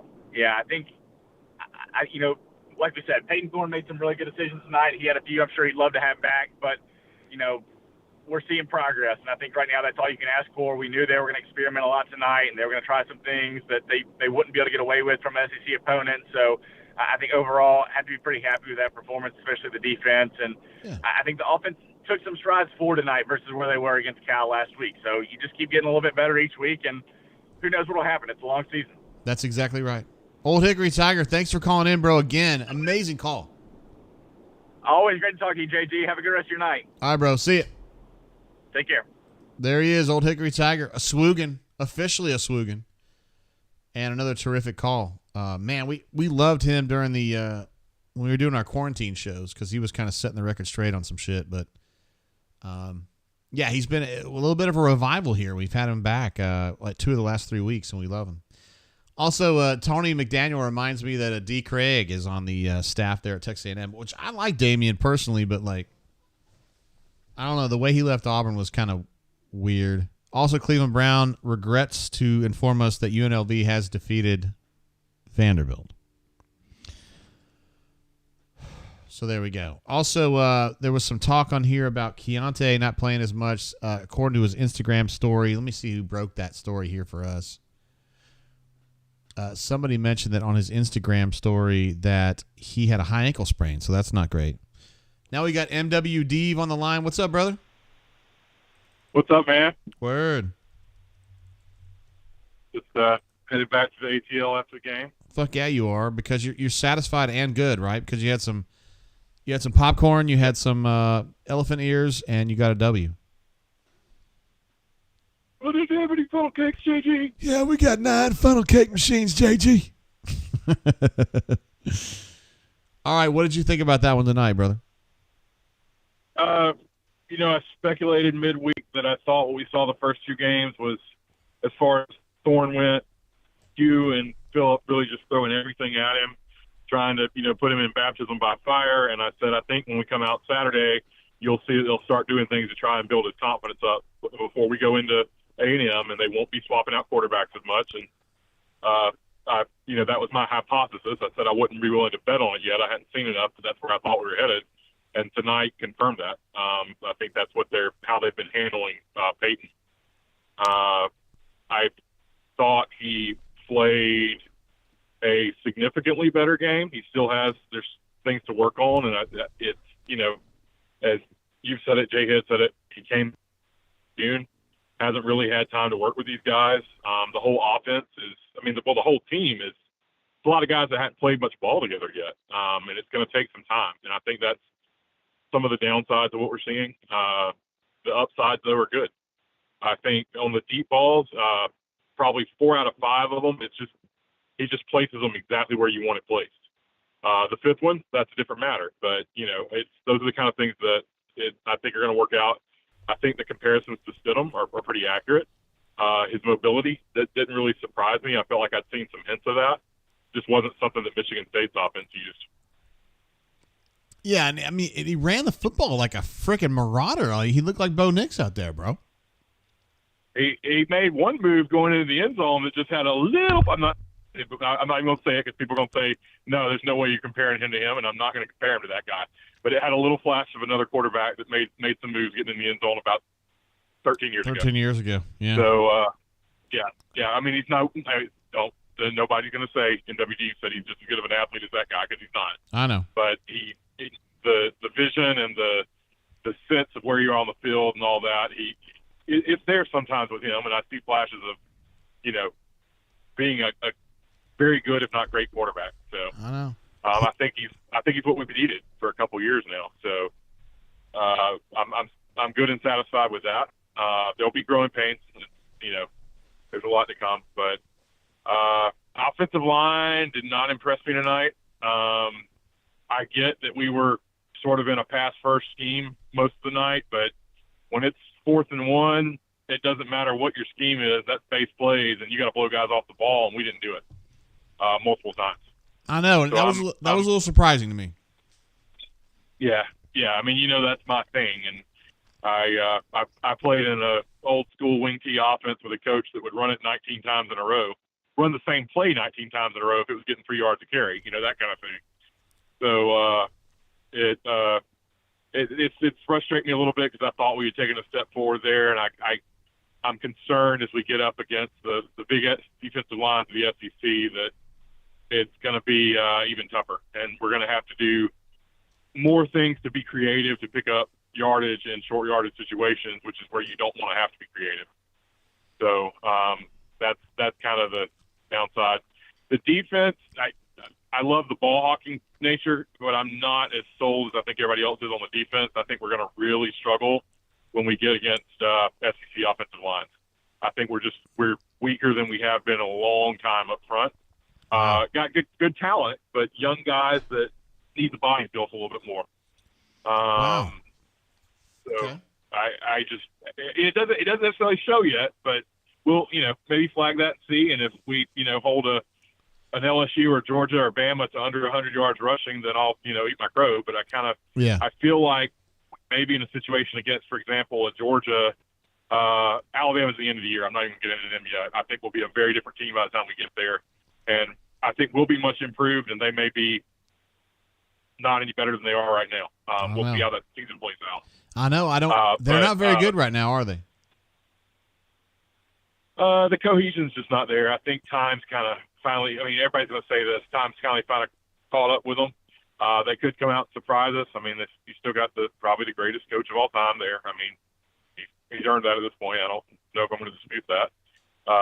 And his best buddy being the one in the NFL to achieve that mark, so that's pretty remarkable. But if anybody could turn things around, he could. But I kind of wonder if it happens to all the old legendary coaches that if you don't retire, you get to the point where your grandpa and you get in that season where a 35, 45-year-old version of you would have hunkered down and really toughened guys up, and the grandpa version is just like, why do I have to do this again? At this point in my career. Yeah. So we'll see. We'll see where that heads. I don't want to talk about him too much, but I did love Yeah. his call with that dude this week that went viral. Yeah, Yeah, Pee-wee from Georgia, though, I think, yeah, I appreciate his sense of humor. But Georgia, I have a feeling against our defensive line, we'll see. I have a feeling they're just going to be able to more or less run the ball. And that could be that what I'm seeing is the base defensive scheme. We didn't show much, et cetera, but I don't know if you could tell it on TV, but I looked out there on the field and I looked at Samford's offensive line standing across from our defensive line while they were waiting for the refs to get out of the play. And I'm like, a Samford offensive line shouldn't look that much more physical than an Auburn defensive line, and it did. I know. And so that's just kind of in my mind. And maybe times have changed, I don't know. But I think when we get to Georgia and LSU particularly, we're going to have to be more physical up front, and I'm not sure that's going to be there in time for those games. Yeah. A&M, I haven't watched them yet. I think it's going to be tough, though. I probably wouldn't put us favored to win by any means, especially being on the road. But, it's who knows with Jimbo. Well, I know about Jimbo. Did you see Jimbo. who A&M played today? What now? Yeah, I know. Did you see who they played today? You see They who played A&M played today? Terry Bowden, right? Can you imagine how many words were said a minute in that half midfield meeting? Oh, that's true. Jimbo, how you doing? I mean, neither one of them stopped talking. They both stuttered 15 times, and if somebody was trying to transcribe that, it would have been easier to do Foghorn Leghorn on 4x speed. Terry Bowden was the worst transcription ever. He just said and he talked all the time, super fast. Yeah. What are your expectations next week, man? Do you think Auburn can win this one? What I need a score. Yes. If I'm going to predict the score, it's going to be A&M 32, Auburn 20. Oh, okay. I think that's a realistic choice. Yeah. Yes. Will? Now, I'll say this. And maybe that score is indicative of this, but if it's a one-possession game going into the fourth quarter, I'll switch to favoring us. Okay. Because I have think a good start. We're more likely to have the momentum and energy and the mental discipline, and they're more likely to melt down if it's that close. Gotcha. I got you down, bro. Yeah. All right, man. Well, you have a good week, and I'll check in next week. All right, thank you for calling in, WD. We love having you on the show, bro, so thanks for calling again. All right, see you guys. See you, brother. Bye. There he is, NWD. What a stud, man. And he is if those of you who don't know him personally, he's tall. He's an offensive lineman. He was an offensive lineman in life. So, yeah. I don't know how tall he is. I'd say he's at least 6'3", possibly taller than that.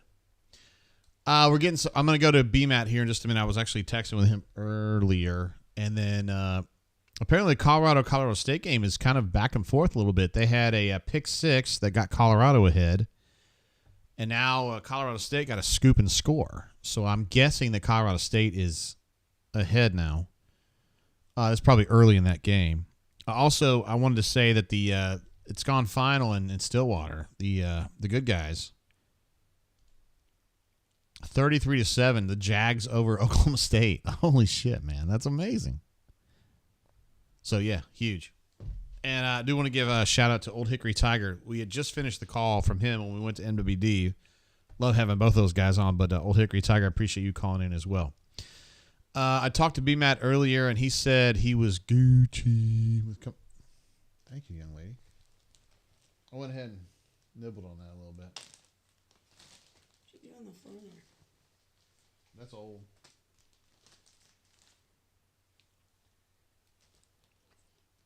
No, I just did a half. Thank you, young lady. Courtney, what a legend. How much do we love the administrative assistant, right? We'll give her an applause right here. Hold on a second.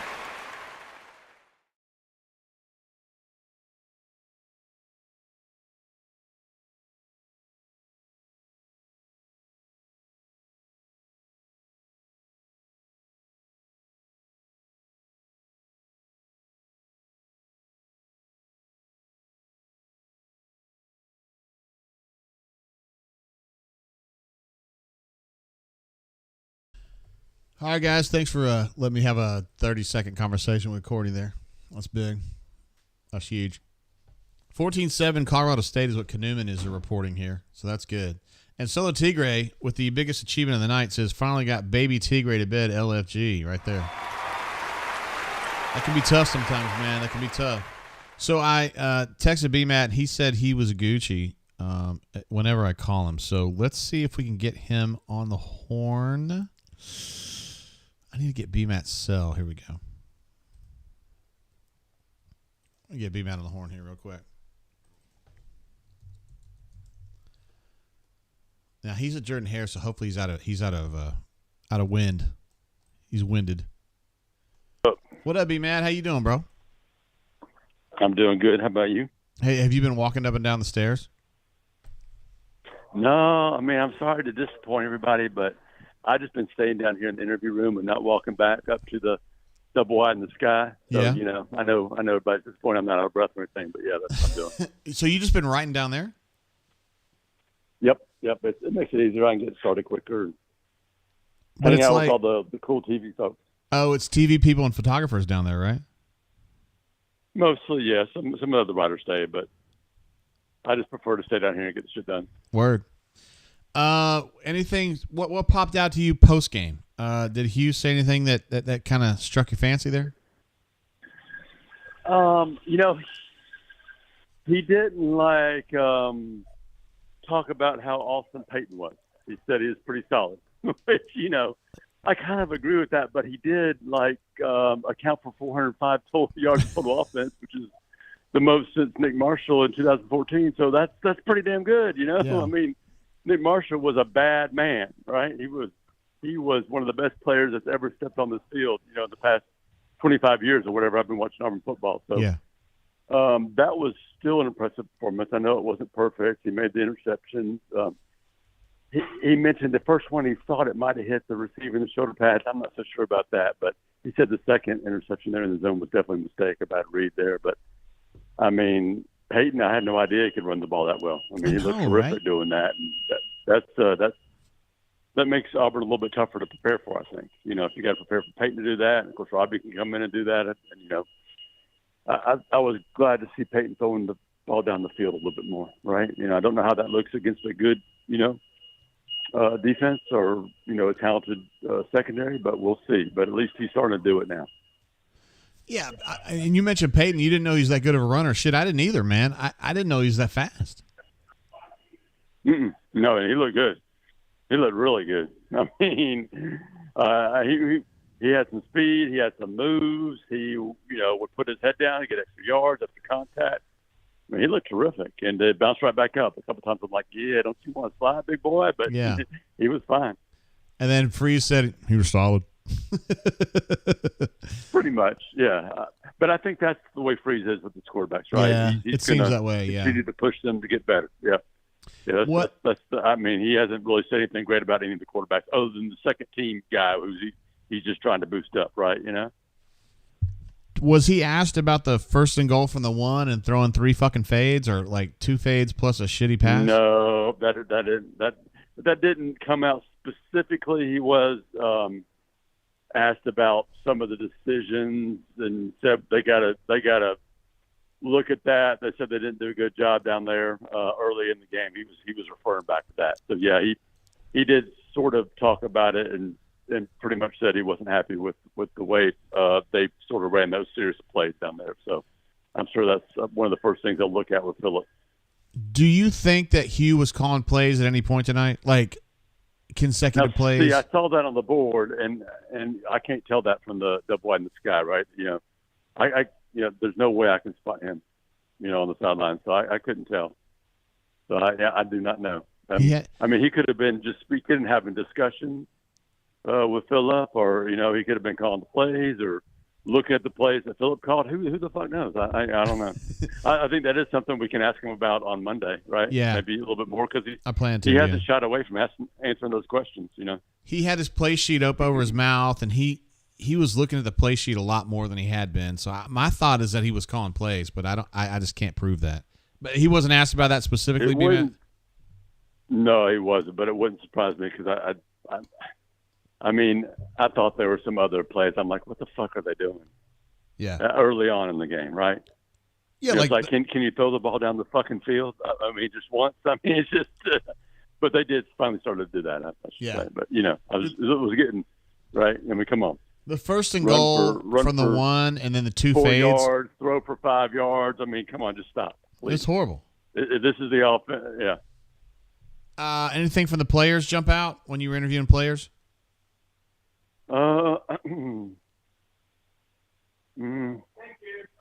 Nothing that I wanted to run, go, hey, quote this guy or say anything. Nothing really stood out very much. Okay.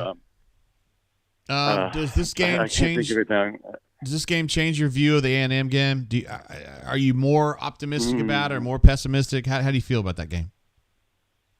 I feel a little bit better about it. I feel better about the quarterback situation, but I'm not sold on it. The thing I guess that bothers me the most from this game is why in the fuck can't they line up and run over Samford?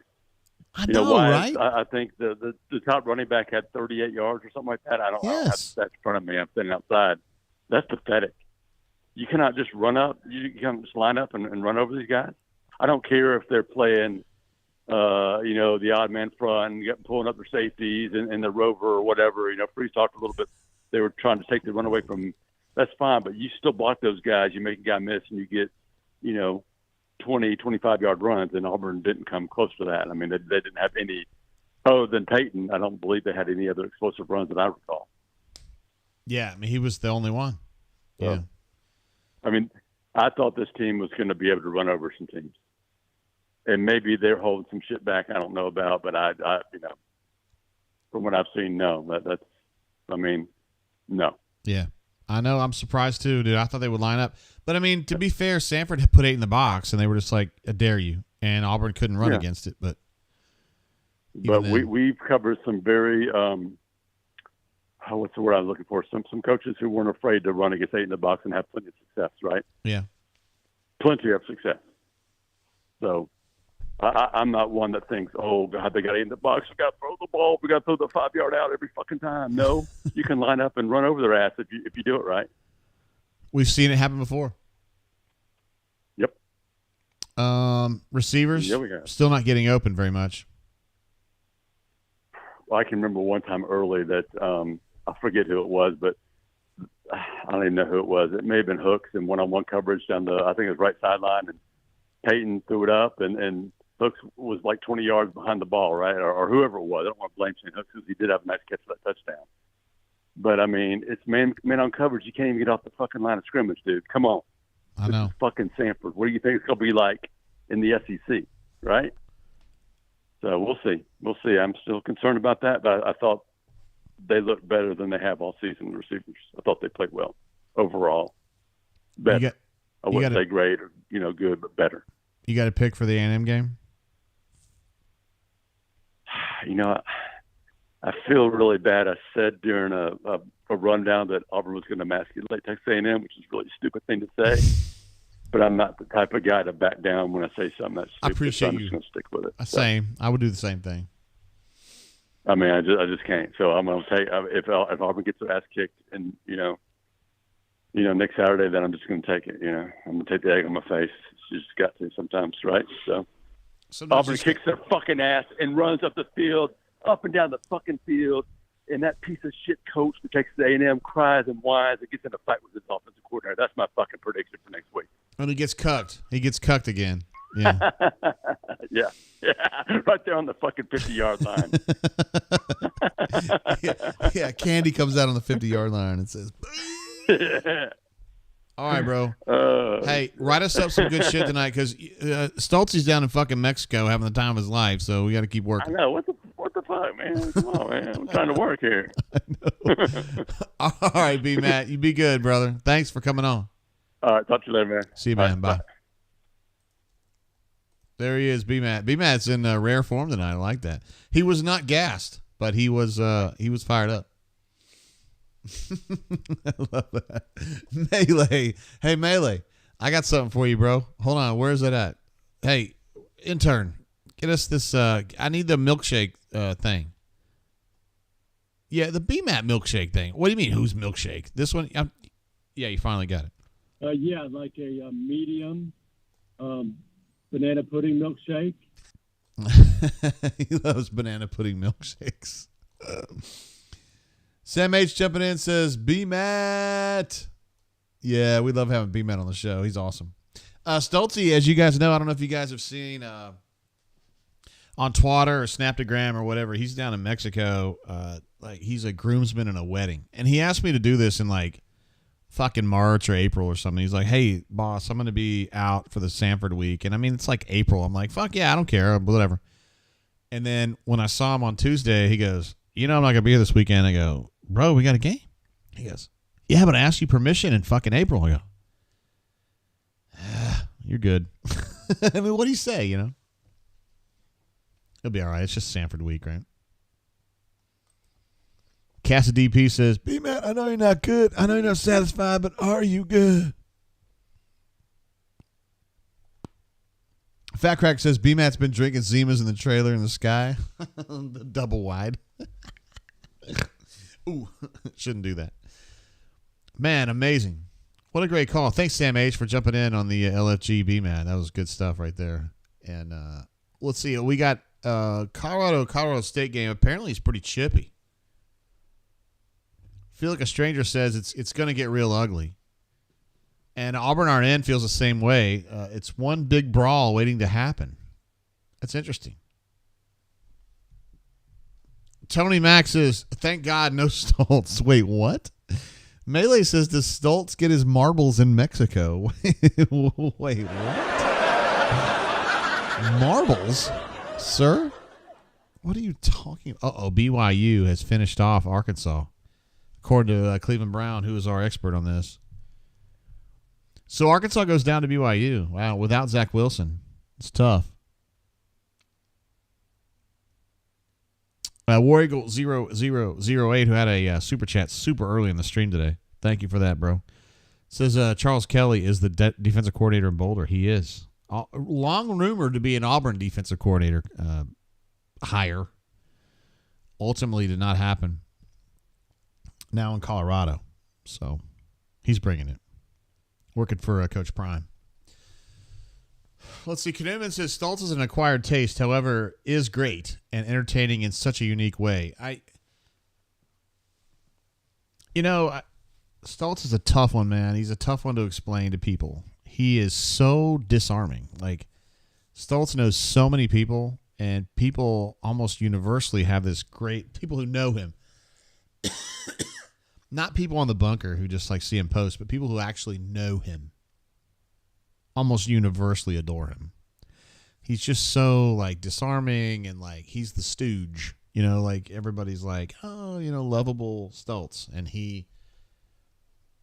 I'm really glad he's on our team. I think him and B-Matt are a great pair because B-Matt is like the straight guy and Stoltze is kind of like this zany out there guy, and I love the interplay between them, and then there's JG who's like, what a weirdo. MWD, who this may be the first time this has ever happened, who was a caller and is also a super chatter. Says, forgot to mention Robbie was first to celebrate with Thorne on each big play with genuine enthusiasm. That is a very good thing. Let's give an applause for Robbie on that one, bro. That is good stuff. I think I remember seeing that on the replays, but I was always like messing with my switches and stuff, trying to get the score updated to see that. But that's cool, man. Yeah. Cassidy P says, let's just hope Stoltze, appreciate MWD for calling and super chatting. Let's hope Stoltze, and Cassidy P says, doesn't drink the water over there. Would hate for him to catch Montezuma's revenge before seeing Jimbo, a.k.a. the personification of diarrhea. Hey, man, I don't like Jimbo at all, but I wouldn't even call him that. I mean, he's not diarrhea, is he? Or is he? Maybe. Maybe he actually is. Wait, Knuman says B-Matt is a straight guy, so Stoltz is the gay guy. No, I didn't say that. I was like, you know what I mean? Like, B-Matt is like the down the line, like, dude, and then, like, Stoltze's like he's out there a little bit. He says crazy stuff, and he's got a lot of color. He adds a lot of color to it, yeah. Web W, my guy. What's up, bro? Jumps in with a super chat there. No message offered, no message needed. Webb's been a supporter of, really kind of what we do here at auburnsports.com for a long time. Appreciate you, Webb, for your support all these years, bro. Thank you for that. Give him an applause for that one. Midro, what's up, bro? He says, so we get Beth Moen for the gaggies. And then Sam says, Beth looked great today. I love you guys. I love the way you guys bang on Beth Mowens. She seems like, I don't listen to her shit, so I don't have to worry about it. But War Eagle 0008 says, for real, LOL, what's the bourbon? Bro, I've been drinking it all night. So I already cashed out this old soul. This sumbitch is gone. Well, pretty much. Yeah, I can get. There's like one little quarter pour in here, I guess. Not even a quarter. And then I got some private select Maker's Mark. I had a couple shots for Neil, my friend who's Welsh, but he lives in Scotland. He was drinking Maker's Mark earlier, and I said I would drink some Maker's Mark in his honor, so I drank some of that. And then here lately, I've been drinking this Davis County. It's like their toasted barrel, 96 proof. Lux Row product. I love Lux Row. I think it's really underrated. They do Rebel, and they do Ezra Brooks, and they do Davis County, and they do Blood Oath, and yeah, I mean, it's just good shit. As Jeffrey Lee would say, go shit. Let's see. Casa DP says, JGT, there's literally no one banging on Beth Mowens. Okay. All right. I got you. Wait. Kanuman says, so B-Matt is Andy and Stoltz is Sonny. Yeah, that's fair. Yeah. That's exactly what I'm trying to say. Yeah. Exactly.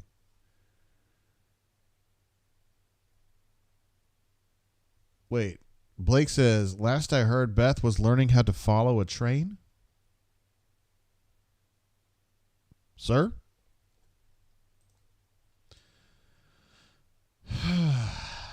You guys. I don't know about you guys sometimes. Love you guys, though.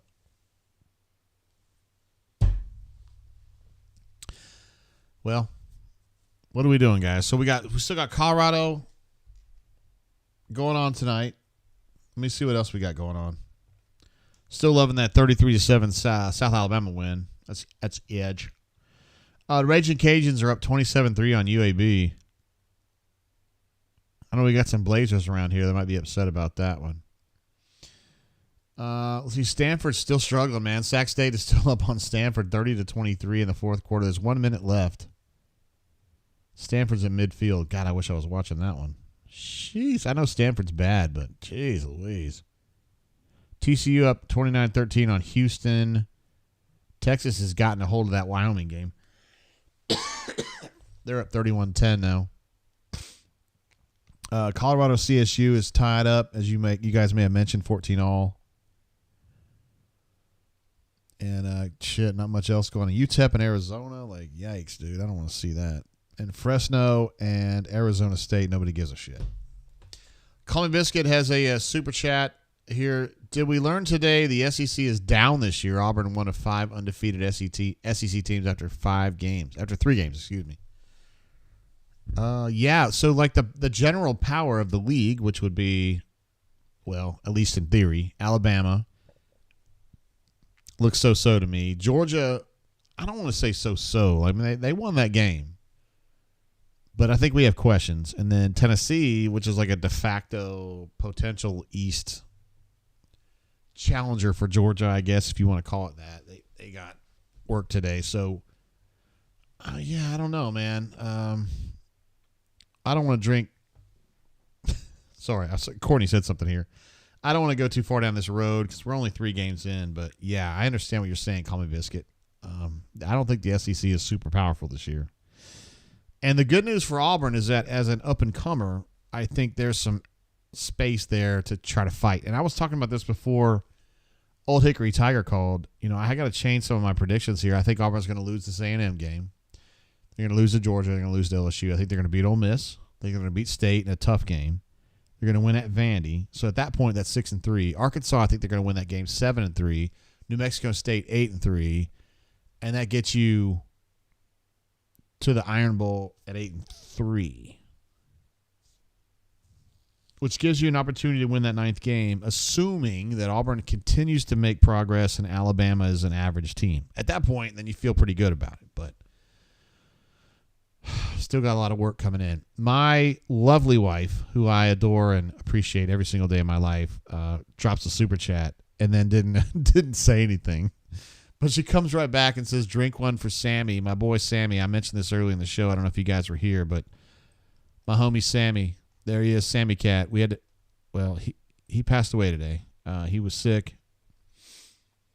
He was humanely put down because he was not doing good. And I don't want to go into details, but he wasn't doing good. He wasn't having fun anymore, and I don't think life was really great for him anymore. And so we made the difficult decision to have the veterinarian put him down. And so this is going to be our first night without Sammy since 2007, yo. My daughter was like 4. And it was kind of heartbreaking. And Courtney had to call Mads this morning and say, hey, Sammy's got to go. And Maddie was upset because, I mean, shit, she's known Sammy since she was 4. A great cat, an absolute stud. Truly a stud. He was brothers to 3 different pugs. He was a surrogate brother to my mom's dog when she fucking bottomed out and couldn't take care of her own pet, Bailey. So, put up with a lot of shit. Cool ass cat. I'm going to be fucking devastated when I go downstairs tonight. I'm getting broken up thinking about it. Like, he's not going to be there to like hang out with me on my pillow and shit and chill with him. So, to Sammy, fucking badass cat. I love him. He had a good run, man. We adopted him from the Humane Society in 2007. And he was not a baby at that point. That was 2007, guys. So we had him 16 years. And they estimated he was between a year and 2 years old when we got him. So he made it 17 or 18 years. He did good. And thanks to Courtney for getting me emotional here. What an absolute stud that guy was.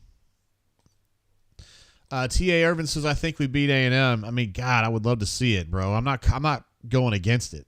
I mean, believe me. You guys know, those of you who are brain drainers know, I fucking hate Jimbo Fisher. I hate him. I hope he loses every fucking game he plays. I think he's a bad guy. I think he's a bad coach. I just want him. I think he should take his $70 million and just go home and never fucking worry about coaching again and just be gone. Like, just don't get on SEC Network.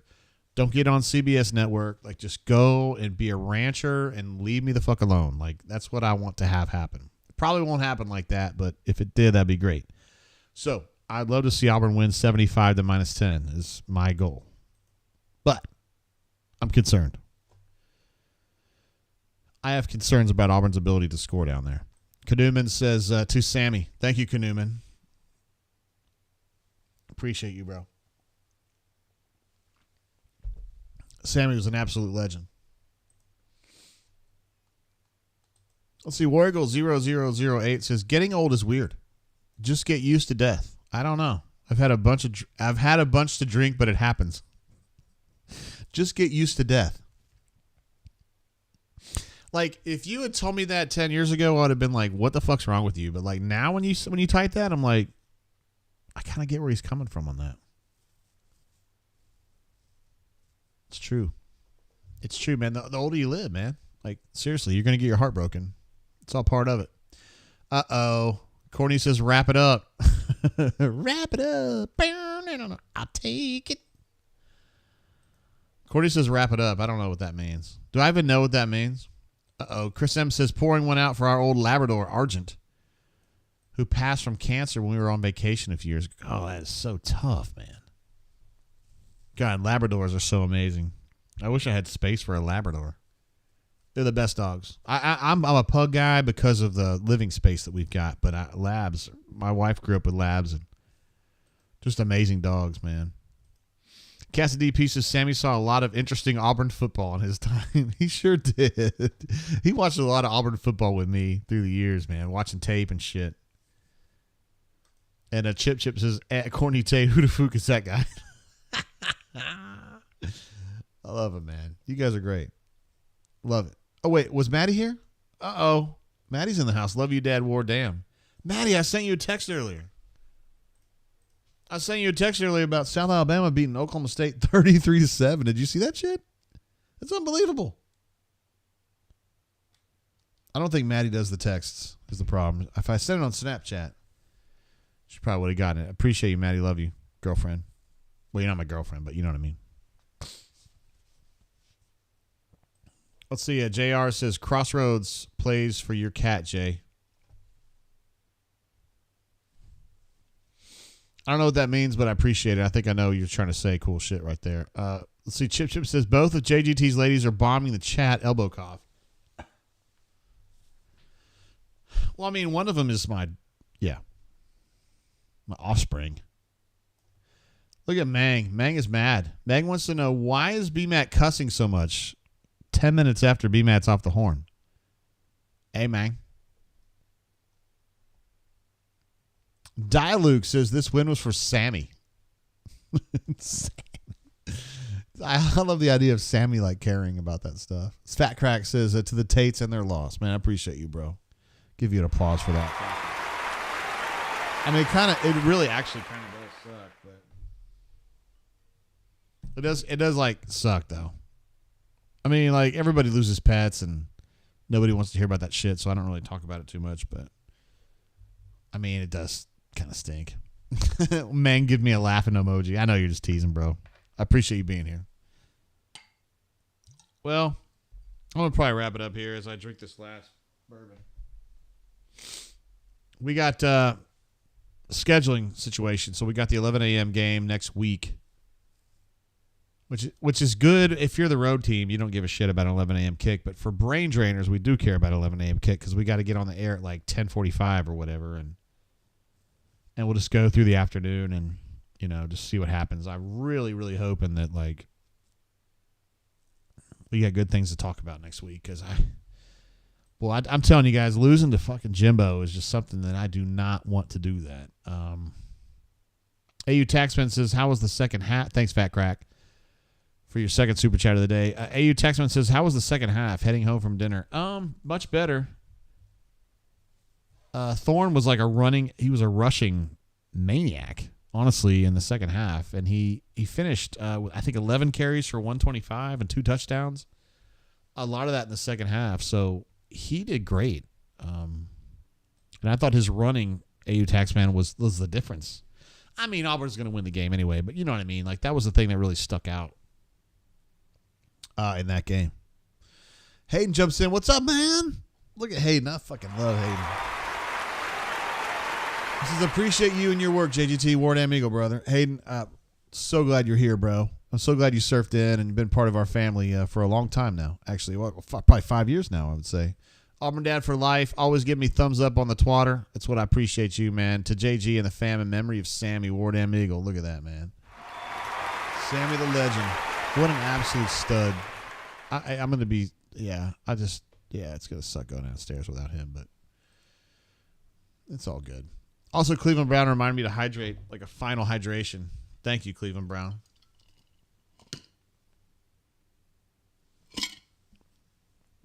Ballers hydrate. That's how you know. Mang, jumping in. I was getting caught up. What's up, Mang? Hey, Mang. What up, Mang? Cassidy P, who's definitely been the super chatter of the night tonight. Wow, amazing. JP Sports time slot next to the boys and girls. JP Sports time slot next week, boys and girls. Be sure to hydrate. Yeah, we're going to do a lot of drinking next week. And so everybody's got to make sure you got a lot of water and or BioLite or Pedialyte or whatever to kind of, because we need to be together. I don't want anybody passing out at fucking 2 o'clock. We got shit to do. Feel Like a Stranger says, tried to call, you turn off the phone? Yeah, I'm about to bounce, Feel Like a Stranger. It sure would be awesome to talk to you, though. Maybe next week? Wait, Solo Tigre says, I bet AA unplugged it. I love the idea that Courtney's down there going, got him. Got him.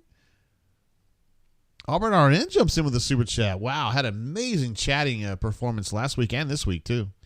We're going into College Station next week and whooping that ass. Love you, JG. RIP to Sammy. 55KA, my guy. I didn't know you were one of us. It's me, you, and Bo is great from the bunker. We're definitely 55KA, yo. And if I see you and I meet you, I'll definitely give you the handshake for show. Thank you for the super chat, Auburn RN. You've been amazing these last couple weeks. Not that you haven't been amazing before, but now we definitely know it's on display every single week. Webb says, sorry, JG, go Bills. Womp, womp, womp. Oh, hold on. I got the thing right here. Yeah, Raiders at Bills tomorrow for a noon kick. And, yeah, I'm not pulling for the Bills tomorrow. So that's it. Casa DP with one of our jokes that we do on the Bourbon Show. There are dozens of us. Dozens, guys. And then Kanuman picks up on it and says, dozens.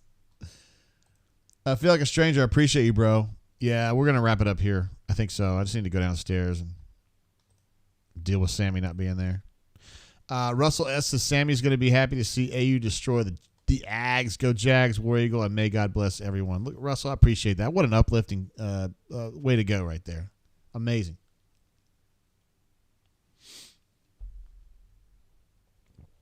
Oh, my gosh.